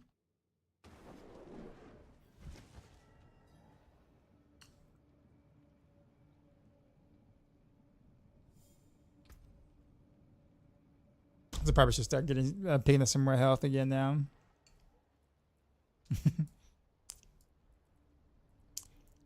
Can't play as squishy as I was.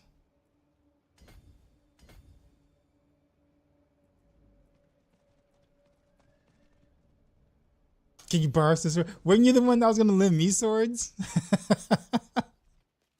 He's like, yo, dad, I got a bunch of swords for you if you need them. 2 hours later, yo, can I get some of them swords you got? He ripped off. Yeah, that's fine. I can give you about like 3.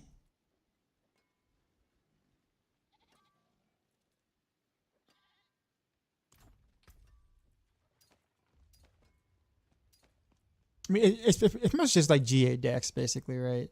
GA Dex with some health and then whatever. Super simple. But yeah, request advice. How's Renevaros going so far? It works. Victimize Renevaros actually works. So like, I think the thing for me was just because like the theory was there about it. Oh, is that bug? Stupid thing. Yeah. So like the theory was there. So now actually putting it into practice, I'm like, oh, this is actually, it actually works. I don't have to worry about precision stacks and all that stuff like that. Makes it feel like the quality of life makes it feel so much better to play.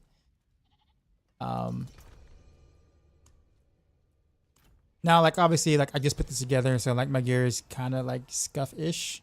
Like I have all the right pieces, but it's like still kind of scuff-ish. So, but yeah, it's about probably like 2 tiers below like the typical Azarath DT builds or whatever like that. It's actually pretty close.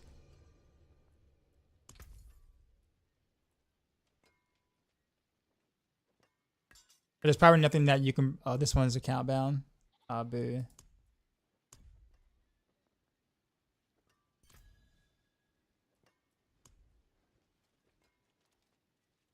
Astaroth if I give you 40k gold, that's it. How many other swords I got? That's vulnerable. GA. I don't know why I have GA vulnerable there. Are you still there? I'll give you this other sword.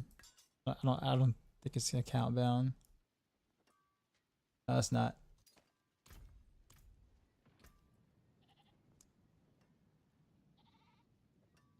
Oh, 40 mil. I think it said 40k. I'm like,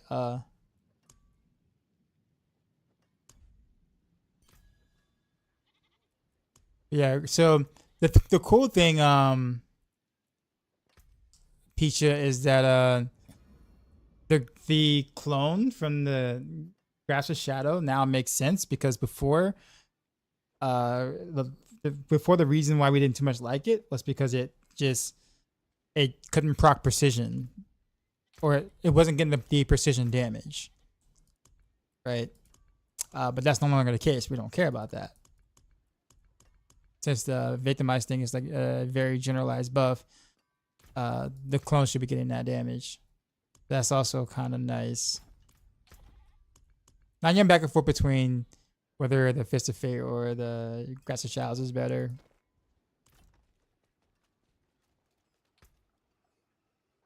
Hey, you got it.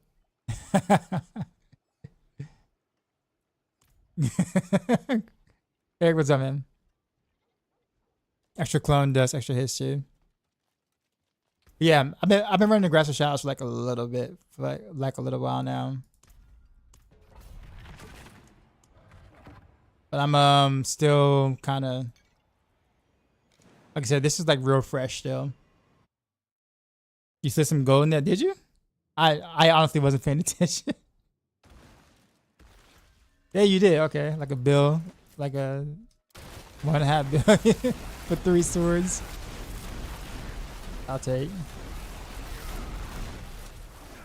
This is a terrible map. Why'd I choose to play this?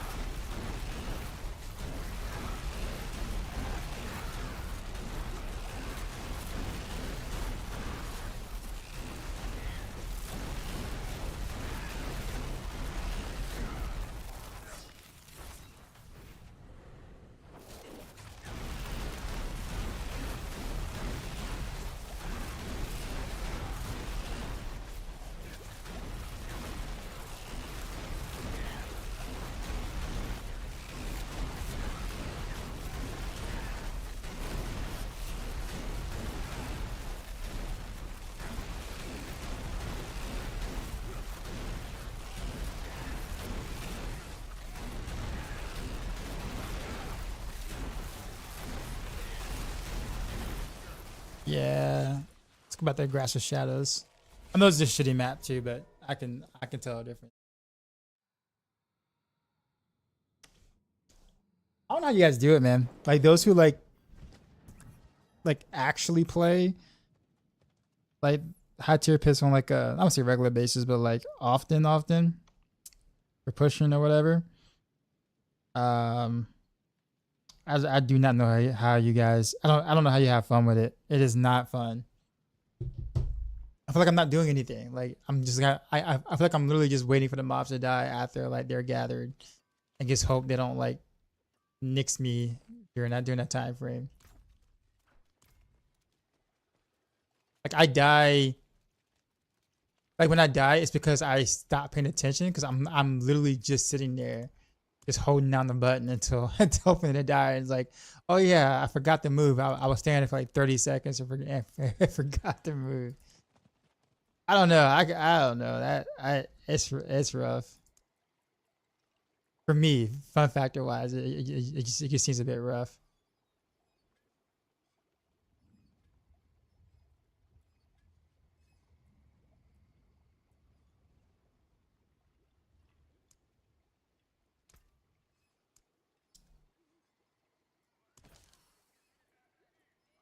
I want to try to enjoy it in some way, but man, I don't know. I'm trying.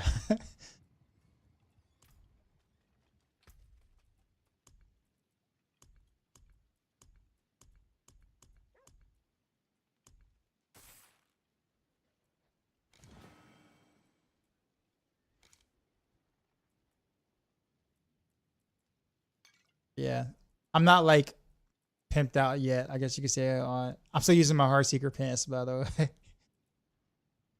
But nah, I mean, like it's about like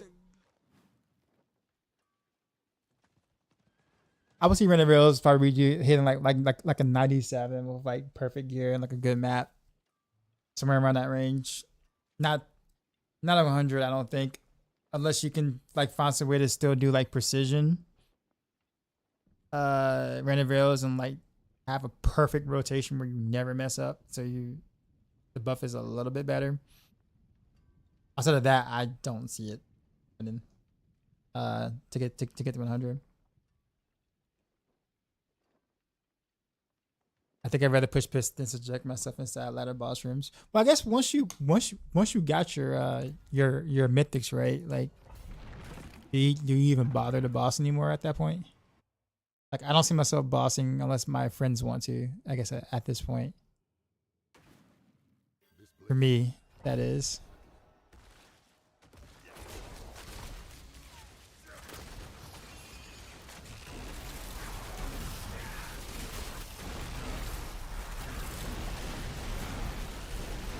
Mats, I guess.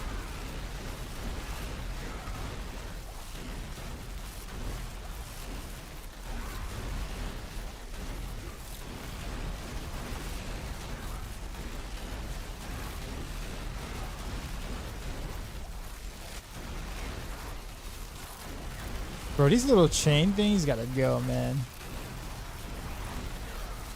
I feel like that's like all I see in these runs. That's a good map too, but let me actually change Arcana. It'd be the best source of Veil Crystals in the game is bosses. Yeah, I guess. The bigger question is, can I subject myself to that type of boredom for just for that type of map?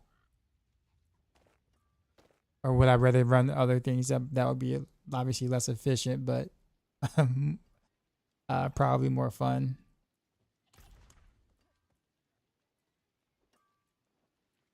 You know what I'm saying?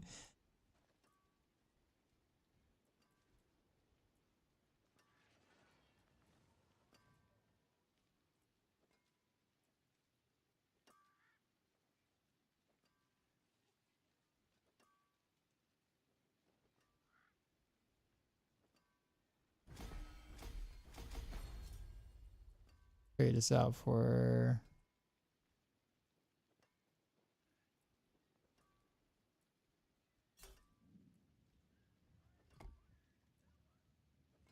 a pillar. We'll try some interesting stuff. Yeah, I have fun pushing mediocrity. I found it cool how last season they made it a bit harder, but crazy how it was so hard and then one build was able to clear 140. Well, I mean, it doesn't really matter though at the end, right? Because like when you think about it, like what's the difference between the pit 1 and the pit 150? Like mechanically, what's different between 1 and like 150? So like if builds don't clear a certain pit tier, you're not missing out on anything. There's no extra rewards. There's no like extra bosses or cool mechanics or anything. Literally all you're missing out is just on is like more health. And I'm pretty sure people are not upset that they're missing out on, like, you know, chewing through more health.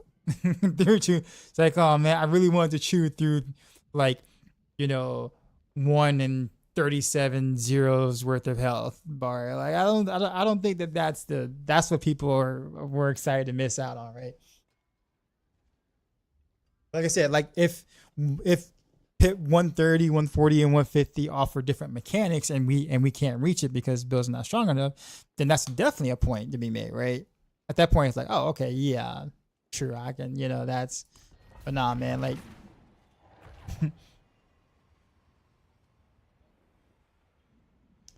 I was switching Blaze compared to doing other builds, in your opinion. I'm sick of spamming Death Trap every season. I like it, but it's boring. Being the best every season. Azaraf TB is doing really well. You would like that.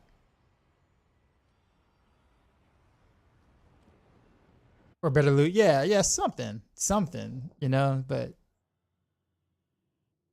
yeah, Blame, you're right.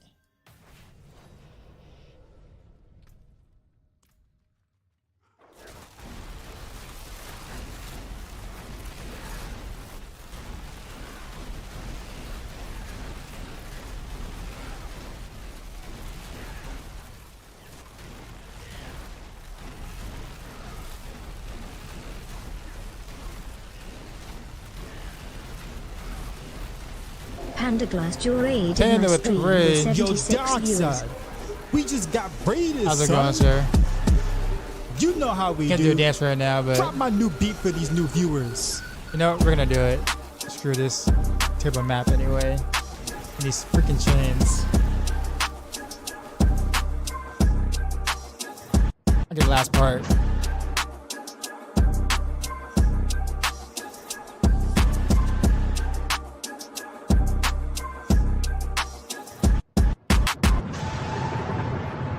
Got Sheezy.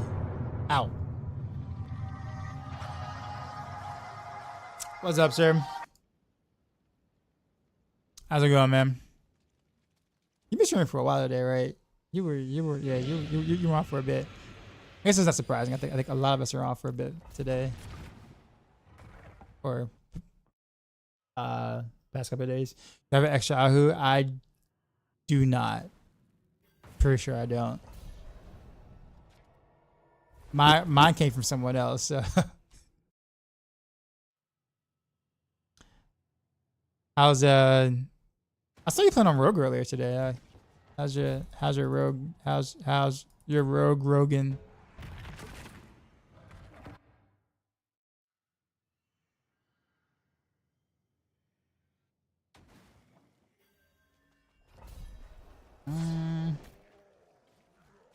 Sure, why not?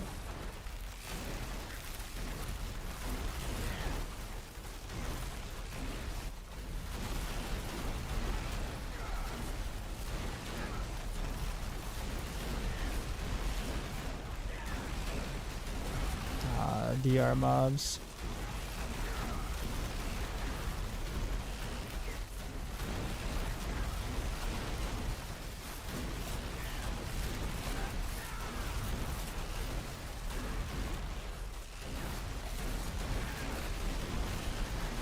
I really don't like the pillar either. I think I'm about to change.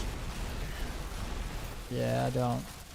I feel like that's just like really making him TC resistant way too quick. We cheese with elemental surge, so we're cruising for now, but I haven't decided what build to focus on yet.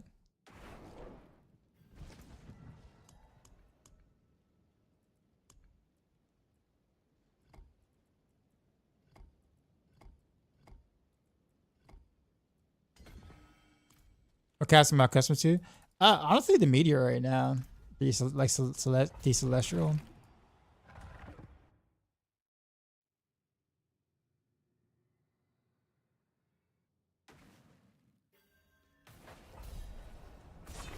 All right. Got an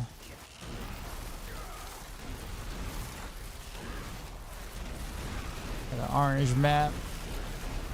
The desert.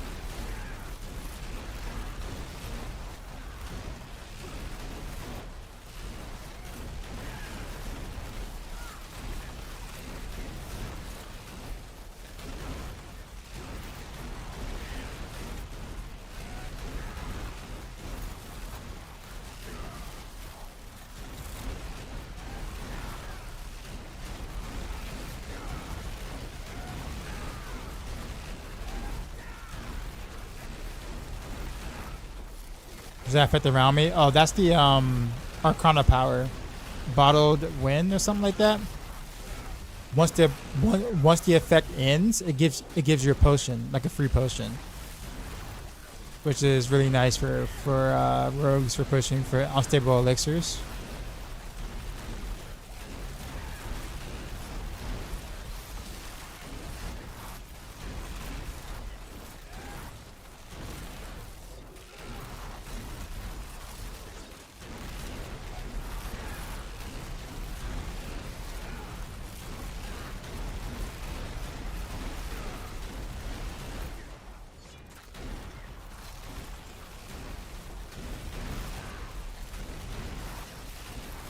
I'm gonna grab some more, like a much bigger pack.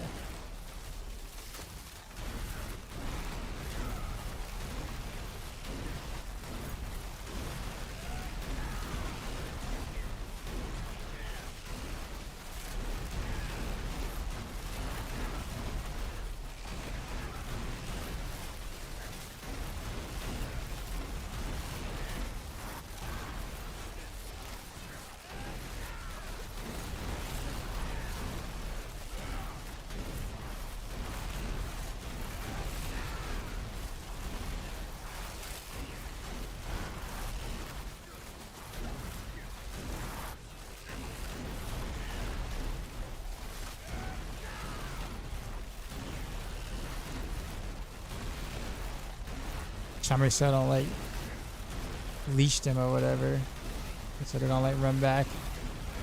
So I don't even know how far I can pull them.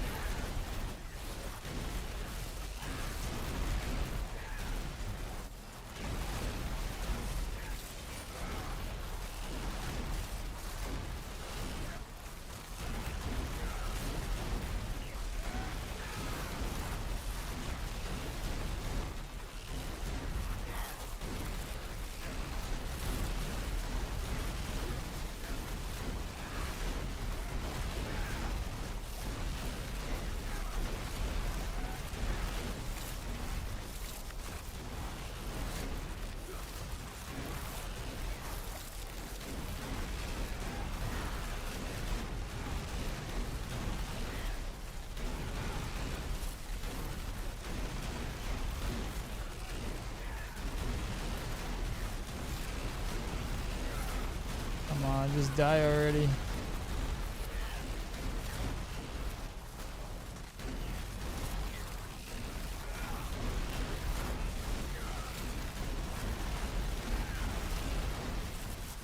I should have just pulled him, but I was scared because I think he's been following me throughout most of this rift already. I don't want to leech.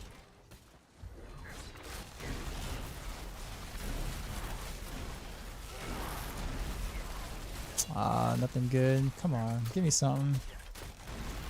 Really?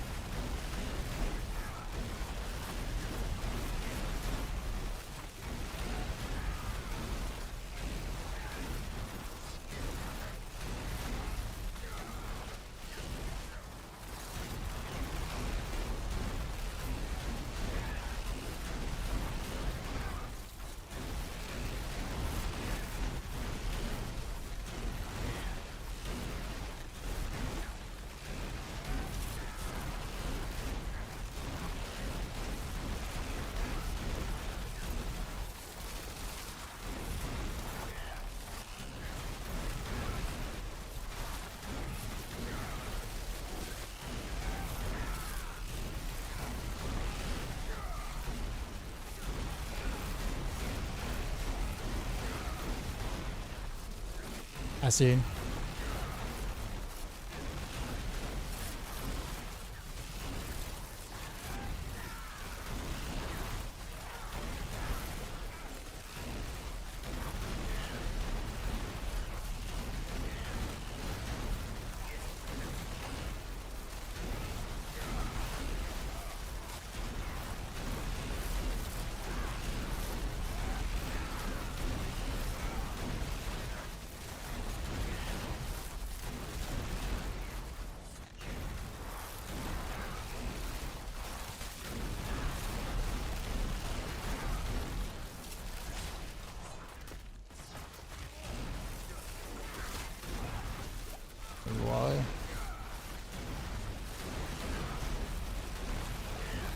They're ready to farm T3 bosses a group or T4 solo.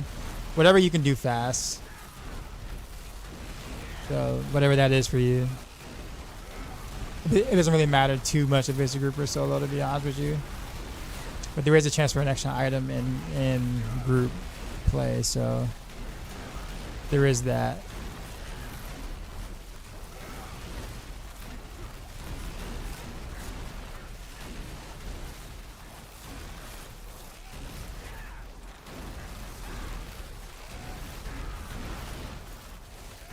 Oh, come on. I want you guys to follow. Poke them over.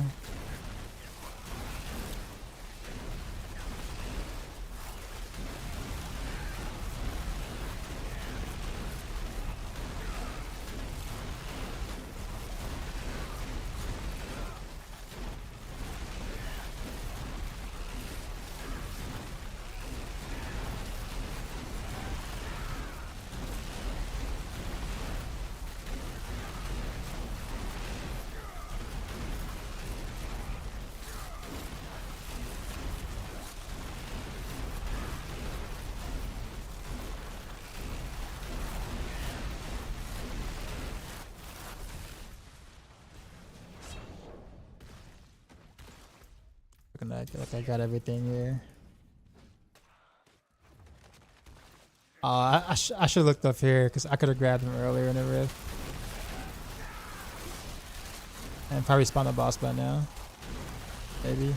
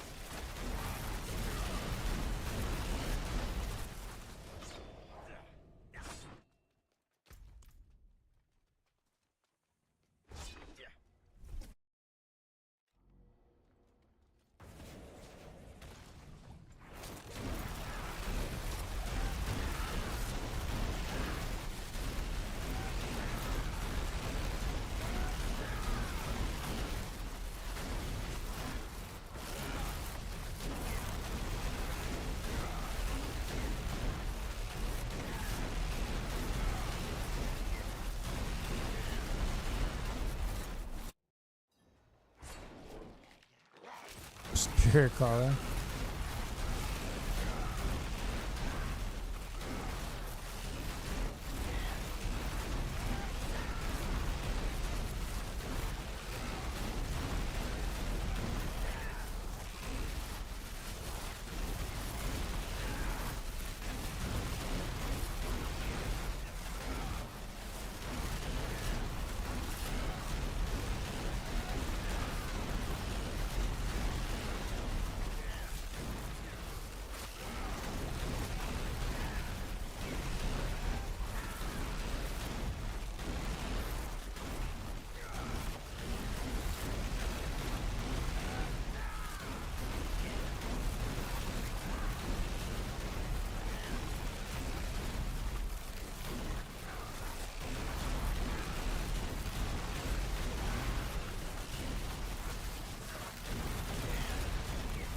Spirit Con is kind of skinny.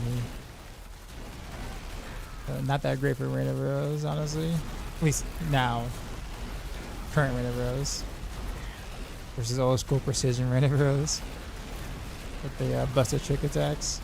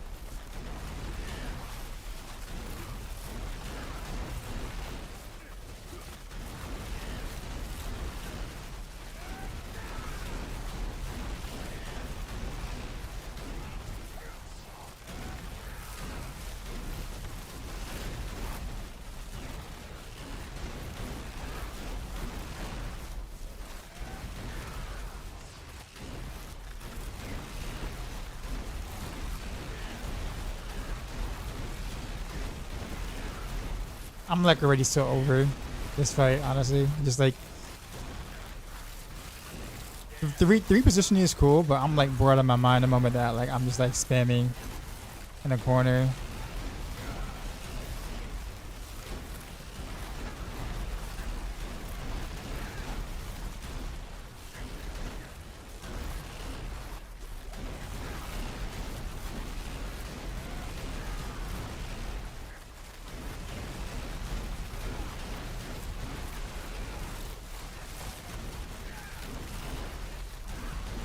We will die eventually.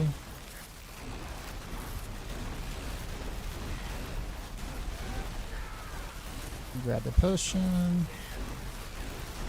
Probably like in the next stagger he'll die if I had the time to do that.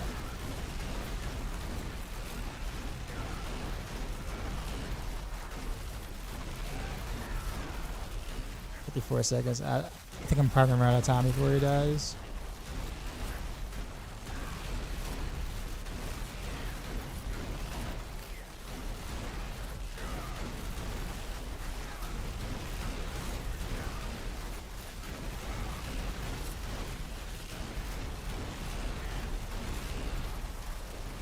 Oof, that was actually close. I might get it, like barely. Never mind. I have no idea what just hit me, but whatever it was. It would have been cool to find out if there was like 2 seconds left or something.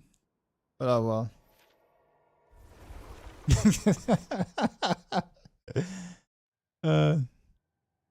The only fun part about D4 for me is leveling up and gearing up my second Uber bosses. I'm out. And even that I find boring for the past seasons. Used to min max with no points. That was rewarding, wasn't it? I honestly really wanted to see if I would have gotten it. Like, I think probably like with like 2 or 3 seconds left, which actually would have been pretty cool. But oh well.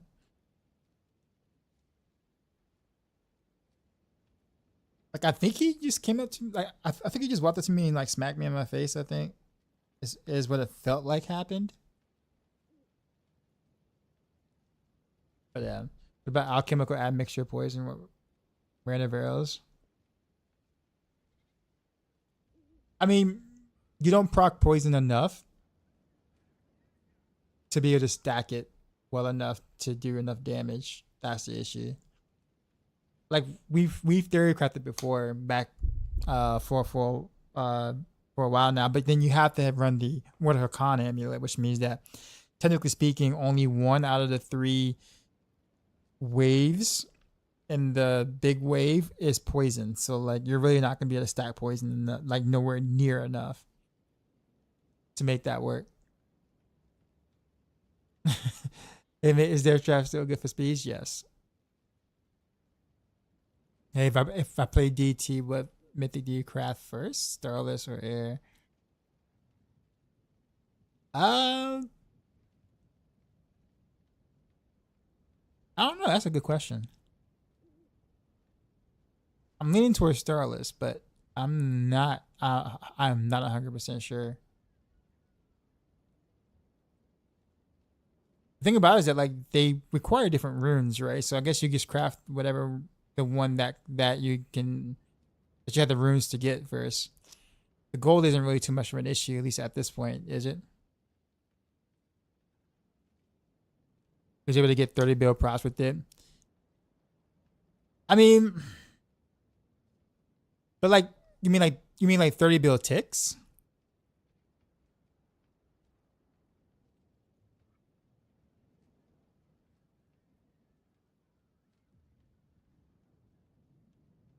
Like 30 bill ticks is kind of like last season that was probably considered low. Well, not, yeah, pretty much.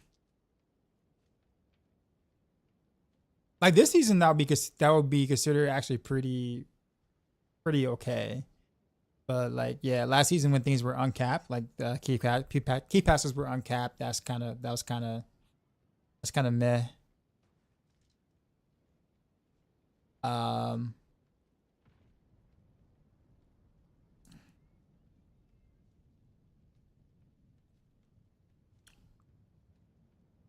Yeah, I mean, at least you didn't have to worry about proc and precision, right?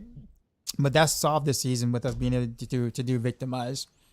Honestly, how does the damage number in Victimize calculates? You just get a 75% damage bonus whenever Victimize hits a target. You don't really too much care about the proc part of it. The proc part of it is like very little damage. You don't really you don't care about that, but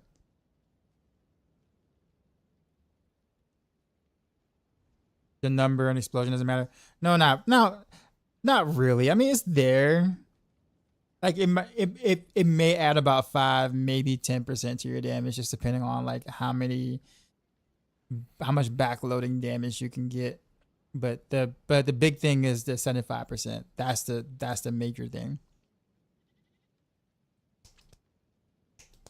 But yeah, Wax BS. I mean, if you want to play like that, I mean, you can. I'm totally not telling you not to, but like I don't really know if I can I can't justify it in a guide, if that makes sense, when I know that Victimize is considerably better, if that makes sense. And considering that Rain is a little bit behind DT and Azarath already, even with the better key passive, I don't think I can persuade anyone to do that.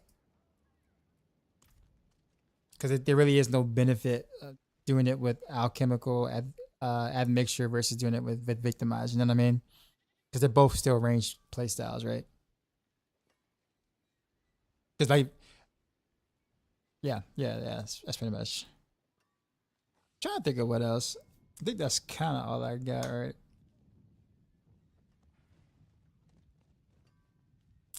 Right now.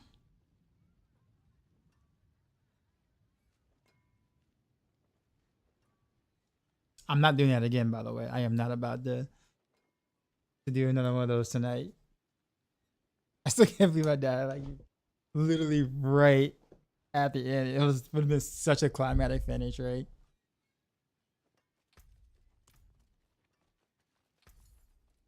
Well. It just goes to show that pushing, quote unquote, is not for me.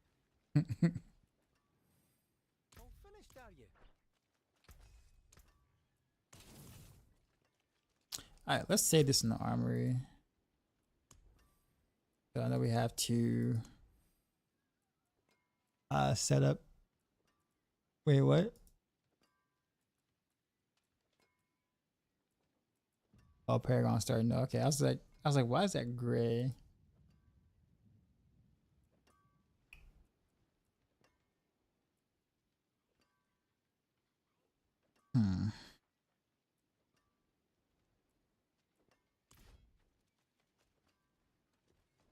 Is this Barobian? Is that supposed to be like a play on like Rob's name? Mega fan?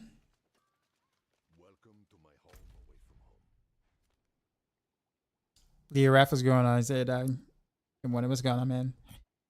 I figure out what I'm gonna do. What I do want to do right now. I am a little tired, so I think I might go. But we put together Heartseeker. Heartseeker was definitely better than I thought it was gonna be. Rain is almost practically exactly where I thought it was gonna be. It actually works with Victimize, which was a pleasant surprise. Like I theoried it to work like that. That I was just like with anything you kind of put together, or think that there's just gonna be a couple of roadblocks and some things are just not gonna work. But no, it worked literally exactly how I planned it, which is kind of cool. I don't even know what else to think about. I will say Blaze Shift might actually be the best basic skill this season, just because of the way that Paint Gorgers work. Just Paint Gorgers only procs off the first hit of an attack, so like the extra projectiles don't matter, right? So like Blade Shift, since Blade Shift is double damage, like that, and attacks well like super fast and is already like decent single target or good single target. The problem has always been AOE, and now with Pain Gorgers, that is not an issue. So I actually think Blade Shift might be a little better than the other two, Invigorating Shredding, Heartseeker, because of that. You have a technical question about Heartseeker, so like the melee version. You like the melee version better, really? Which glyph can you suck a to get turf in just to cap CQC? You don't even need to use turf at all. You can just keep all the same glyphs you were already using. Only thing you want to do is just take on your Paragon board, on the Dance board, Dance Macabre board, just pick up close damage and run daggers, and then you're done. You're capped. So it's a super easy switch.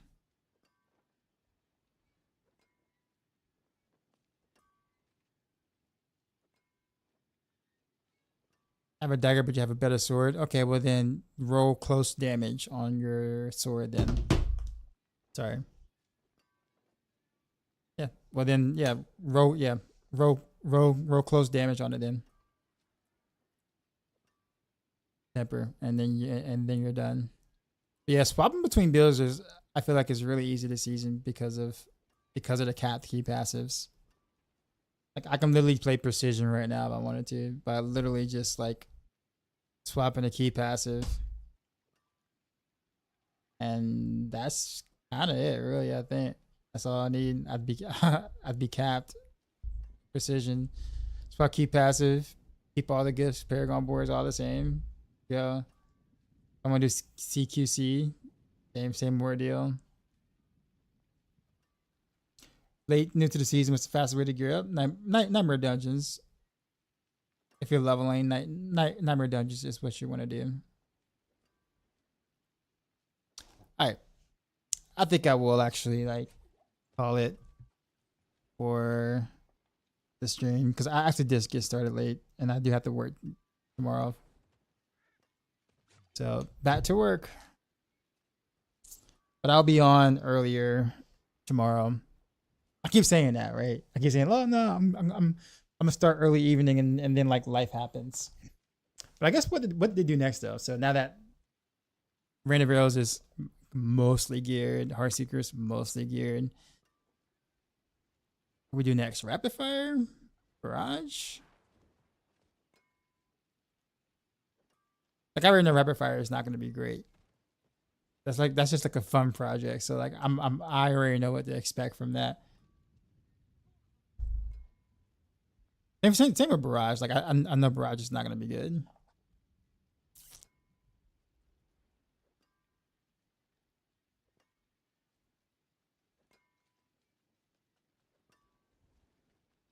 Can't catch your streams often because I'm in the EU, but just want to say I love your builds. Thanks, man. Appreciate it. I do want to do video guys on Heartseeker and Rain of Arrows though. I'll probably start with Heartseeker, then do Rain of Arrows. I'm probably gonna try to make them quicker guides too. Like I'm not gonna go into detailed explanations on like the video guides anymore. Just because like at this point, most people who are at this point it's probably familiar. Like if they're looking at a build or whatever like that, they're probably familiar with taking all the normal passives in the skill tree, right? The exploits, the trick attacks, all stuff like that. I don't have to like explain what they do and why in every video anymore. I think it's just probably highlighting the important things. Make a sub 10-minute video. If I can make a sub 8, that'd be even better. But I have a hard time not wanting to explain things. It's just like the teacher in me. But thanks, Jug. Who are we gonna go to?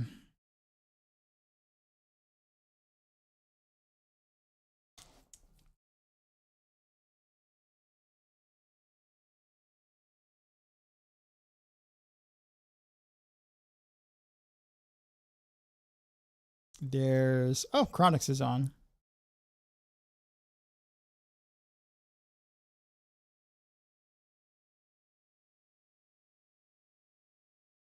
I wonder if he's off his Red Bull. He was like hyper earlier, man. Like I love me some Chronix, but dude was like dude was awesome. He was on that Heartseeker powder.